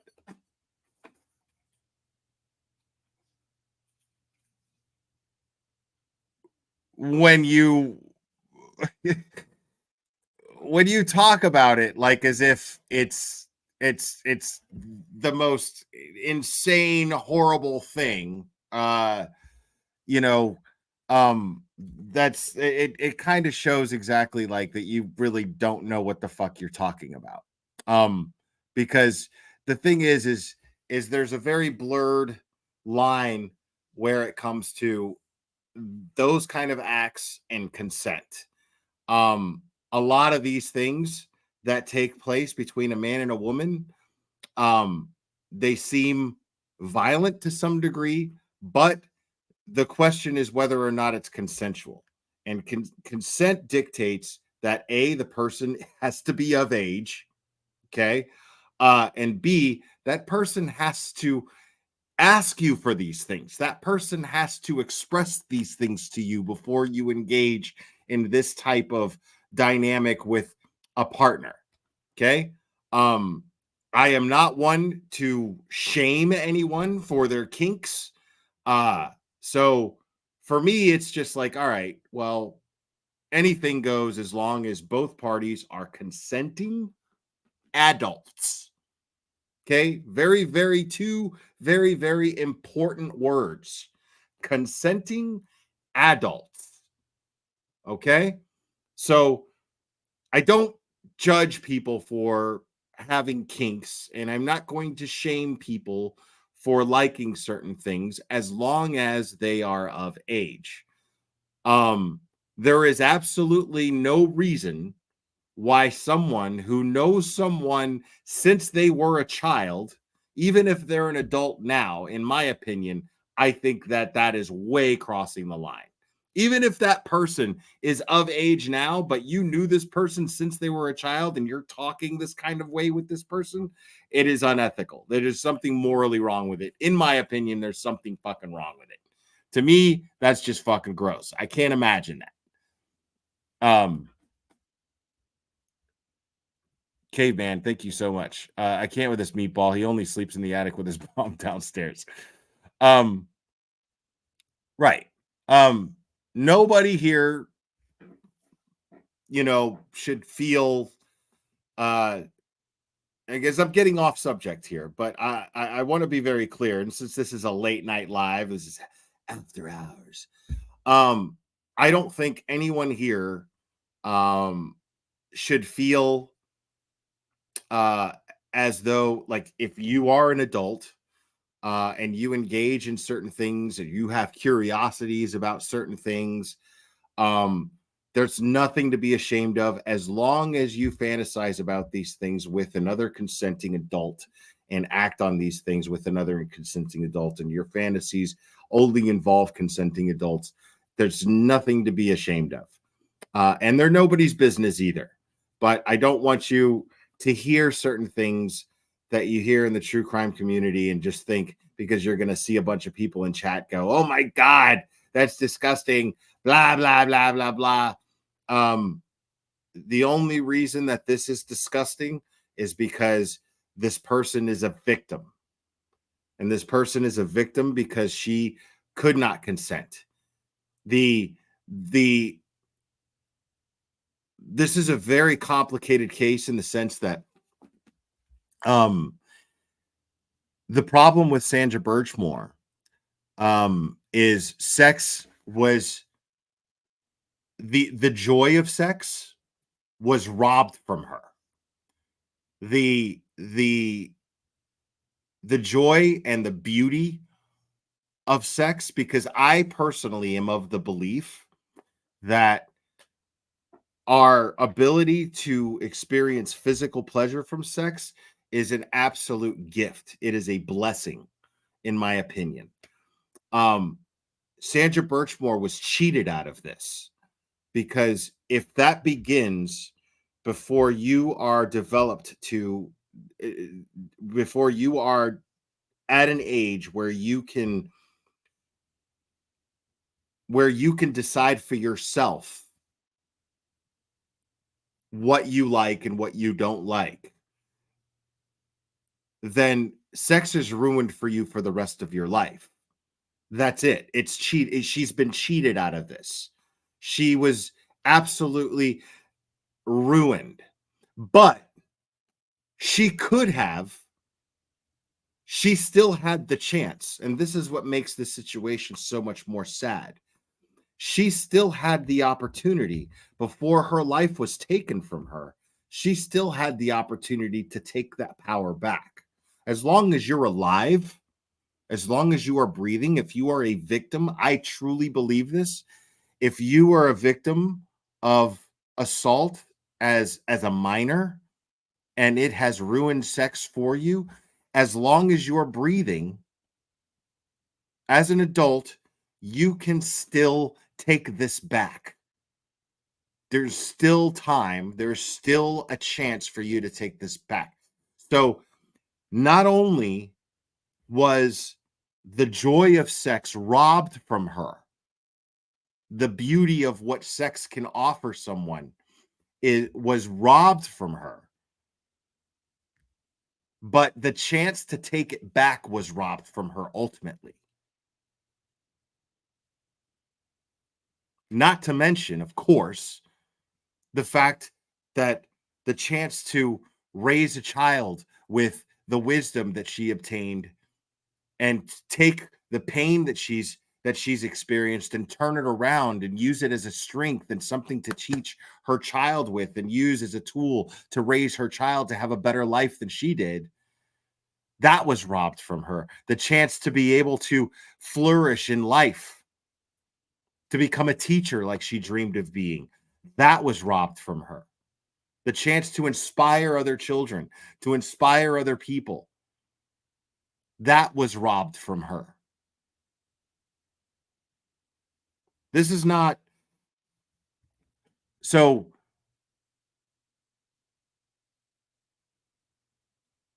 This is not something that I would expect Plevin to understand.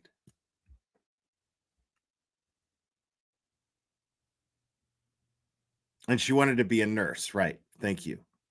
This is just not something that I would expect Plevin to understand. I am personally of the belief, and I believe this deep inside my heart, that the blessing and gift of feeling physical pleasure from sex was designed to be able to give that pleasure to another person. It is designed to be a tool in an act of sharing, to express love. Even if it's just temporary, you're allowed to love somebody just for a night, man. It's cool. As long as both parties are consenting, or all three parties or more, whatever you're into, as long as all parties are consenting, then it's a very beautiful thing, because I personally believe that that gift is given to us, all human beings, each human being, not so that you can experience that pleasure, but you can experience the pleasure of inflicting that pleasure on your partner or partners, again, whatever you're into. But it is the physical act of sharing love. This concept was cheated. This experience was cheated from Sandra Birchmore. And the chance to be able to take that power back, to take that sexual independence and sexual power, empowerment back, was robbed from her, along with everything else that was robbed from her. But this is why sexual assault in any way, shape, or form, one of the many reasons why it's so tragic, because that one person isn't just robbed of it, but the ability that that person might have had in sharing and helping others experience that, those people were robbed of this as well.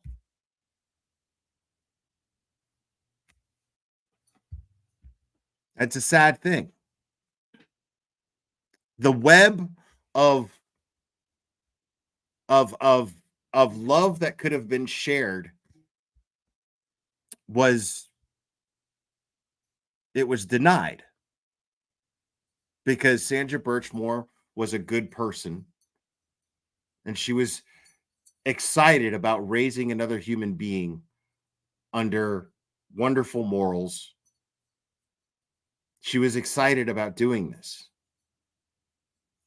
And this unborn child was cheated out of whatever you can imagine her life could have been blessed with. The possibilities are infinite for that unborn child. They were infinite, and those possibilities are now gone. Thanks to Matthew Farwell, not just Matthew Farwell, but Robert Devine and William Farwell as well. That's why they all need to be held accountable. That's why one of his fantasies. First responders found Birchmore in a seated position with a strap around her neck and the doorknob. Dr. William Smock determined, so this is the medical examiner, that Birchmore's death. I'm sorry, this is the medical examiner hired by the feds, I believe.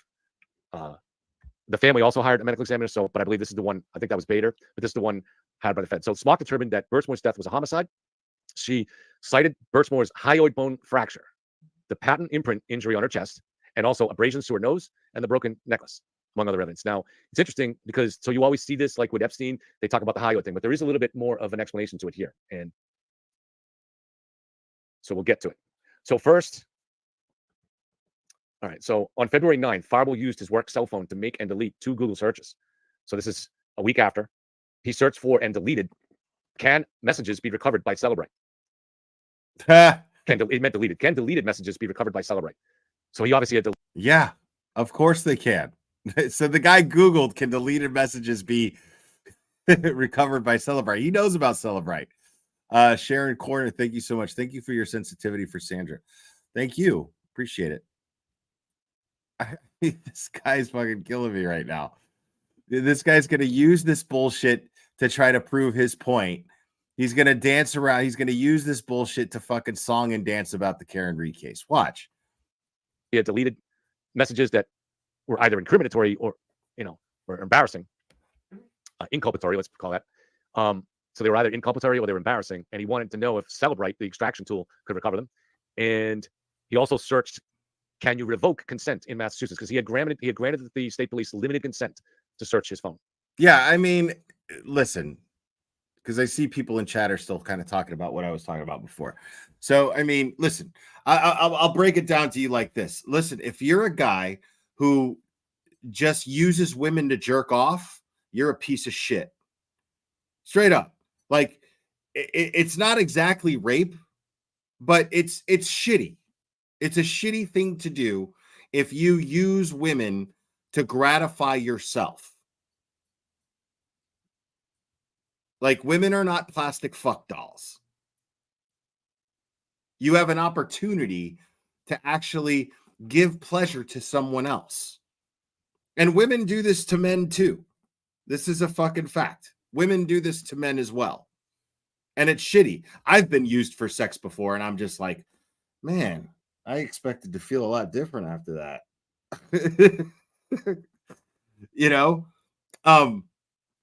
But it's you're a piece of shit, like, seriously, like you're a piece of shit. Like, you're totally taking the gift of sexual gratification for granted. And you understand, like, to me, that's such a massive thing, because think about it. As I understand it, we're one of 2 species that actually experience physical pleasure from sex, us and dolphins, as I understand it. I could be wrong about that. But as I understand it, it's us and fucking dolphins, right? To me, I don't think of that as an accident. That's not something to take for granted. I used to be a very suicidal depressant, right? I was a very depressed, suicidal guy.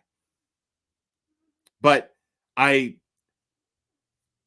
hit bottom and then I got better, right? And I started looking at the world in a very different way. And one of the things that I keep in mind is this one simple fact.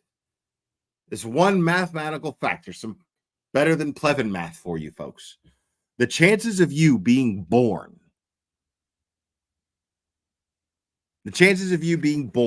into a body and into this world are 400 trillion to 1. That is a number that one can just simply cannot visualize. Can't be done. 400 trillion to 1.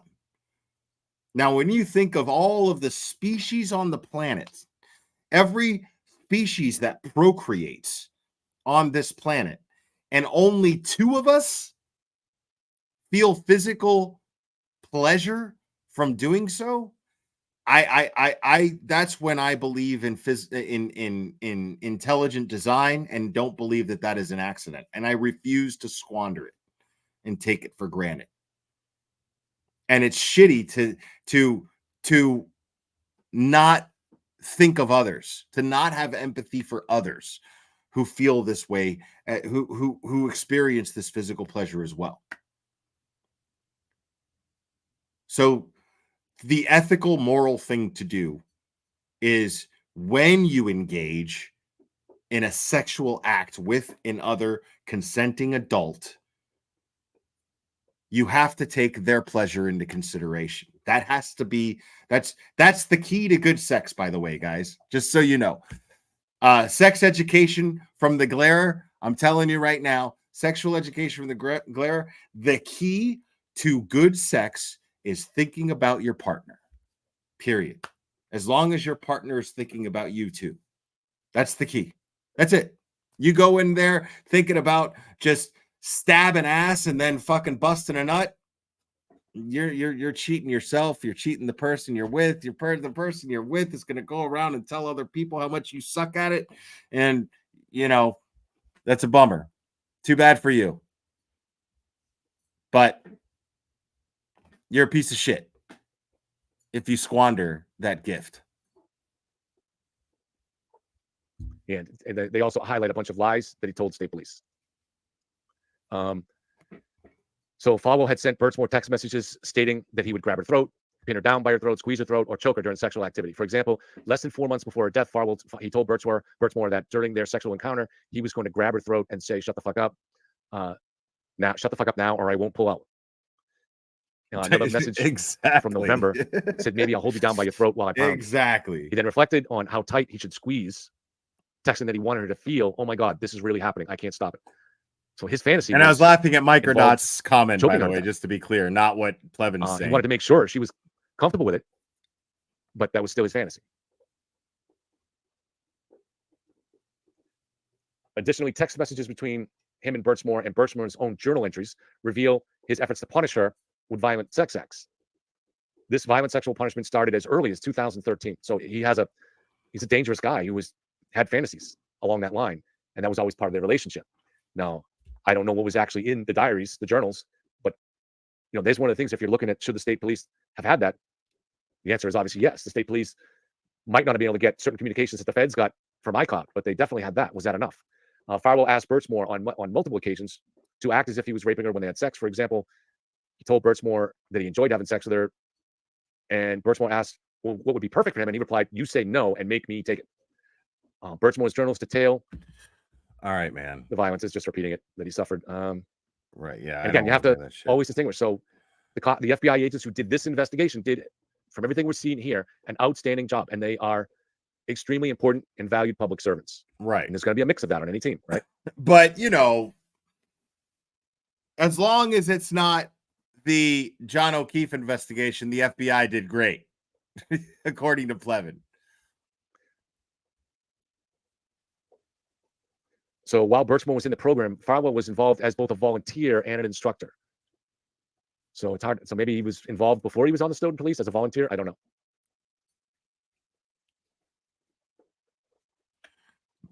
Yeah, that's why I fast forward through it. There are signs that in late 2020 and early 2021, Farwell was losing control of Birchmore and the information she possessed about his past and then ongoing conduct. And that we'll see more of that. So we'll get back to that.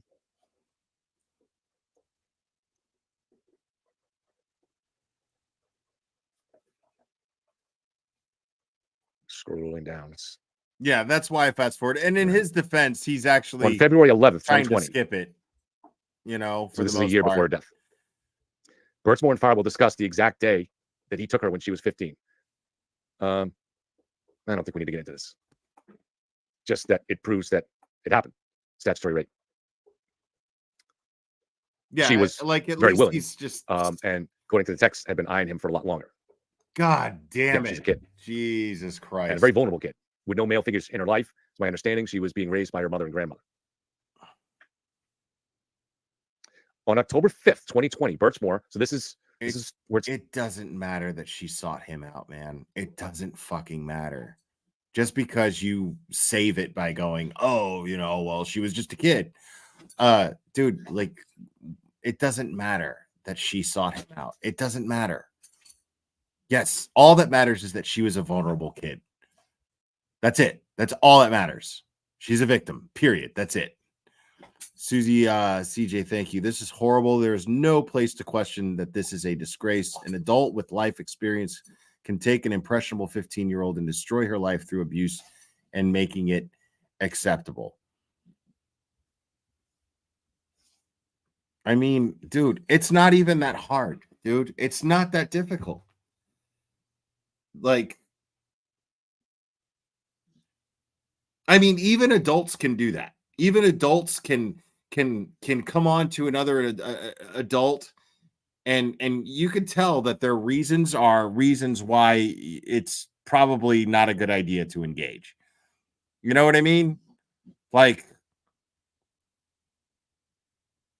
it's just gross. Like I mean, I could spot a woman with fucking issues, like she's, you know, hurt because of her boyfriend, she's not getting enough attention and she's vulnerable. I'm not going to sleep with a woman under those circumstances. I'm just not.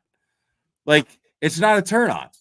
It's not, it's there's nothing like a woman just simply saying yes and being willing is not a turn on at all. There's no chemistry, there's no dynamic.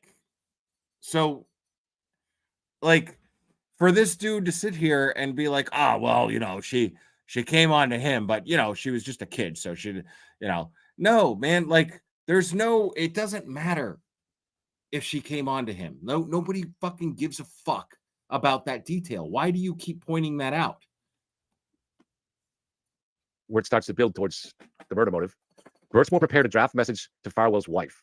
She sent this draft to Farwell and states in part, "I am just messaging to inform you that your husband, Matthew, has been out cheating on you since before you guys were even married." So she was blackmailing him at that point to get what she wanted.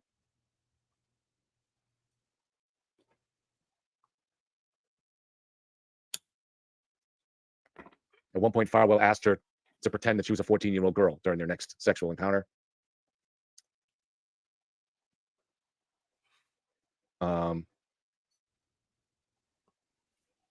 One time he described pinning her down and he asked her, he wants her to say, "Matt, stop, I'm 13. So his fantasies were all about raping little girls. My God, even if this guy didn't kill Birchmore, and we're going to see that he did, this guy should never be out on the street. Agreed. I have also received several text messages from 2020 when Farwell instructs Birchmore to act as if he were her older brother coming into her. The question is why was he on the street this entire time? Plevin, why aren't you asking that question? Because the rest of us are asking that question. Why was he on the street this entire time? Why aren't those who were in charge of holding him accountable, who were charged with the responsibility of holding him accountable,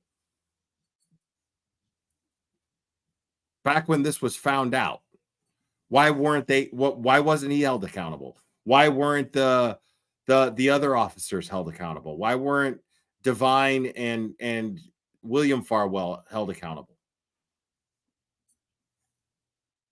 Because you cannot sit here and criticize the fact that they weren't held accountable by those investigators and then defend them in the John O'Keefe Karen Reed case because the evidence dictates that they absolutely conspired to frame Karen Reed. It's just fact. It's all there. We haven't been just out here. This validates everything. The fact that Matthew Farwell was arrested by by the FBI in an investigation spearheaded by Josh Levy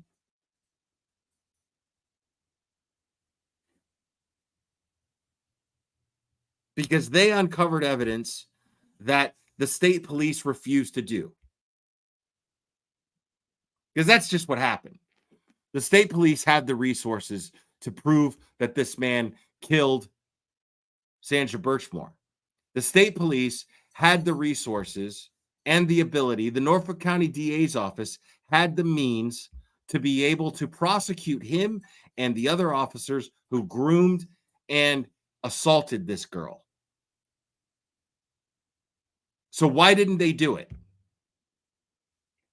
And why is it the same people that we are questioning the integrity of in the Karen Reed case? Why?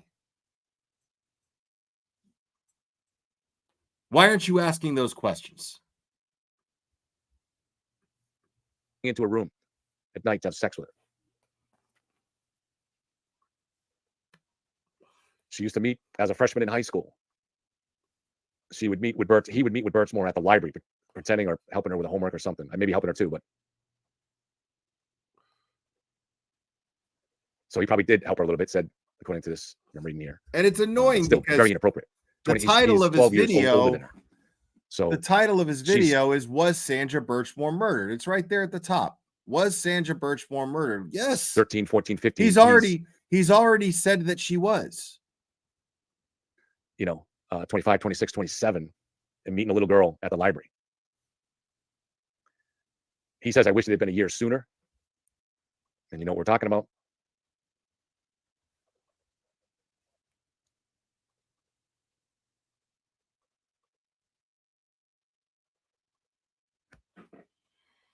And he keeps that super chat he would have highlighted. Been with her in 2012. He keeps that super chat highlighted by this fucking dickhead. The right killers have been apprehended in both Sandra Birchmore and John O'Keefe's murder. Explain that shit. Because explain that. That shit's very funny. That's just very funny to me because that comment right there just speaks to the stupidity and ignorance coming from the Yellow Cottage Tales camp.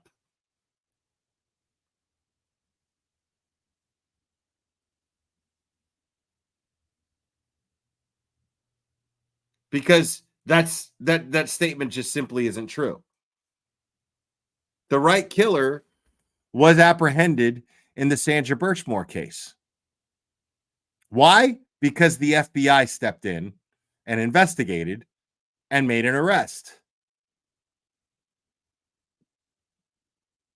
In the John O'Keefe case, the right murderer was not apprehended. Why? Because the same people who initially investigated John O'Keefe's death investigated Sandra Birchmore's death initially. That's how we know that the right person was not apprehended initially. It took the feds to do it. And it's going to take the feds to do it in the John O'Keefe case too. Now, unfortunately, we don't know if there's any physical evidence. Hopefully, somehow the FBI will be able to uncover physical evidence that implicates the right murderer in the John O'Keefe case. But I can promise you this: Karen Reed will walk free.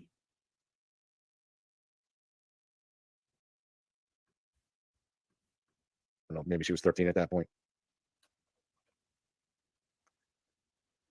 And I don't think it's coincidence, people. Another witness indicated that she had been... I don't think that it's a coincidence that Karen Reed, just before, not even a week before this arrest was made,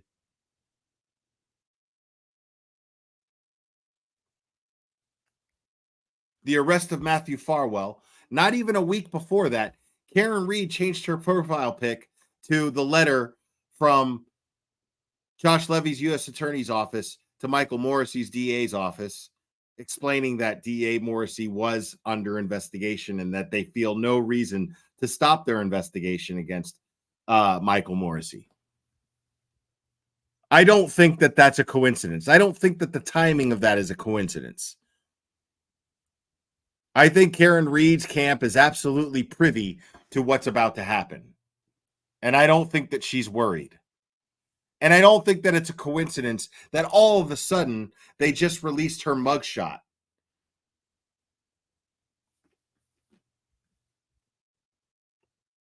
In an attempt to make her look like she's guilty.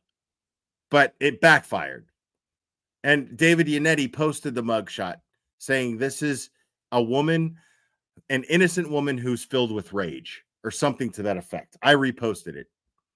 But I don't remember exactly what it said. But David Yannetti posted the mugshot, and he was like, "Yeah, this is This is what you should be seeing in this mugshot. And that's what I see. I see a woman who is standing there proud. You're not going to break me. Yeah, you've got me. Enjoy this moment for you, because this is all you're going to get. This is as far as this gets, is this unflattering mugshot. This is as much as you're going to get from me. Megan Johnson, thank you. Along with many other reasons, I feel one reason that he is still abusing her and around for so long is because of how short she was. She still resembled the child. Creeps me out. I'm the same height as her. Yeah. Yeah. I mean, right.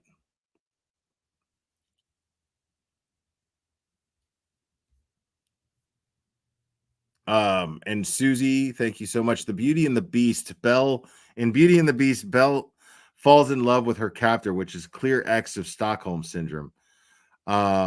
This case perfectly illustrates that phenomenon. Agreed. I think that there was definitely a Stockholm syndrome type situation going on there. 100%. 100%. This is all she knew. She didn't know anything else. Her idea of love and relationships was what was forced on her. That's all she knew. She didn't know any better.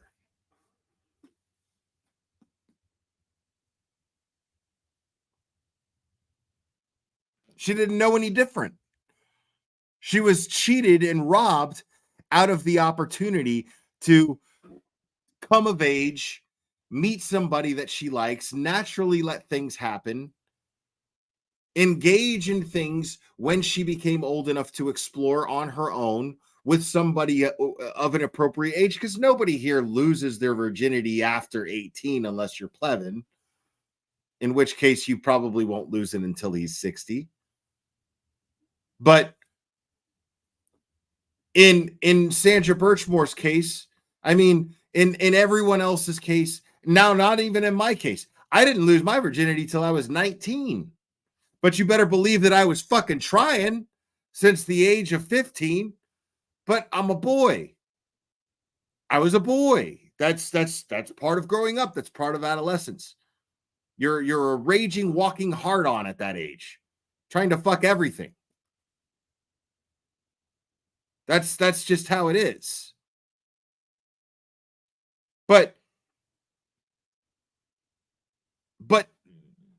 it's a natural thing for adolescents to explore this with each other. And the parent has this talk and says, I realize this is something you're probably going to do. I prefer you wait till you're an adult, because there's a lot of responsibilities that come with it. And I would prefer that you wait until you're more mature to do it. But I'm a realist and I understand that you're probably going to engage in this anyway. So if you're going to, here's the talk. But I mean,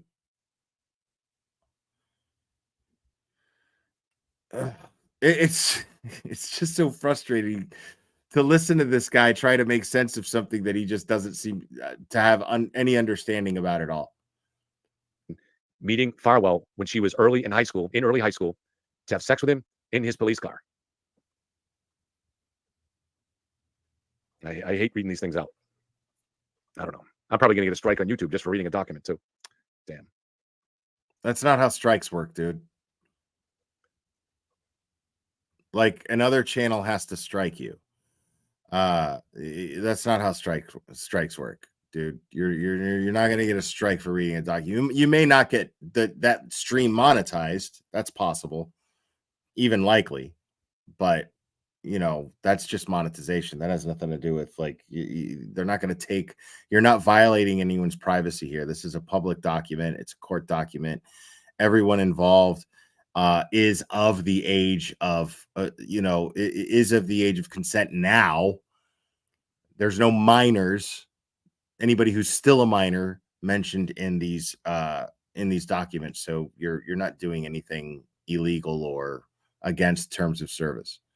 So his wife was, so it was October when Farwell told Birchmore that his wife was pregnant and was due in February. And as it turns out, was born the day after Birchmore died.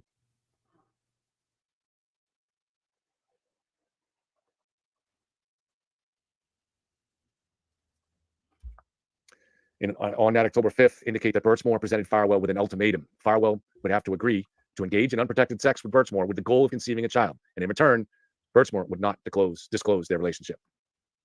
Right. And that just indicates to me that she was just desperate to have some sort of version of pure and innocent love in her life. This is somebody who knew in theory that she was not experiencing innocent love and never has. And she was desperate for some version of it. And motherhood would have provided this for her. Charlie Lynn, thank you. Plevin is going to act like it was an accident. Guanino didn't find 32,000 text messages. Right. Guanino didn't need special clearance to search iPhone messages. They had a warrant. Right. Exactly. I agree with you, Charlie Lynn. Thank you so much. I agree with you.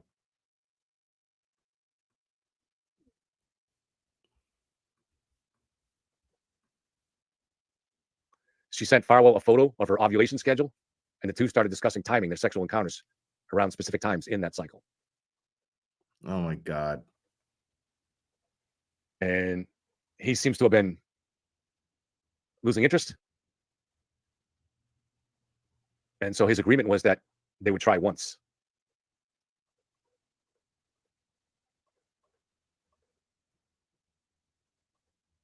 So, you know, he's acting like if I make a deal with you, we both have to live up to it as though it's a contract. But she's not going to stick to that unless she gets what she wants. So kind of stupid. And I don't know. What? She says, how would you feel about us having a baby, you being there, and signing the birth certificate? There's never going to be a need for your information anyway, so you'll be safe there. And I won't talk shit about her to your kids.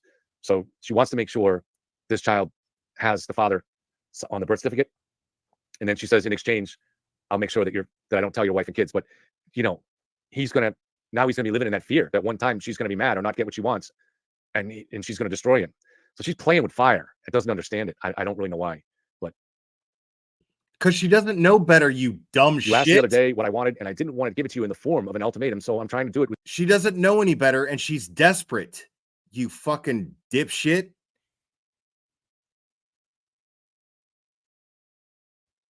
Like, stop making her out to be like she's doing something wrong. She doesn't know better. She has no frame of reference to compare against her actions and the justification for them. She doesn't know. She has nothing she has nothing to learn from, to pit this decision up against, to learn from. She doesn't have that. She never did. What the fuck do you mean? I don't know why she's playing with fire like this, blah, blah, blah. You're really dancing with the idea of victim blaming here. You're really dancing with with victim blaming here, and it's really gross. Like, you're making it seem like she antagonized him in some way, and she didn't. Do it with you as a compromise type of thing. This is bad negotiation because it's. God, you are the biggest dickhead in the world, dude. Like, I wish you. So she's really trying to how much of a push him to agree dickhead to you sign the are. birth certificate. So on December 28th, so things are building to a head. So this is only a month before her death. She sends Farwell a text message informing him that she was pregnant. She sent him a photo of a poster that she had made to celebrate it.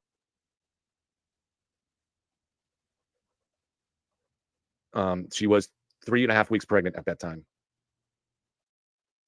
And she's insistent the birth certificate is being signed. And then she gets mad. I'm mad that you're acting how you are over a choice, and she puts in caps, a choice we both made. But, you know, it's not really a choice when you're blackmailing someone into doing it. But wow. And he says, I'm mad you act like you gave anyone a choice. He says, per usual, you make and do whatever you want. Jesus, this guy is a he piece of was shit. just a stupid kid still at 23. I mean, she doesn't understand. And so, like, he just, God, just you shut wish you could go up, back in dude. time and make her see, like, you're playing with fire, kid. You're playing with fire.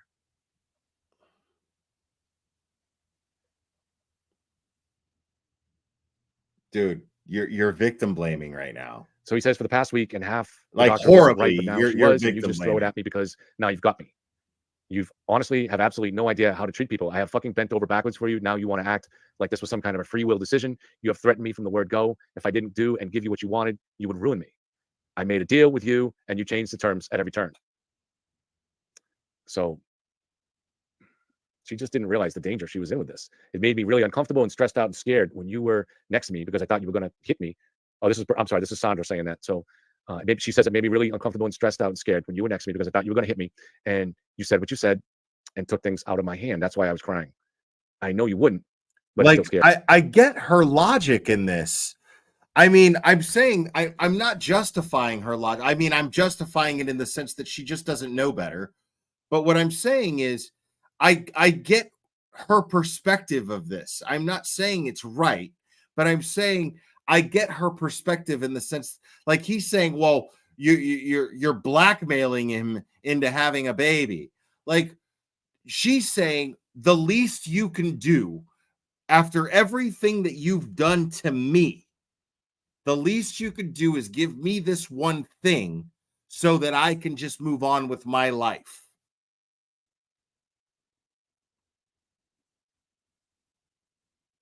Like, that's like she's not asking him for something that's unreasonable. As crazy as that sounds, she's not asking him for something that's totally unreasonable. She's asking him to take something that he robbed the purity of from her, and she's asking him to make it pure for her to some degree within his power of being able to do so. You can't put the toothpaste back in the tube, but what you can do, at the very least that you could do, is give me something pure out of this. So I get what her perspective is in this. I get that. Is she going about? I mean, is it wrong? Yes, it's wrong. She's not going to fix the problems that she is experiencing. She thinks that she's going to replace the trauma that she's experienced with love for a child. That's not how it works. But she believes this because she doesn't know better. But you're not going to sit here, Plevin, and make her out to be some shady asshole in this because she blackmailed him into having a baby. When you say things like that, you make it seem like he's somehow a victim in this. He's not. What he did to her, there is no making up for. But she is creating in her mind some way that he can for her, up to her standards, even though she was too young. I mean, she was victimized at such a young age. Her standards for making things right are going to be warped. There's no way around that. It's kind of like the timeline in Back to the Future, right? Back to the Future Part 2. Stay with me. Let me get through this thought. So, Back to the Future 2, from 1955 to 1985, everything was normal until Biff steals the DeLorean, gives his young self in 1955 the Gray Sports Almanac, and it creates an alternate 1985, right? it creates this alternate 1985. Once Sandra Birchmore was cheated out of the experience of the joy of sex and love, once she was cheated out of this chance of having a straight line towards a functional sexual relationship, that was fucked. That was gone. Matthew Farwell coming in and doing what he did to her created that alternate. So her perception of what's right and wrong, her sense of a decent standard, it's coming from this alternate place that's fucked. It's no good. There's no way for it to be okay. No matter what she does moving forward, it's always going to be based on that event that took place when she was 12, starting when she was 12. That's it. There's no... But her heart is still pure. Her soul is still intact. She is still a victim. Her soul is still intact. And she, with her skewed standard of right and wrong, what she wanted was still coming from that innocent, pure place in her heart, because she was an innocent, pure, decent person, still a victim. So even though that standard was skewed and corrupted, it was still coming from a beautiful place in her heart. So to minimize her wanting a child and using the power of, hey, I know what you did to me was fucked up, and I'm giving you an opportunity to make it right by my standards. It doesn't make you right with God or the law, but it makes it right with me. So here's your chance. I want a baby, and I want something that's going to love me unconditionally. Something that comes from this. Something pure that comes from this. That's what I want. You owe me that. At least that. That was her pattern of thinking. But that was not coming from an ugly place, as Plevin is implying it is. It's not coming from an ugly place. It's coming from a desire to want to love and be loved that she never got to experience. And somehow she still knows this, even though she has never experienced it before. She knows that it's real, and she was longing for it. And Plevin is a piece of shit for not acknowledging this. Plevin is a piece of shit for using words like blackmail to describe what she was doing.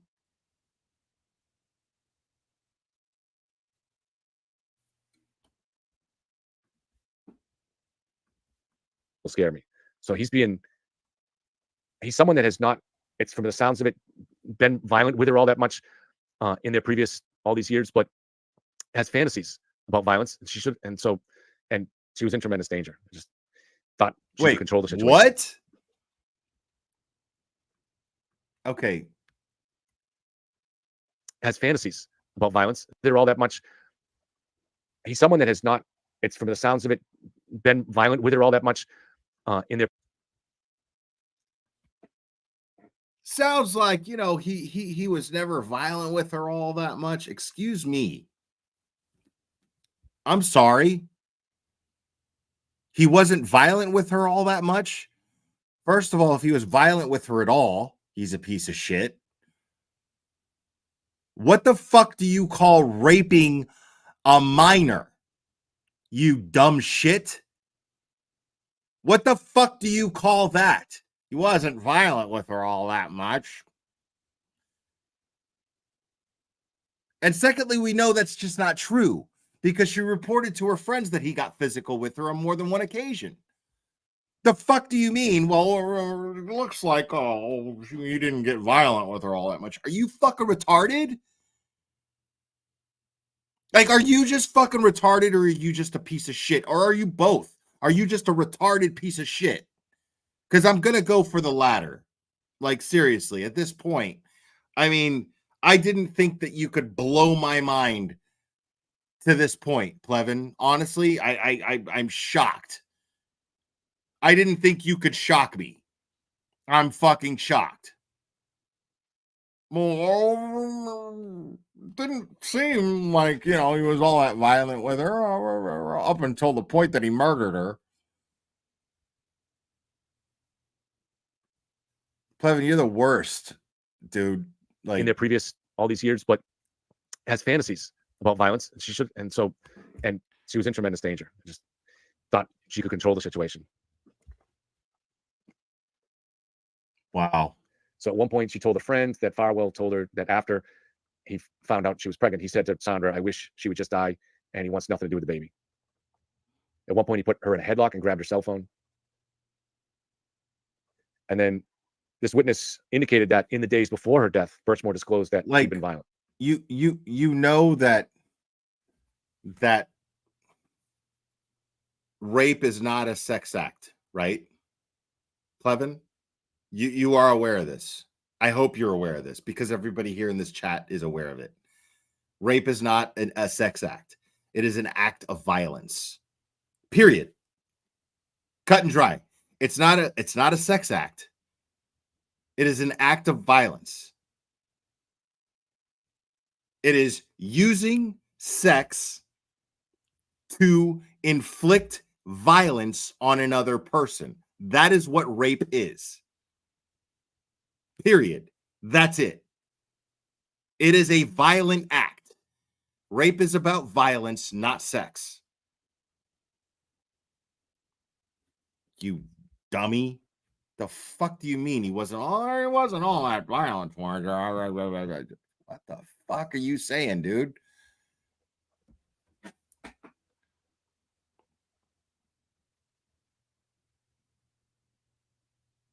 So she's excited about the pregnancy, buying baby strollers, shopping for kids' baby stuff.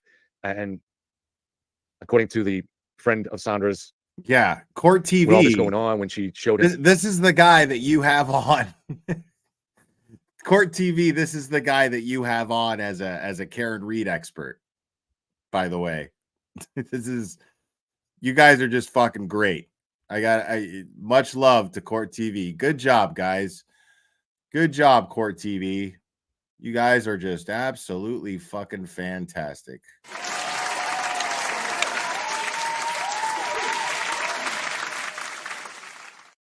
Jesus Christ.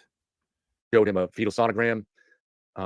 He supposedly said, "That's not my child. I don't want anything really to do with you." And then he pushed her to the ground.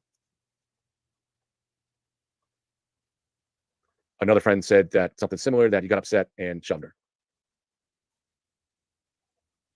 Another time, he took her cell phone out of her hands and refused to give it back.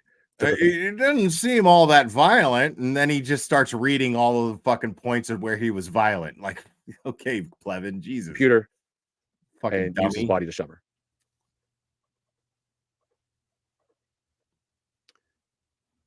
So we already see that she's wanted him to sign the birth certificate, but then on January 3rd, she says, "So I have a compromise for you. You don't need to sign the birth certificate if the baby can have your last name." And he says, "We can talk in person." Obviously, he's not going to do that.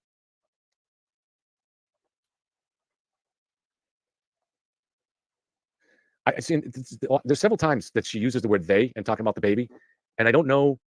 At first, I was thinking, is there twins or is she planning future ones? But maybe that's a pronoun thing, because she doesn't know if it's a boy or a girl. How can you have to be a piece of shit if you can't understand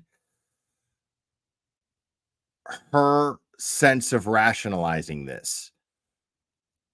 Like, all it takes is just a little bit of empathy. It really does. It's all it really takes. Honestly, I'm fucking done with this guy. But all it takes is a little bit of empathy. Seriously. Like, to try to, all you have to do is just put yourself in her shoes for a moment to try to understand her sense of rationalizing all of this. Okay, well, I want his name on the birth certificate. I want him to be the father. I want his name on the birth certificate. Okay, compromise. You don't want your name on the birth certificate? Fine. he or she has to have your last name. That means, again, all she's trying to do, she's showing signs of somebody who is trying to take something that is the most impure thing in her life and bring some sort of purity to it.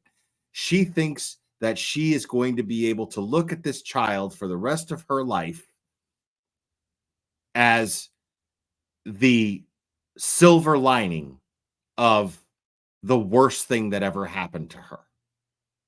That she managed to be it's her way of taking the worst thing that has ever happened to her and somehow making it the best thing.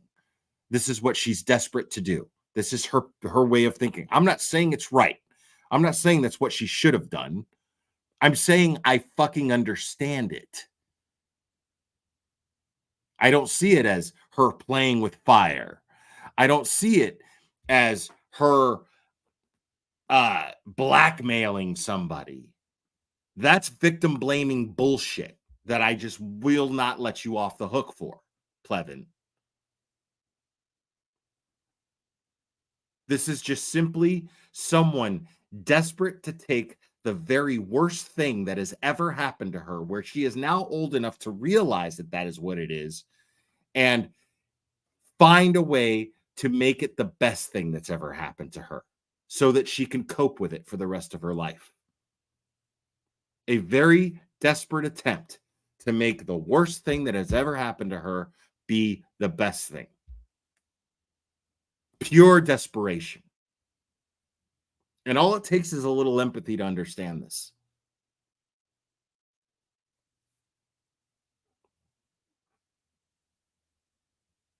And you know, that same empathy that I have for Sandra Birchmore and understanding this, you know, I don't get to cherry pick when that empathy is convenient, because that empathy also makes me feel sorry for Plevin. Yeah, it does. Makes me feel bad for him. Makes me look at Plevin and go, what the fuck is going on with you? Why are you like this?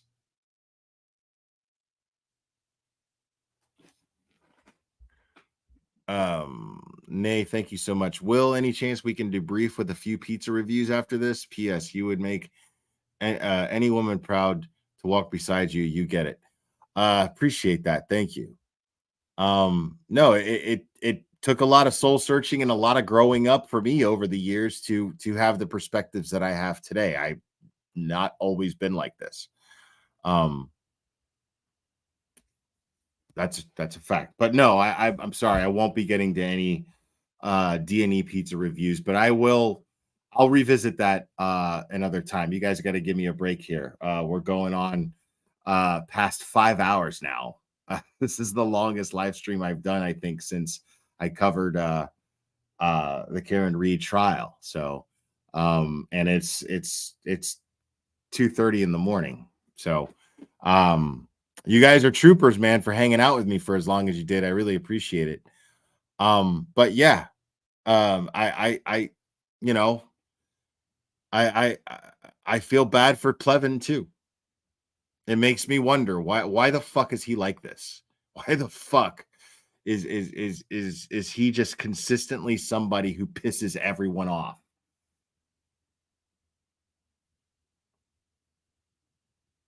Because I think that he believes that he's a good. I think he believes the shit that he says. I think he believes that he's coming from a good place. I think he believes that shit.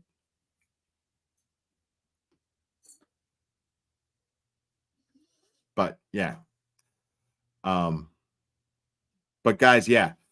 I think I'm tapping out for the night, guys. I'm finishing up my energy drink here, and I am that is it. I'm gonna walk Clever, and I am gonna call it a night. But I really appreciate you guys hanging out with me, man. I had a really good time hanging out with you guys. Despite some of the stuff that we talked about that clearly is going to piss all of us off. And there's no way to discuss the Sandra Birchmore case in any fashion, shape, way, or form there's no way to do that without getting pissed off to some degree. I mean, the situation itself is naturally infuriating to anyone with a soul. There's just no way you're not going to get pissed off at some point. So hanging out with you guys and you guys hanging out with me, man, through 5 hours of this bullshit. It really means a lot to me. You guys are great. Thank you so much. Starboy Glows, thank you so much. Definitely a great stream. Been here from the beginning. Great chat. Hope everyone has a great weekend. Thanks, Will. Thank you, Starboy Glows.